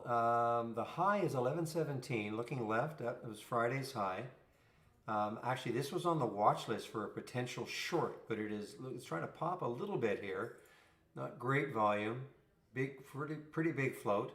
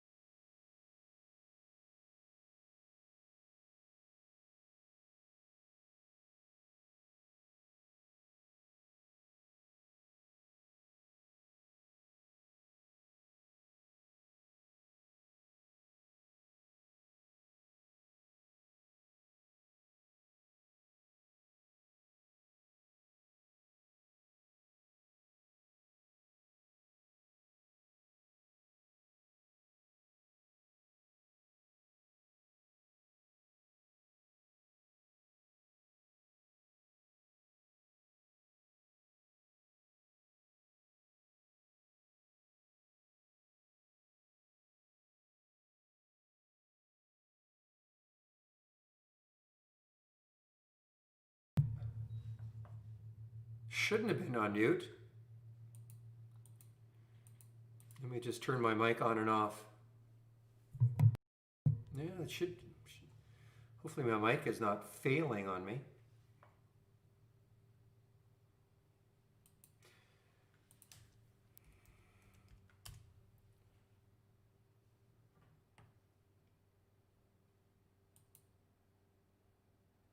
Again, I'm just continuing to watch IEA. Really? Okay. IEA. Watching IEA to see if it can hold 6. I mean, well, hopefully, well, I don't know if you heard me say this. I mean, it took forever for it to get over 6. It finally does.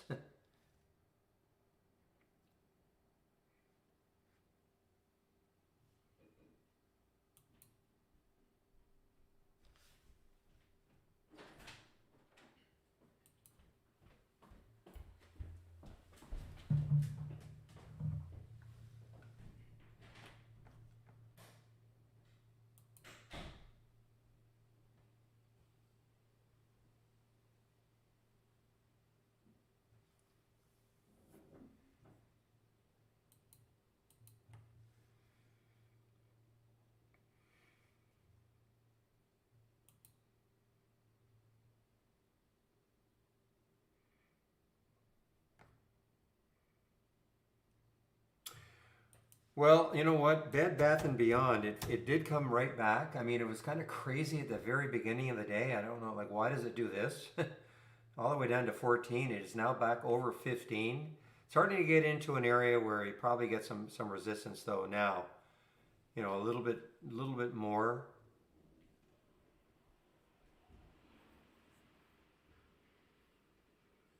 So Co-America, excuse me, Co-America, are you talking about our RBI and GBI from the new? Are you talking about these?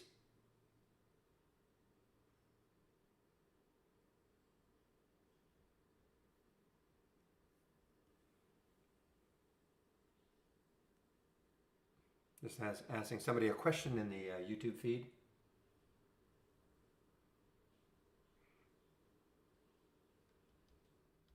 Okay, so, well, it works like this. You just load it.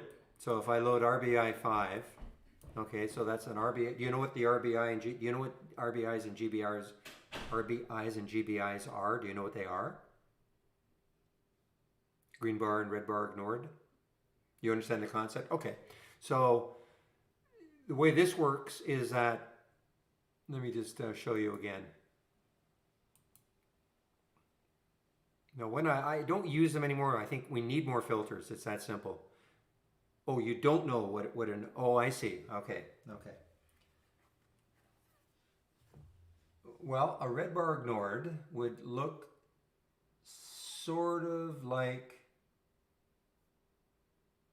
okay, maybe not quite, but you see this red bar there. First of all, you can see my screen. I'm gonna make sure you can see my screen.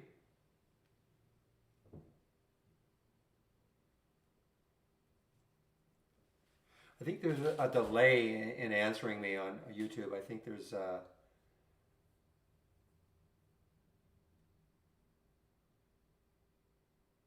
okay. So if you can see my screen, so you see BBBY on the 15-minute chart. Okay, now this is not, let me just see if it's absolutely, yeah, not quite, but you see that red bar there. So you see a couple of green candles ahead, then you see a red bar, and it's almost totally engulfed by that previous green candle. It's not 100% because those highs are the same highs, 1507, 1507. So for this to be a true red bar ignored, it would have to be, totally engulfed by that candle. But let's pretend it was. And then the trend continues. So you're kind of, the idea is that you've got a trend, you've got a pause, and then the trend continues. That bar at one point was above the high of that candle. Now it did dip down below, but then the next candle it continued. But that's kind of the concept is you have a trend, you have a pause in the trend, and then the trend continues. So you kind of ignore the bar. That is what a red bar or a green bar. The green bar would just be the reverse. You have a downtrend, then you'd have a green bar totally engulfed by the previous red candle, and then the trend continues down. Oh, there you are too. Okay. Okay, so that makes sense. And then, so when you load this, you have on, there's on a 5 minute chart, a 15, a 30. The confirmed, now in this particular case, the confirmed would have had to wait. And you might think, well, why wouldn't I always use the confirmed version? Confirm would have meant that when that candle closed, it would have closed above, okay, the high there. That would have been the confirmed version. The problem with that is that if this candle had have, really, really accelerated, so on the confirmed, you would have had to wait for the actual signal or the alert to come up way up here. So that's why when I was using this, I would never use the confirmed. I would use it would show you the second it got above. Now, if it pulled back down, you don't have to take the trade, of course. Oh yeah, when the market's active, yes.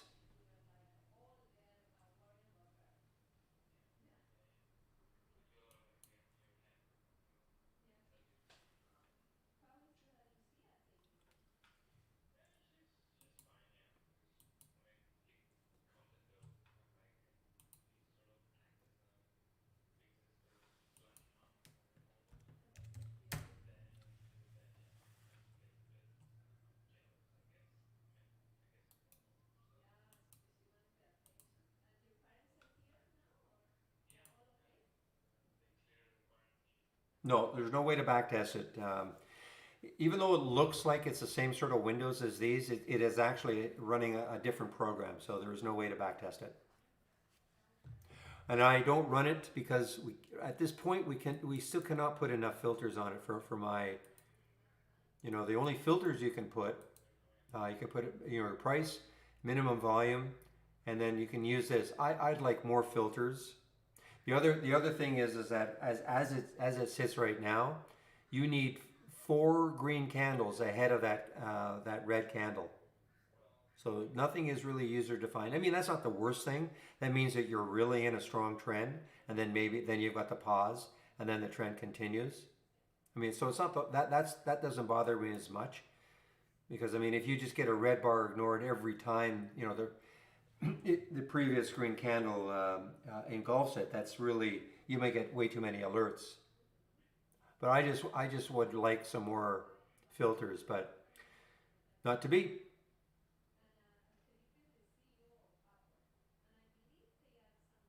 So you will hear us say, when we get an alert, you can kind of see them right on the chart.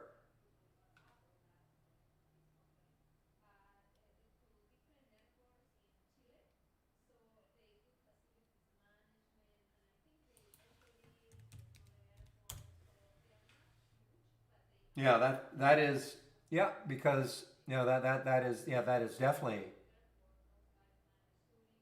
so your trigger would have been 394, and if you want to put the stop, at the bottom of that candle, then that in theory is where your stop is. That is where the stop actually, when you get the alert, you actually do get the stop also, and it's the stop is always the bottom of the previous candle.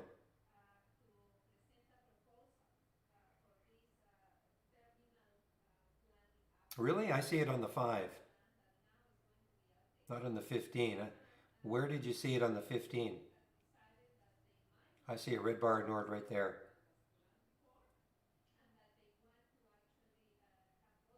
Oh, I'm sorry. I was reading that RB15. You're right. Yeah, RBI 5. Yes, of course.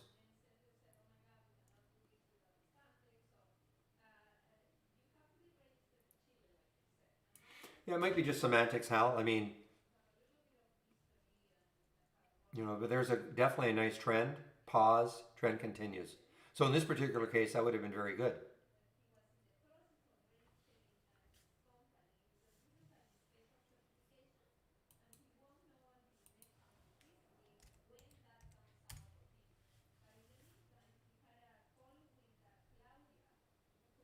Yeah, PCG actually, it looks like it is trying to curl here. I mean, a lot of consolidation on the 5-minute chart right there.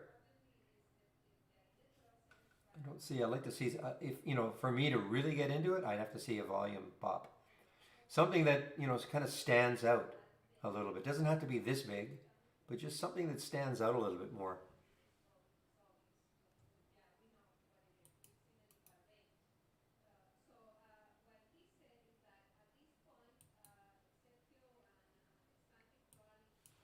Okay, guys, looks like it's trying to move a little bit anyway. IEA.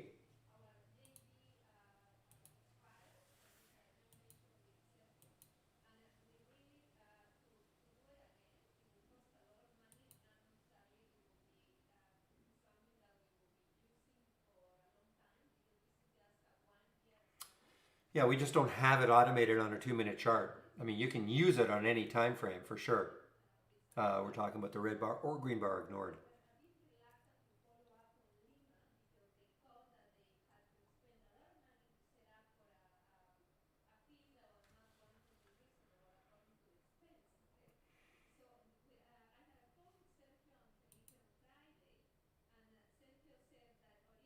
Does it really? Is my mic going in and out? Really? Hopefully that's just you, JB. Yeah, I think it's you, JB. I was kind of kidding when I was saying my mic. Hopefully my mic is not failing. Just do a refresh, okay? Just do the refresh.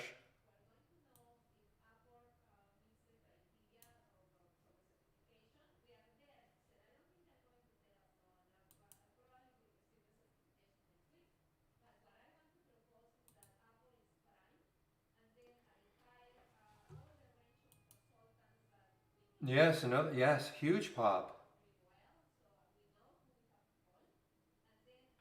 Now that. That looks like, well, it got halted.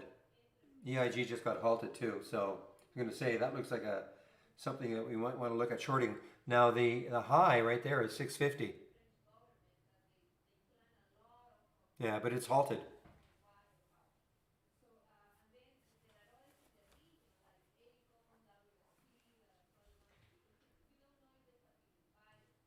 And it is halted for volatility. Let's see if there's any specific news that's sneaking in.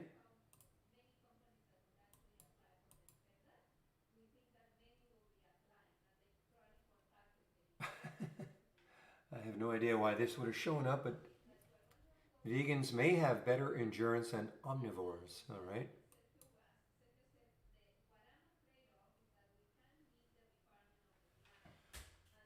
Well, what is it stacking up to be? 602. So really, no pop right now.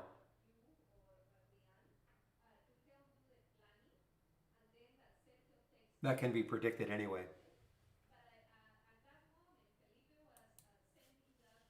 Okay, excuse me, IEA.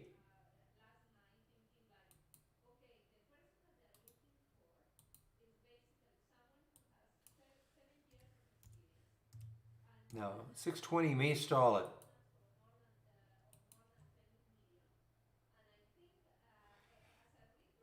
I'm just looking left here. 622 is the next high looking left.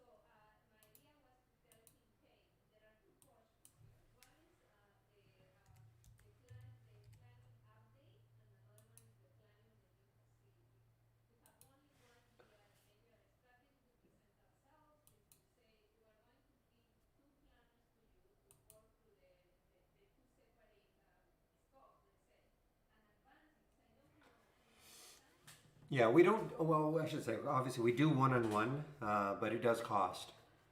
We used to have it part of the program, but we have so many. We had so many new, so many people signing up that to book a one-on-one, you would be months out. So we decided not to do the one-on-ones anymore. That's why, well, okay, we've got myself here, but also between 12 and 1 in the YouTube feed that you're in, we have traders that go in there from between 12 and 1, which you can ask them questions also. Okay, so kind of like you asked me the question about the RBI, GBI, but you can ask me other questions. If I can answer, I will. If I can't, I'll send you elsewhere.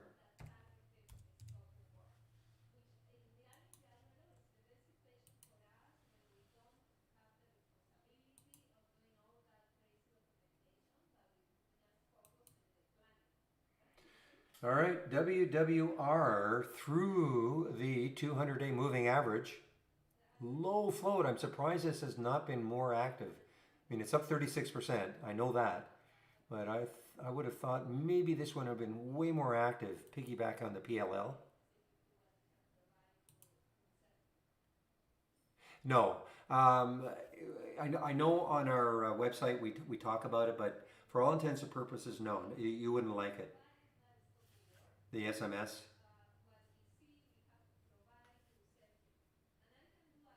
Something that we have to work on.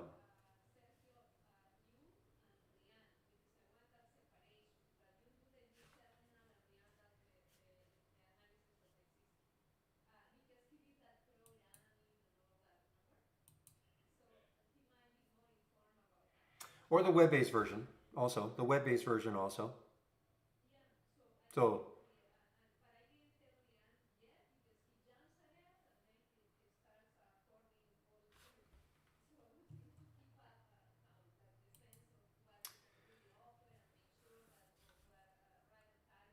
softball question: how do I use the float when make? It's not so much making. First of all, when we see, again, as I say, guys, the 622 might stall it.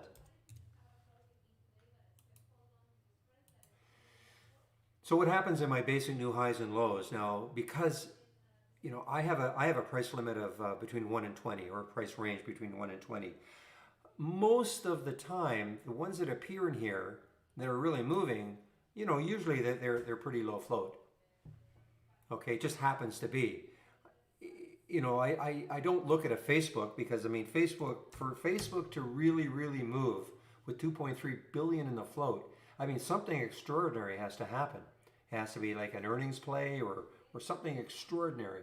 So yeah, I mean if I see a 2 billion float, I probably shy away from it unless for some reason it's moving. Most of the time though, the things that I see typically are going to be low float situations because they're the ones that are moving the most on a percentage basis. Not 100% of the time, but it's just sort of obvious.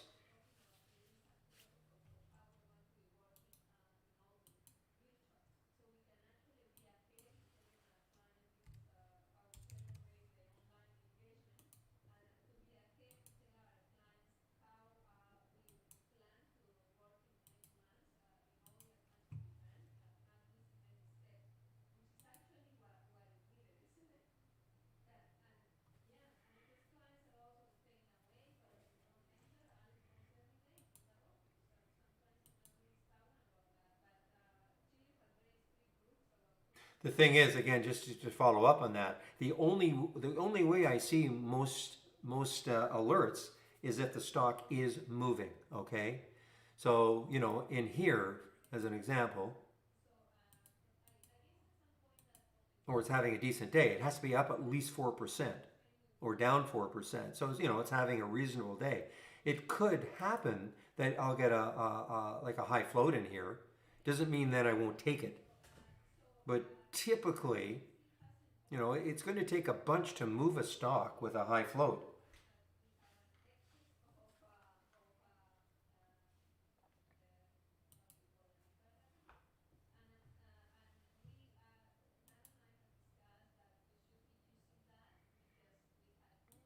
Yeah, yeah, I mean OXBR obviously a super low float.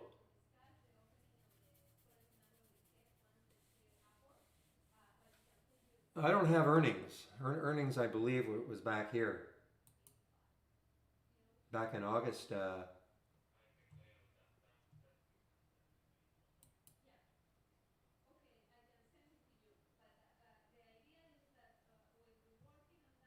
I mean, the only way a stock can do something like this is if it's a low float. Facebook is not going to, on a percentage basis, go from $1.62 on a percentage basis, okay, up to 968, whatever that percent would be. Facebook is not going to move. Well, at that point, it was about 800% or 600 or 700%. Facebook is not going to do that. I use Facebook as an example because I know it's got a big float. Well, okay, IEA.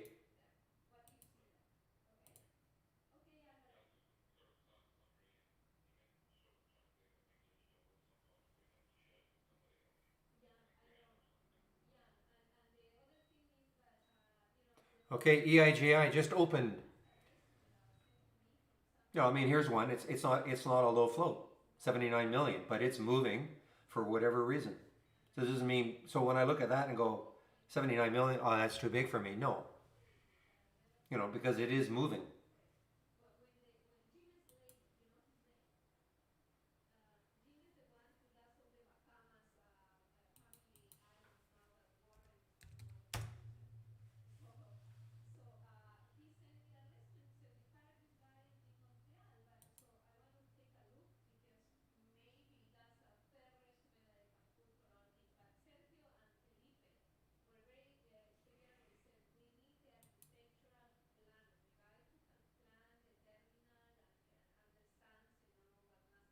I'm sure that must be something. Yeah, somebody saying Bloomberg saying a possible sale.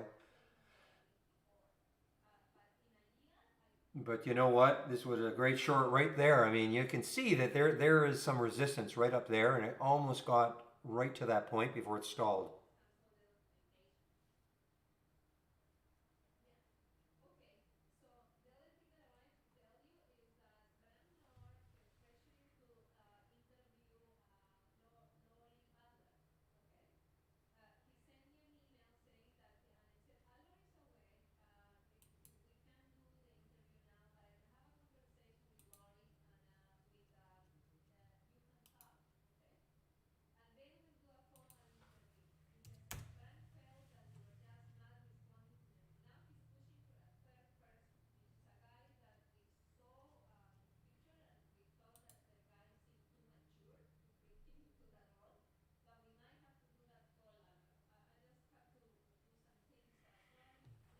Well, ever is a long time, but I doubt it.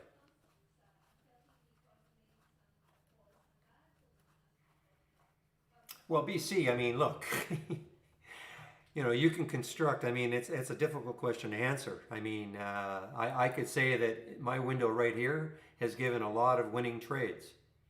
Okay, my watch list up has given a lot of winning trades today. These are ideas, but if you're asking, okay, is there something that's always going to give a winning trade? Of course not. But if some winning trades, well, you could have used my window right there today.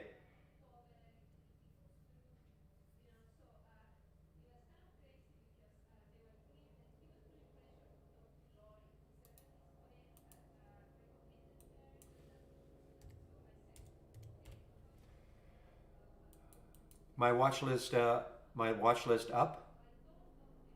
All you have to do is click on these alerts, and you'll see there was the original alert, and you can see, okay, what did it do after that? Are they do they all sustain themselves? No, but I mean, you're asking some winners. Yeah, that was a winner, that was a winner, that was a winner, that was a winner, that was a winner, that is turning into a winner, that is a winner. So there you go. You want to see these now. Is every day going to be like this? Of course not. But you can follow along. New channel bar and my watch list. Barry's watch list right there. Remember though, this is a layout. Everything in the channel bar is a layout. So if you're going to click on it, make sure you save your layout to the cloud. First, you can only have one layout loaded at a time.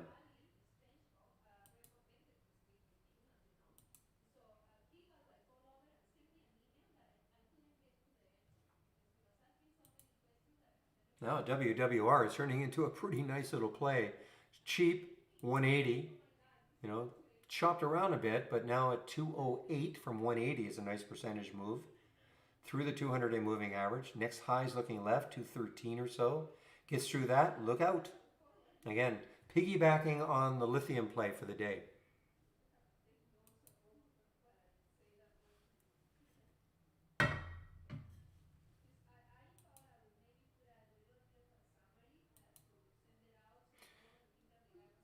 All right, give me about 1 minute while I fill up my water jug. Okay, just a minute.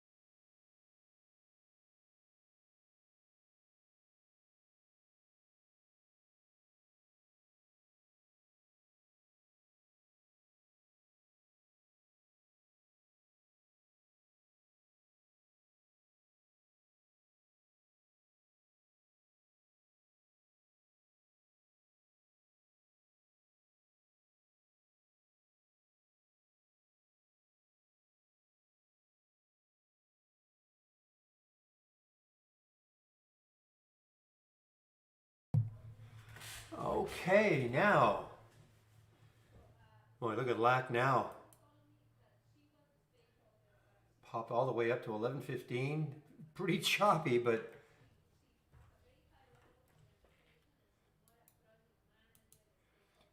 all right, guys. Well, we're past that 622.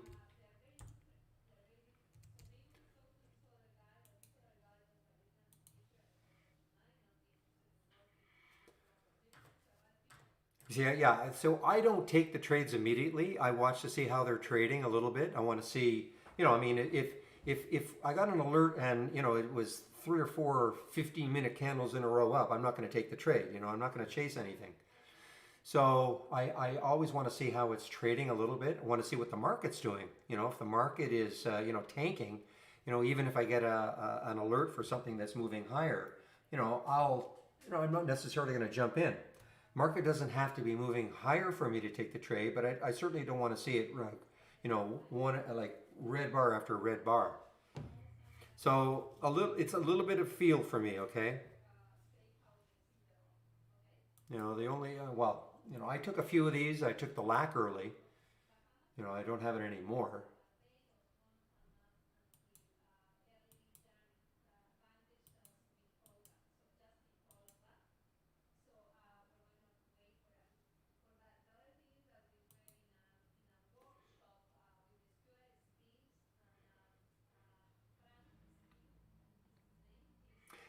So I mean, I can't tell you how to trade my watch list. I mean, the watch list is, it can be used all day long. You may get some setups, all day long. You may get a setup on a pullback. You might get an alert that happens and then it drops and then it comes back to the alert price. So that's what it is. That's why it's called a watch list, as opposed to take the trade the minute you get an alert list.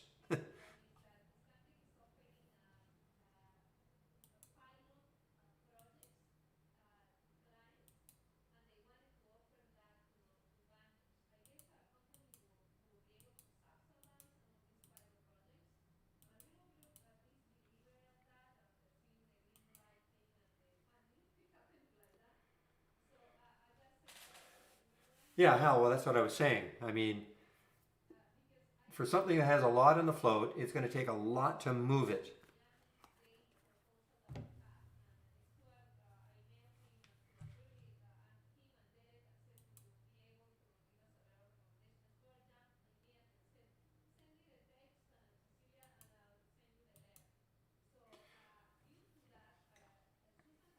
So WWR now 212. So that was the next high looking left.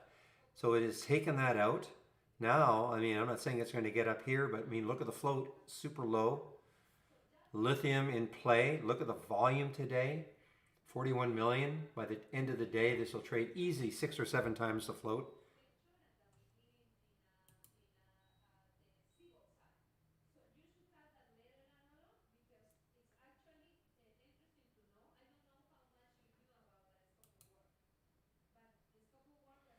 Look at Tupperware. Tupperware is taking a tumble.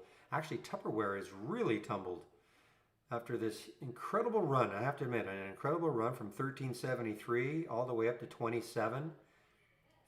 Fairly consistent, some bottoming tails there. But now 1, 2, 3, 4 days in a row, just moving down. Well, this is turning into a very nice little trade, guys. I don't know anybody who took it, but IEA.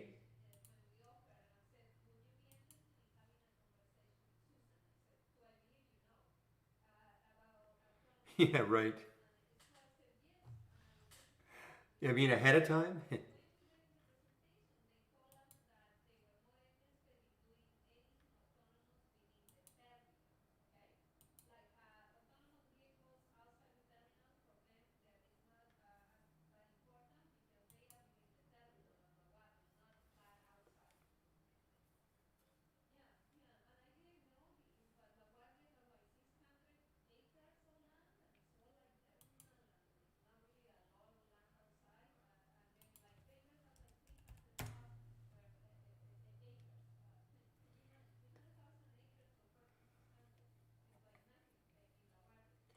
I mean, here's obviously where the low float helps, but also hinders. I mean, $54 down to 40, like nothing. Earlier down to 20, I think 27, like nothing. Way down here, 27, yeah.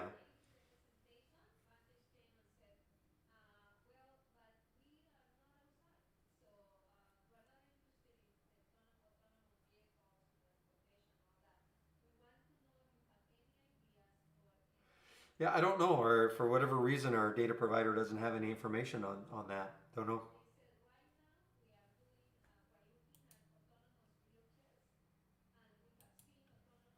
Happens every now and then. I just don't know.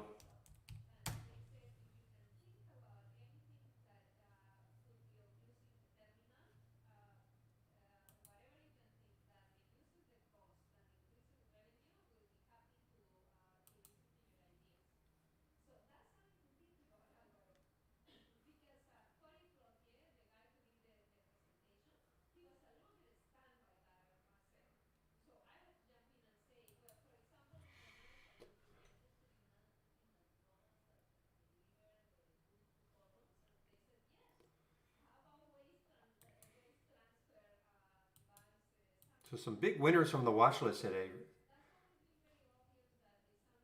percentage wise.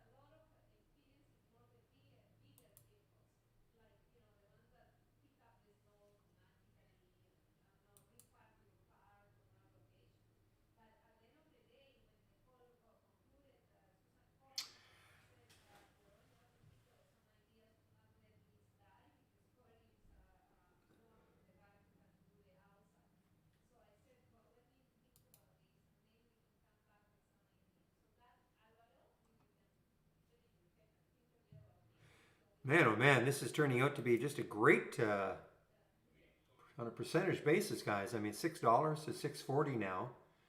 And again, the next high looking left, I'm not saying it's going to get there, but it's 680.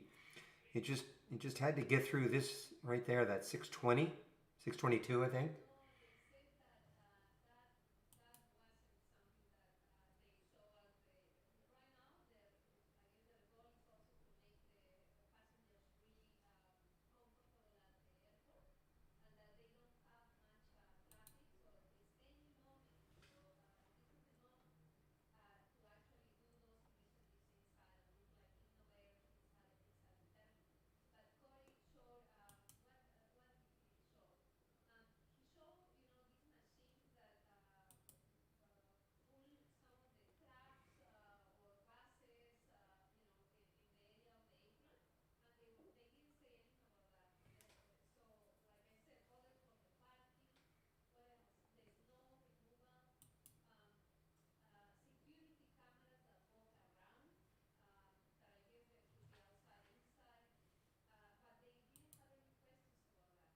Ooh, I was looking to short this one, but EIGI just had a little pop here. Volume starting to come in. So there was the rest here, and now a pop, not quite the high of the day.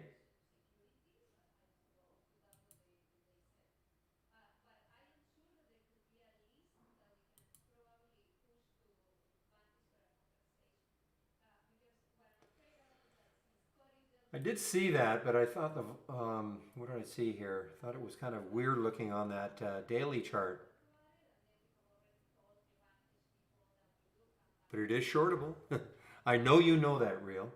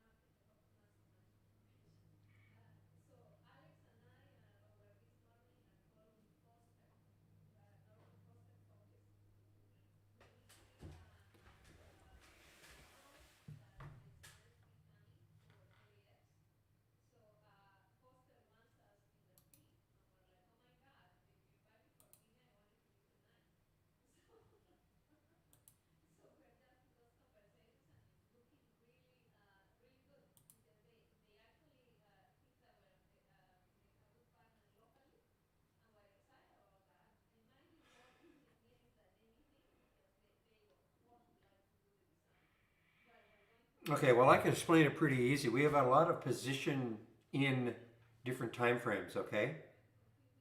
So, first of all, BC, can you hear me and can you see what I'm going to demonstrate?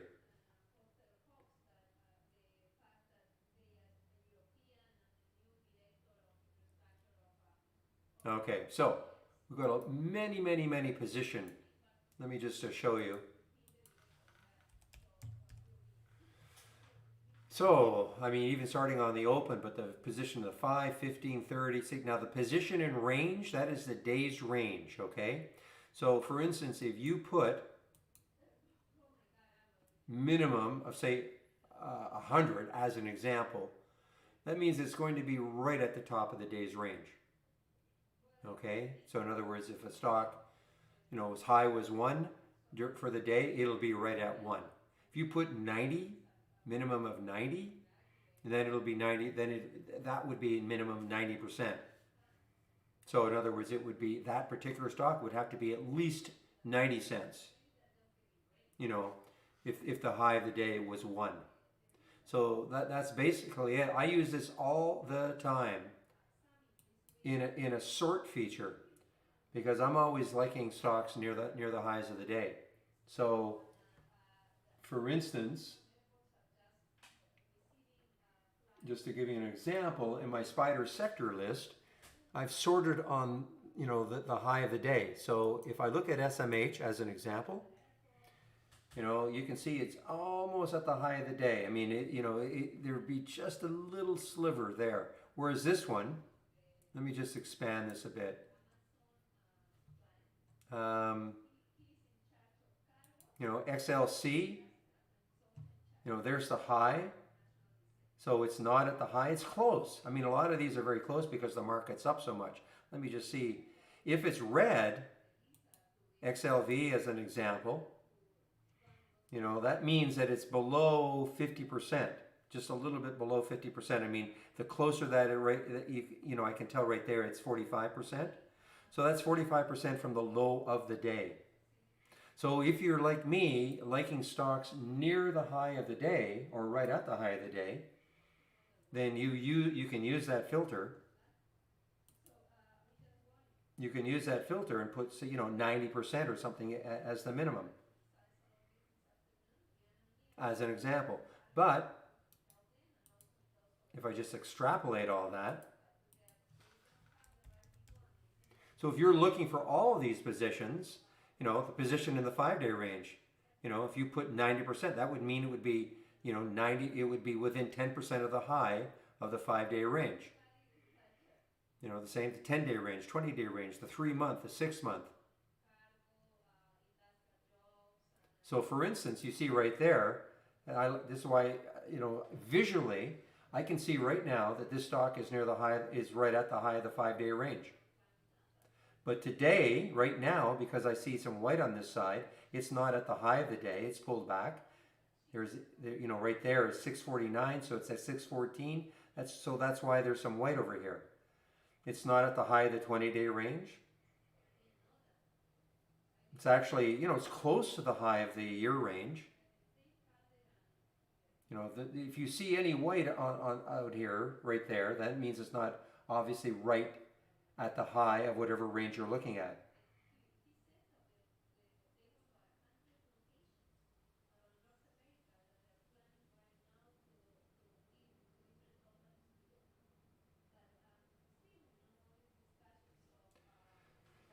Yeah, so does that make sense?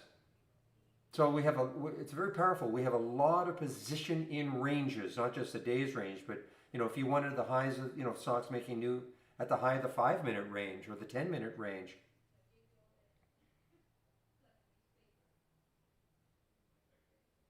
Okay, so NN, yes.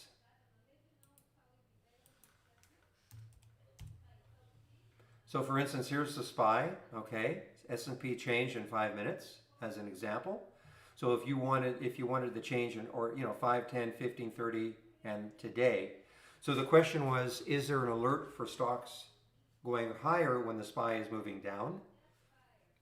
Sure. I mean, I could put the SPY change. You have to pick the time frame that makes sense to you.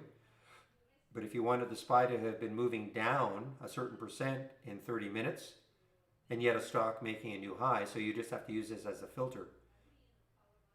So having the SPY moving down, I could put this here in theory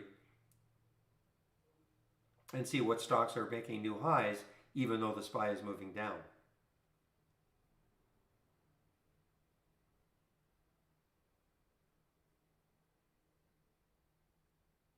Okay?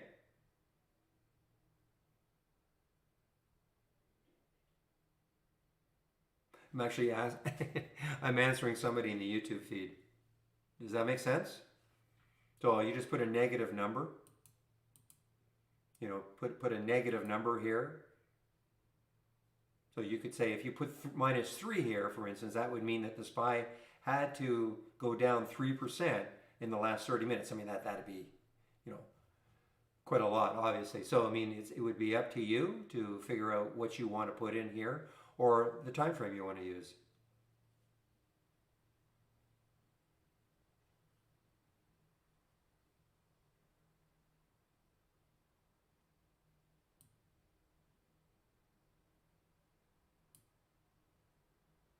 Well, a lot of the AI alerts have to have a SPY component, so you won't get something long, typically, unless the SPY is at least neutral, certainly not moving down. So when we get the alert, typically, I'm not saying every single time, but typically when you see the alert and it's a long alert, typically the SPY will either be, up for the day or certainly not moving down like red candle after red candle after red candle.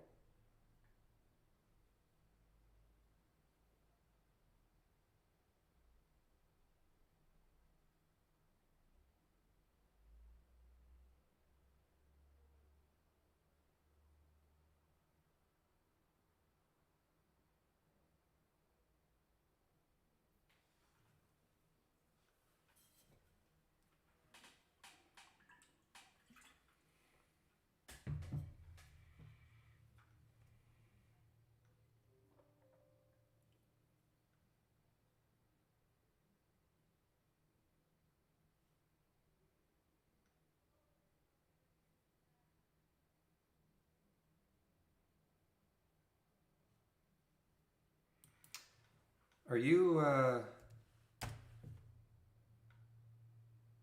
directing? Obviously, that you're not talking about PIR. I guess it's not trading anymore, or is it on the OTC or something? I know they went basically bankrupt, permanently closing its doors.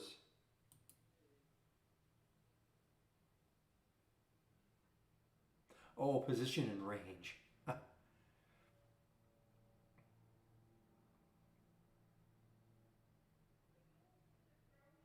So are you talking about a price? $5 to $8? Yeah, well, you just put your price range in as a filter, and then just use that position in 5 day range and put it at the top. If you're looking for the top of the range.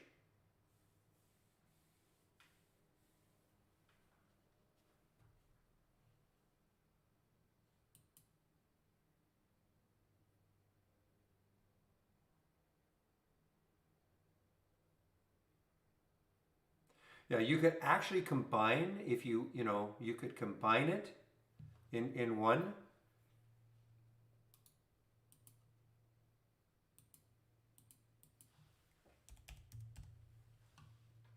So the 5 day range, so you could combine it. You could actually, you don't have to create two different ones. You're just going to see what I'm saying.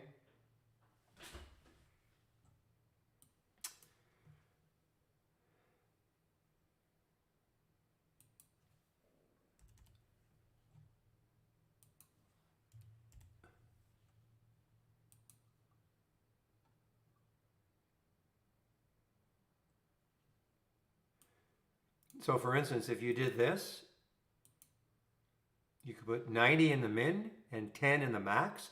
That'll show you stocks within 10% of the high or the low of the 5 day range. In one window then, instead of having to create one for 90 and whatever number you want, of course.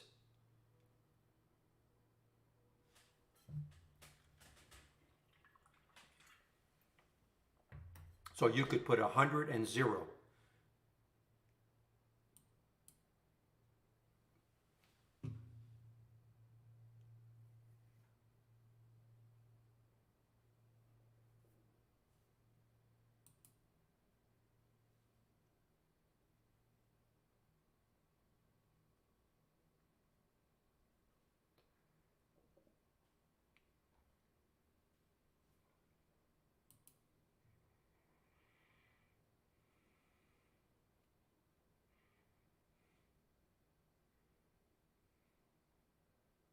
Well, it's one of the ones I use for the trend reversals. One of my scans that I share, trend reversal up as an example. Let's bring that up here.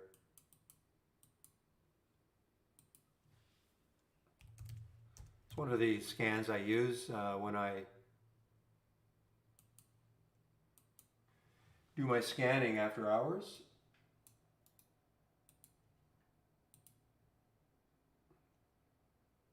So for instance, it's got to be within 10% of the high of the 5 day high, but it's going to be in the year's range. It's going to be in the lower 35%. So these are stocks. They're not all going to look like. Let's take a look at a few.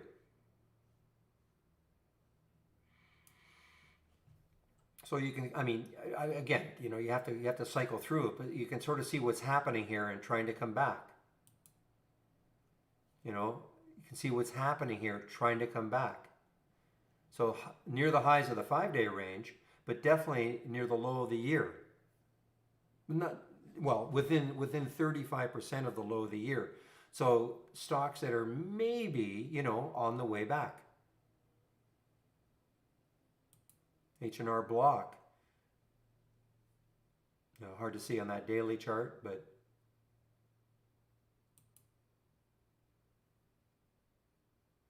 anyway, that's just one of the scans that I'm sharing.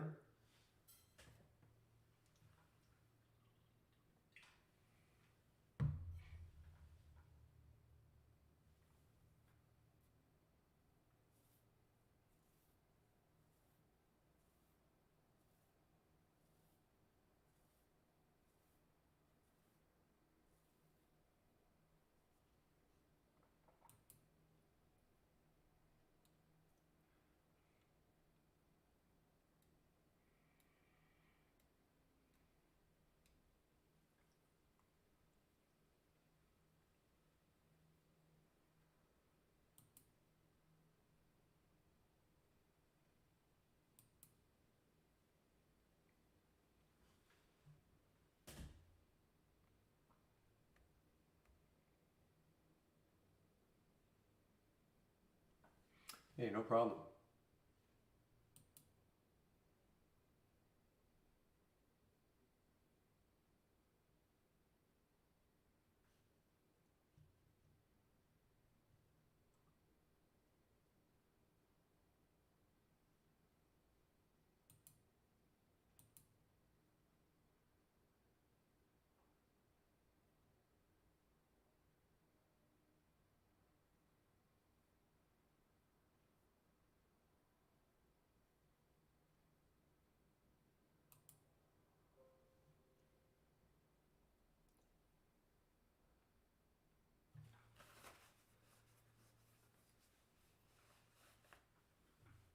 Well, I like the way they look. I mean, could we have more indicators? Of course. I mean, for people, but I mean, I certainly like the way they look.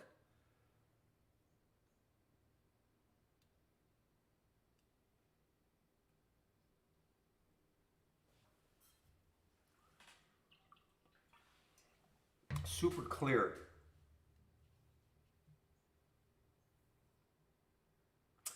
Well, it looks like we're having a cross right there for the EIGI. 8 EMA crossing below the 20 SMA on the 2-minute chart. Not even close on the 5 though.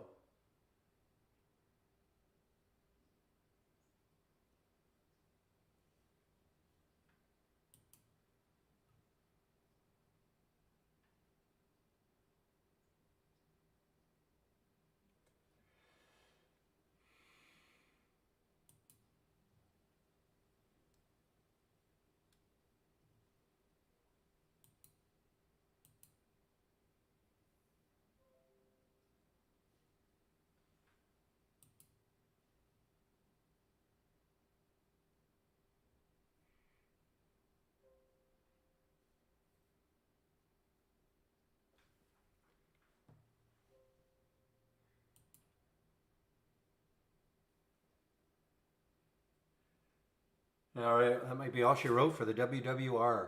And how about LAC? Yeah, they're sort of not smooth today. We'll call these moves very smooth, but the WWR is really giving it up now.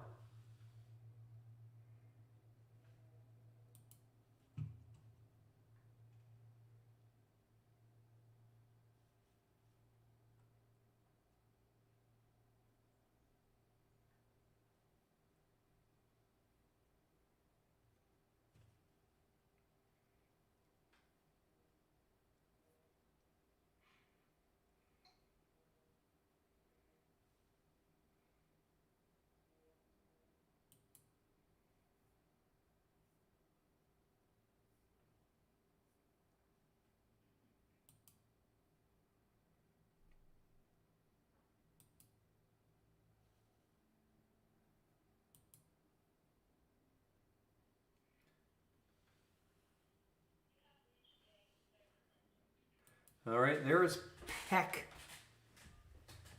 And volume coming in also. Look at the volume that's coming in. 276,000 right there. That 5-minute chart for Peck, P-E-C-K. Not shortable, so, and it's above the high of Friday, I believe. 734. No, not quite. Takes that high of Friday out. I mean, remember, this got up to 14 something.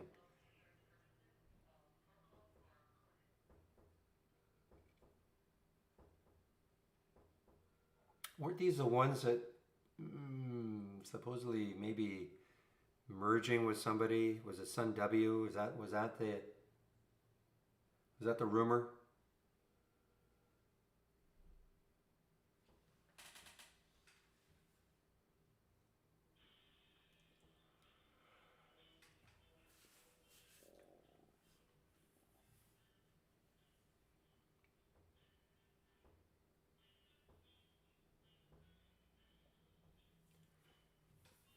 Not shortable for me.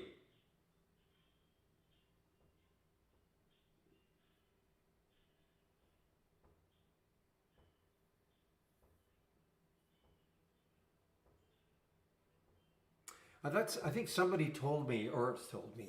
I think somebody posted that was kind of the rumor, because we couldn't figure out why this was moving, and somebody, I think, said something about Sun W and them maybe merging, or some kind of a merger. Rumor, of course.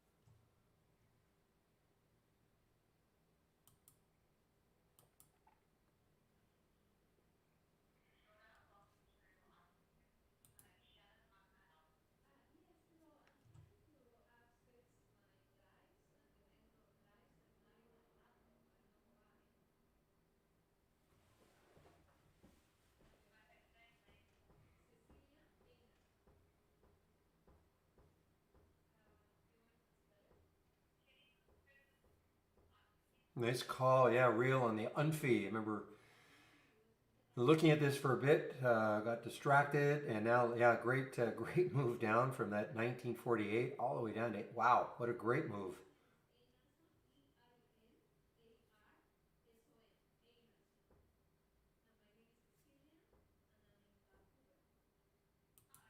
I think I was concentrating on this IEA.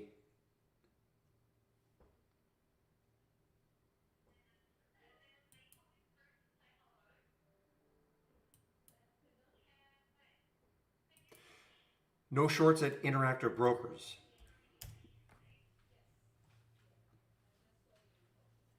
Can't speak for every broker, of course, but no shorts at Interactive Brokers.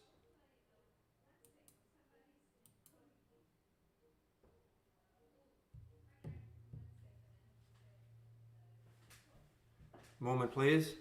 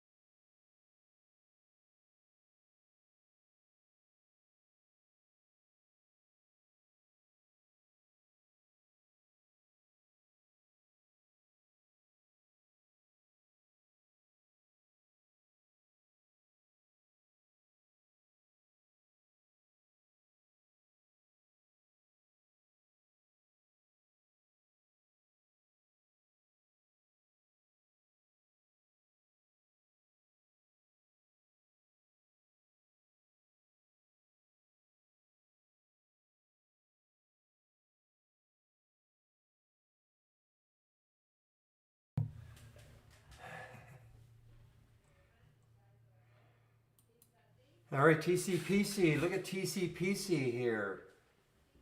Nice little break out of consolidation for TCPC. And what do we have here? So we have the 200-day moving average. Yeah, it's pretty close actually, 1050. So it's pretty close. This looks like one of the, yeah, this is one of these SPACs. All right.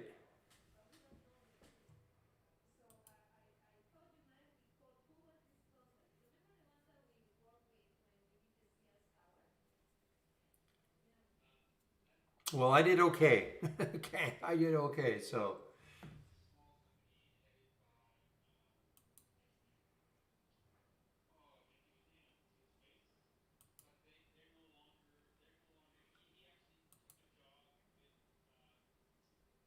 Surprised we have so many lows with the market, new lows with the market being what it is, but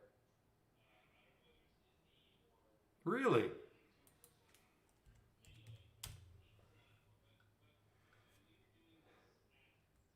I mean, the relative volume was pretty good. You know, I mean, in absolute, by the end of the day, it'll probably be 700,000. Low float. You know, once it really decided it wanted to leave six behind, I mean, that was a nice move all the way up to 640. And that's a great percentage move, and it's right back up. Also, you know, more importantly, I mean, I think what really drew me to it was you know, this move.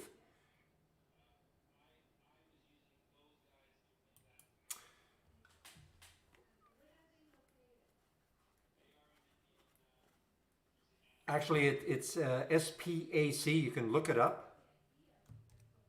SPAC. Okay, you can look that up. But if I bring one up, I'm going to show you exactly.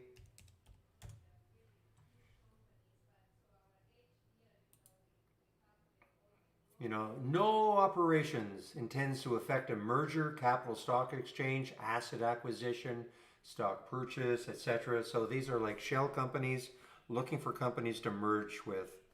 It's the, I don't want to call it the new craze, but certainly this year it has accelerated over the last 12 months. So many of them. So it's a way for companies to go public without having to go through as many hoops. So a great example, well, space was one of them, SPCE.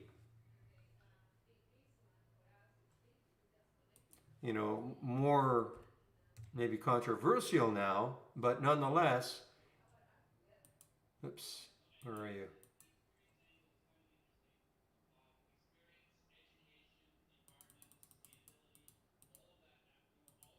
There you are. You know, NKLA, I mean, look what it did. I mean, you know, again, controversial now, but for just remembering that, I can't, what was the name of that? What was the name of it? V something or other. That was the SPAC itself. I mean, and look what it did afterwards. I mean, all the way up to $100 just about. Oh, okay.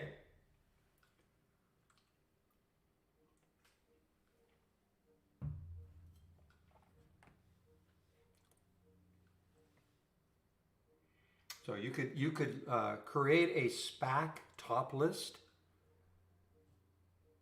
You know, this is basically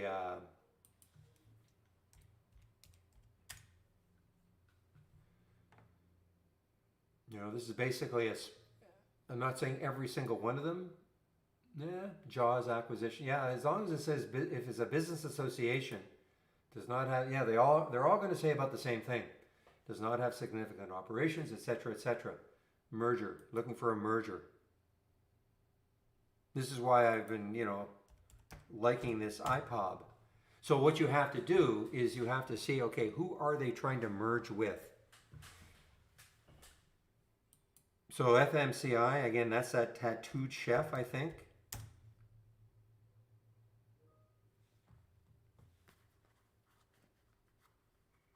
So a SPAC can, you know, go, I mean, do nothing for the longest time. And then all of a sudden, like here, I mean, this did nothing, nothing, nothing, nothing. You know, so if you're holding here, you were, you know, dying of boredom.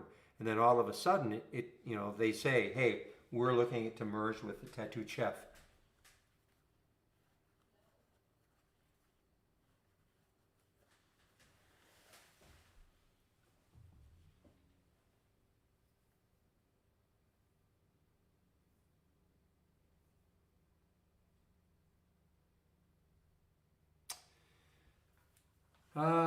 Yeah. See, the one thing we don't do very well, Lucky, is have intraday data for like the highs of volume bars or even price range, price like intraday. In other words, comparison to previous candles.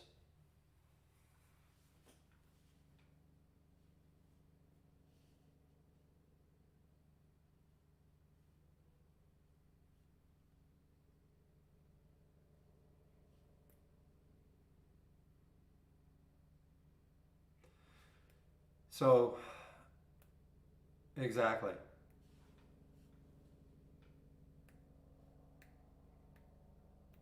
Because we don't have a data point for the previous 5 minute volume. We don't have a data point for it.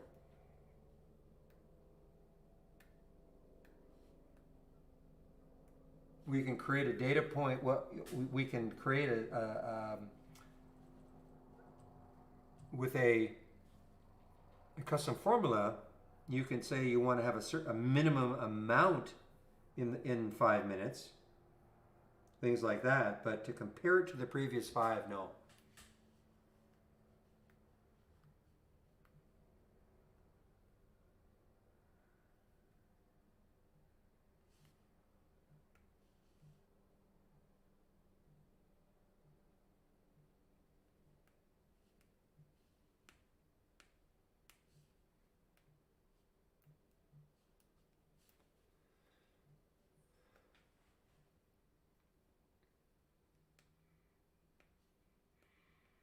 I don't understand that question. Compares to the day average.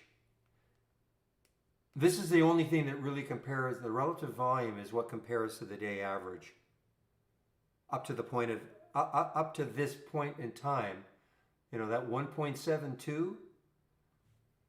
So it's not exactly, but up to 238 over the last 10 days. And again, this is not exactly, but it's 1.7 times normal as an example.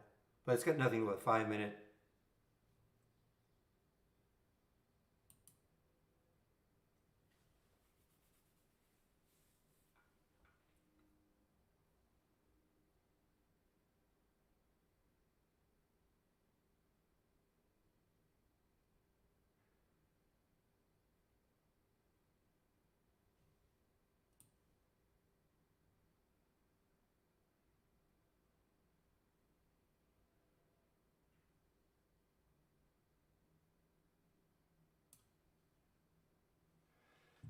So Devon, DVN is pretty strong here.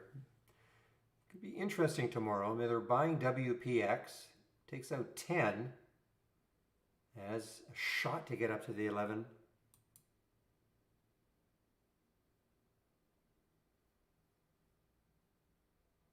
That you can do.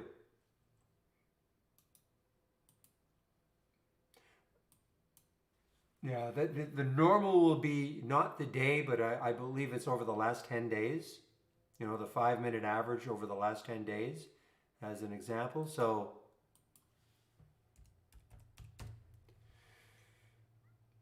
like here, volume 5 minute percent.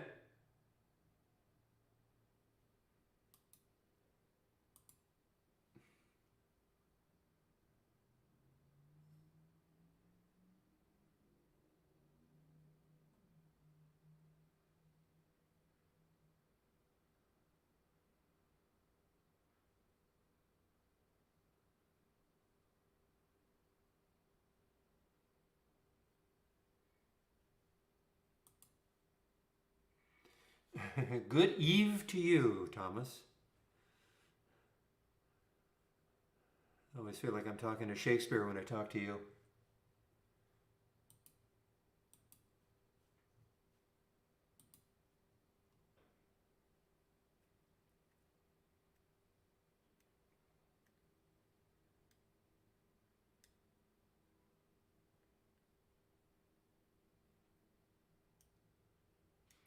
Yeah, not without a custom filter.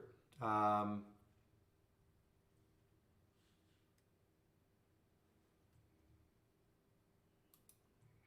they've added something. Let me just check.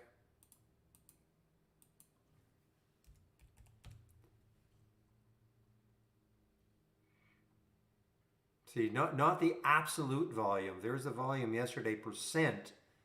But if you're talking about literally the volume today compared to the volume of yesterday, that would require a custom filter.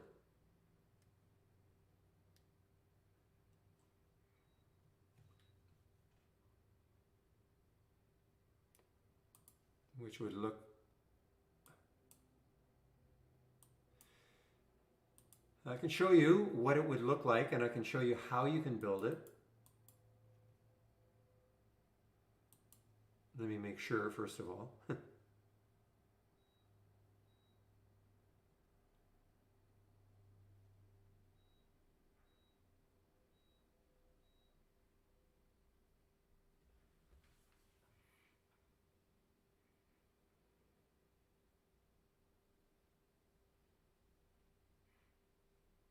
Yeah, here's a link for those of you who are, a little more creative, wanted to get a little more creative.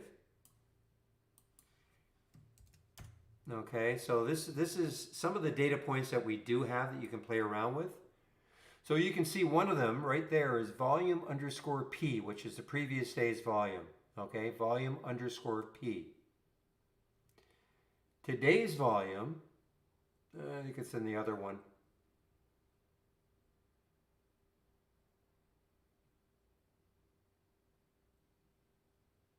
Yeah, okay, so that will be in here. Let me just find it for you.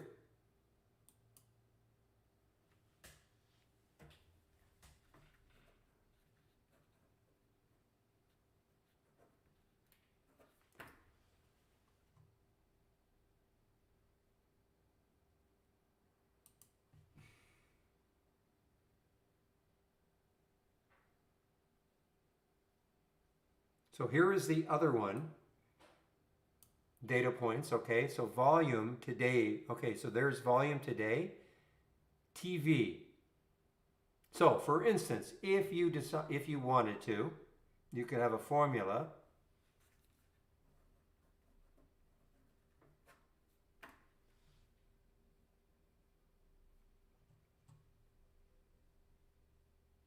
And I gave you this link also.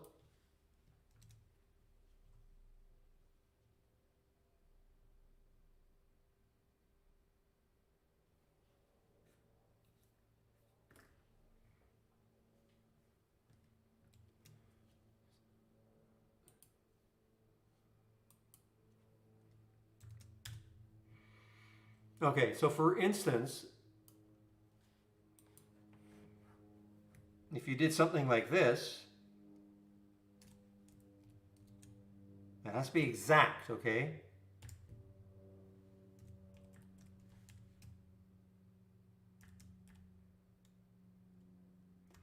Okay, so there is a filter that you can create, and I'll give you the instructions on how you can create it.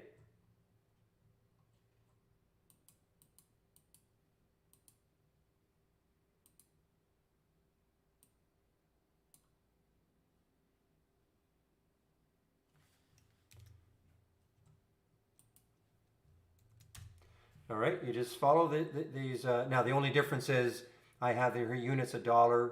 I mean the units. It's not. You don't have to put anything in, but obviously in this particular case, the units would be shares. Okay, it won't make any difference. But if you created a formula like what I have here, TV divided by the volume underscore P, then it's a filter just like any other filter with a min and a max box. So if you wanted to see today's volume at least double yesterday's volume, you just put 2 in the min as an example.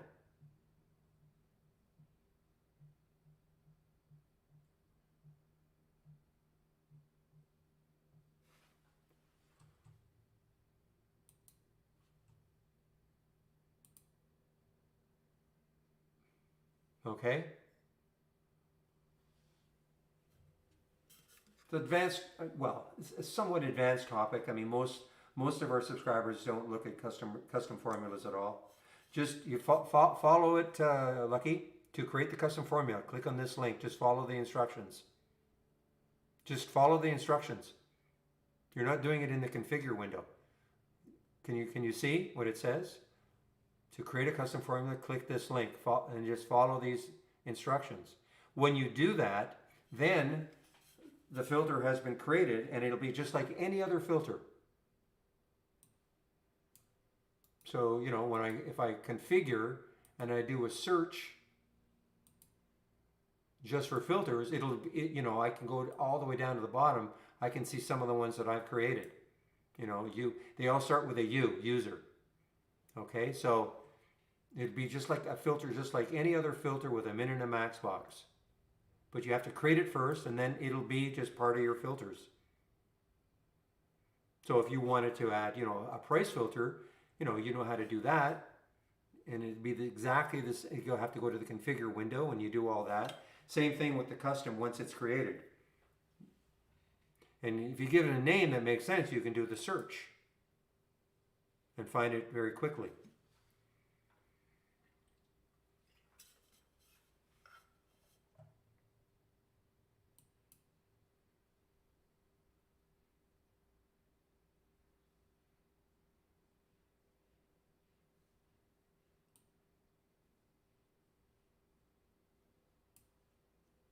No, it's no. Well, if you give it a name, it's just like this. Okay, let me just. So when I right click and I click on configure, and I do a search. If I do a search on price, I'm gonna bring up this filter, my price range filter, right? So if you gave the filter a name like volume comparison or something like that, and you type that in the search terms, you'll find it.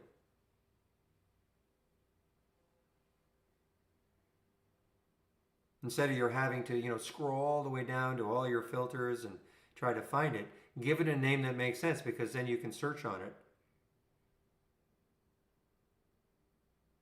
Well, if you want to give it, if that's what you want to give the filter name, yes.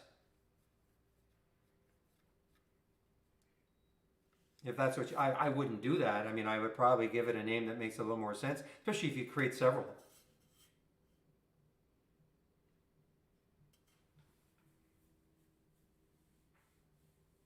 You can have up to 99. Yes, for discussion. Absolutely, Lucky. Yes. You can have 99 custom filters. Again, most of our customers don't use them.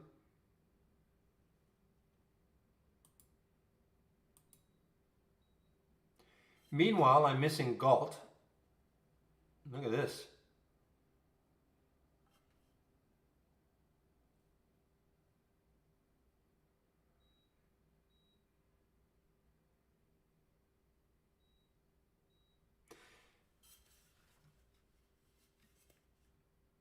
No, because we don't have a data point. That's what I'm saying. Like, we don't have a data point for the previous 5-minute volume.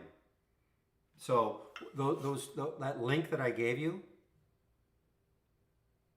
that showed the custom the data points. If the data point is not there, then you can't create it. So we don't have a data point for the previous 5-minute volume.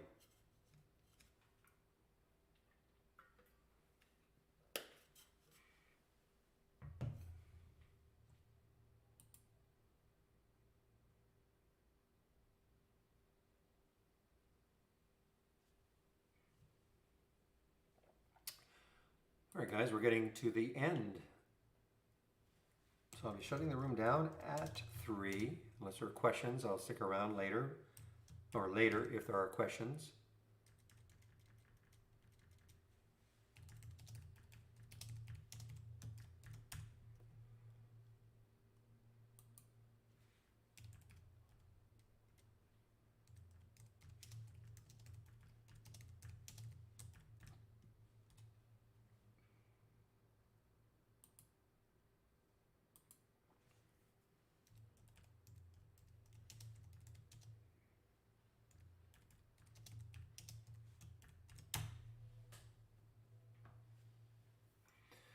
I will, Meadows. You too.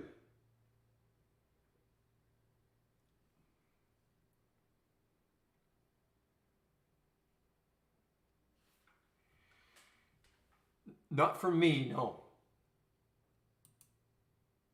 If you go into the swing trading, maybe somebody will have an idea, but I don't have a specific idea. Yeah, okay. You're asking a general question, okay.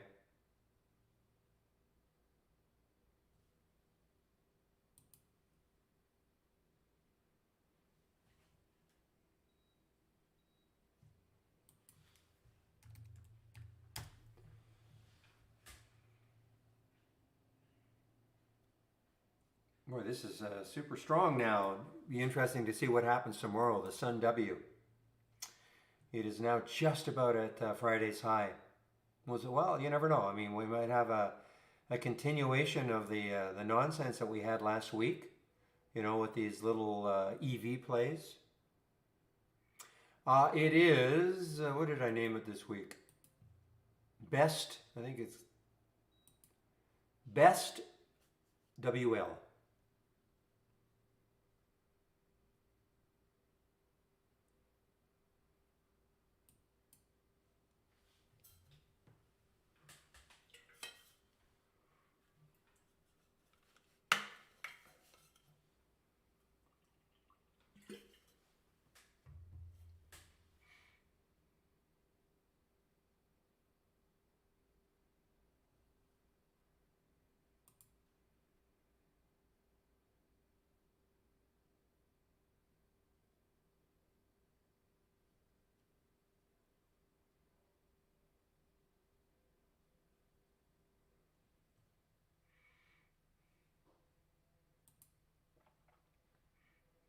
Really? Regarding the hospital system. No reaction so far with the spy.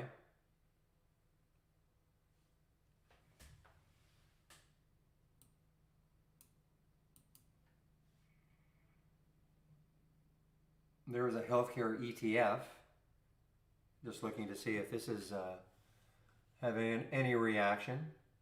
A little bit, but nothing crazy.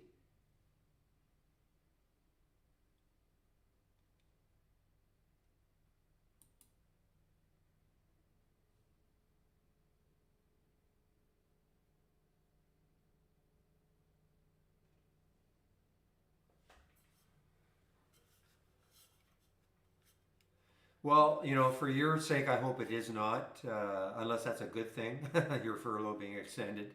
But I know I'm sure you'd rather be working.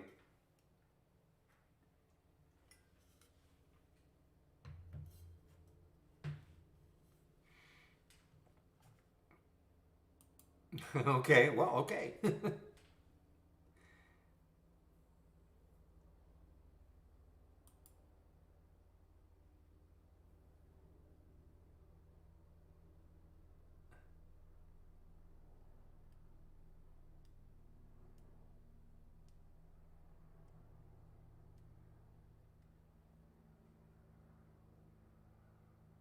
Hey, well, I wish you well. You almost got it.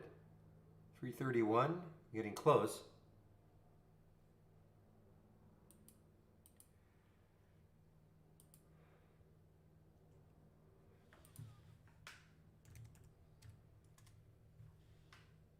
There's that seat.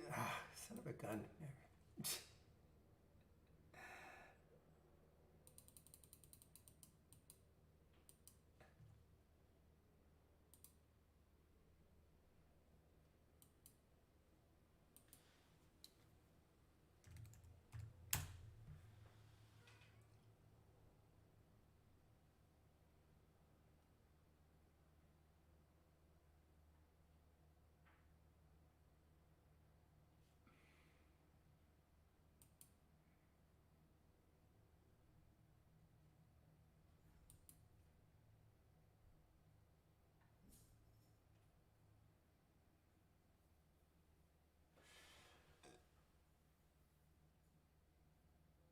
Well, as you're well, there you are. There you've got your 331, Frischel. Now, how greedy are you going to be?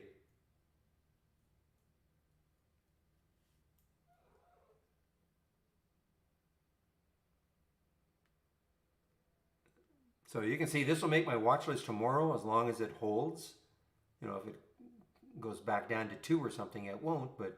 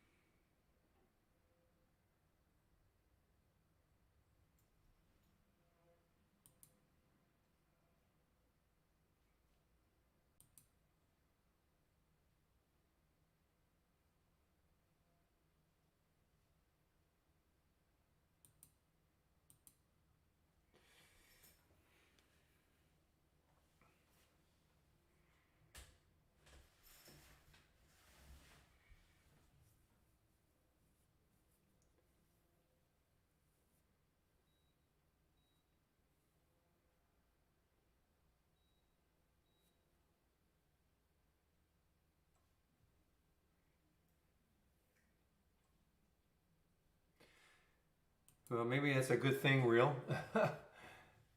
What's the news on this? I don't see any specific news yet for Galt.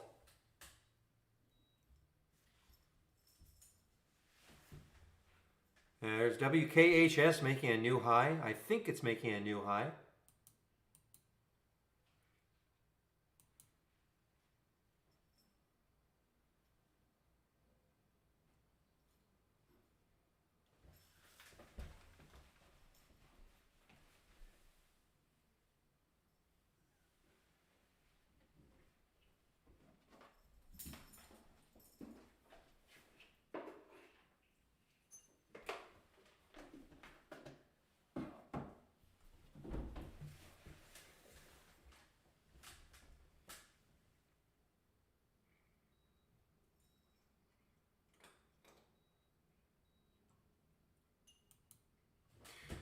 Well, something's happening with. I just don't see any news yet for Galt. Anybody got any news for Galt?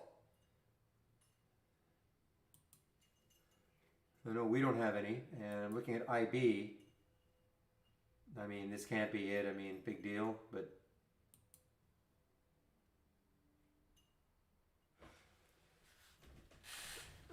yeah, you two Co-Americ.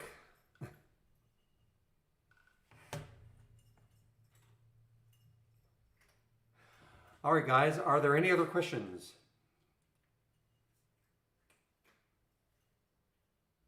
I'm going to wrap this up if there are no more questions.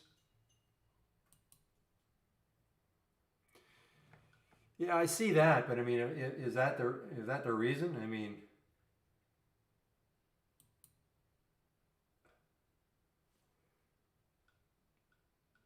maybe. I mean, it says the 29th, so maybe they're expecting good news. That came out on the 22nd. You know, I mean, this news came out on the 22nd.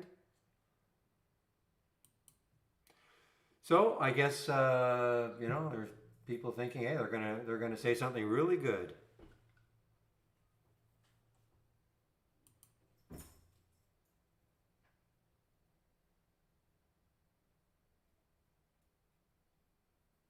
Yeah, remember today's the 28th. Yeah.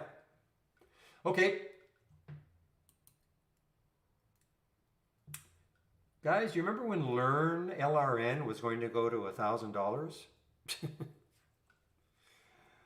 Remember these days? Back when it was 50? Look at this. All right. Okay, guys, thanks a lot for all the help. I'll open the room tomorrow at 9 o'clock Eastern Time. So have a great evening, and we'll see you in the room tomorrow.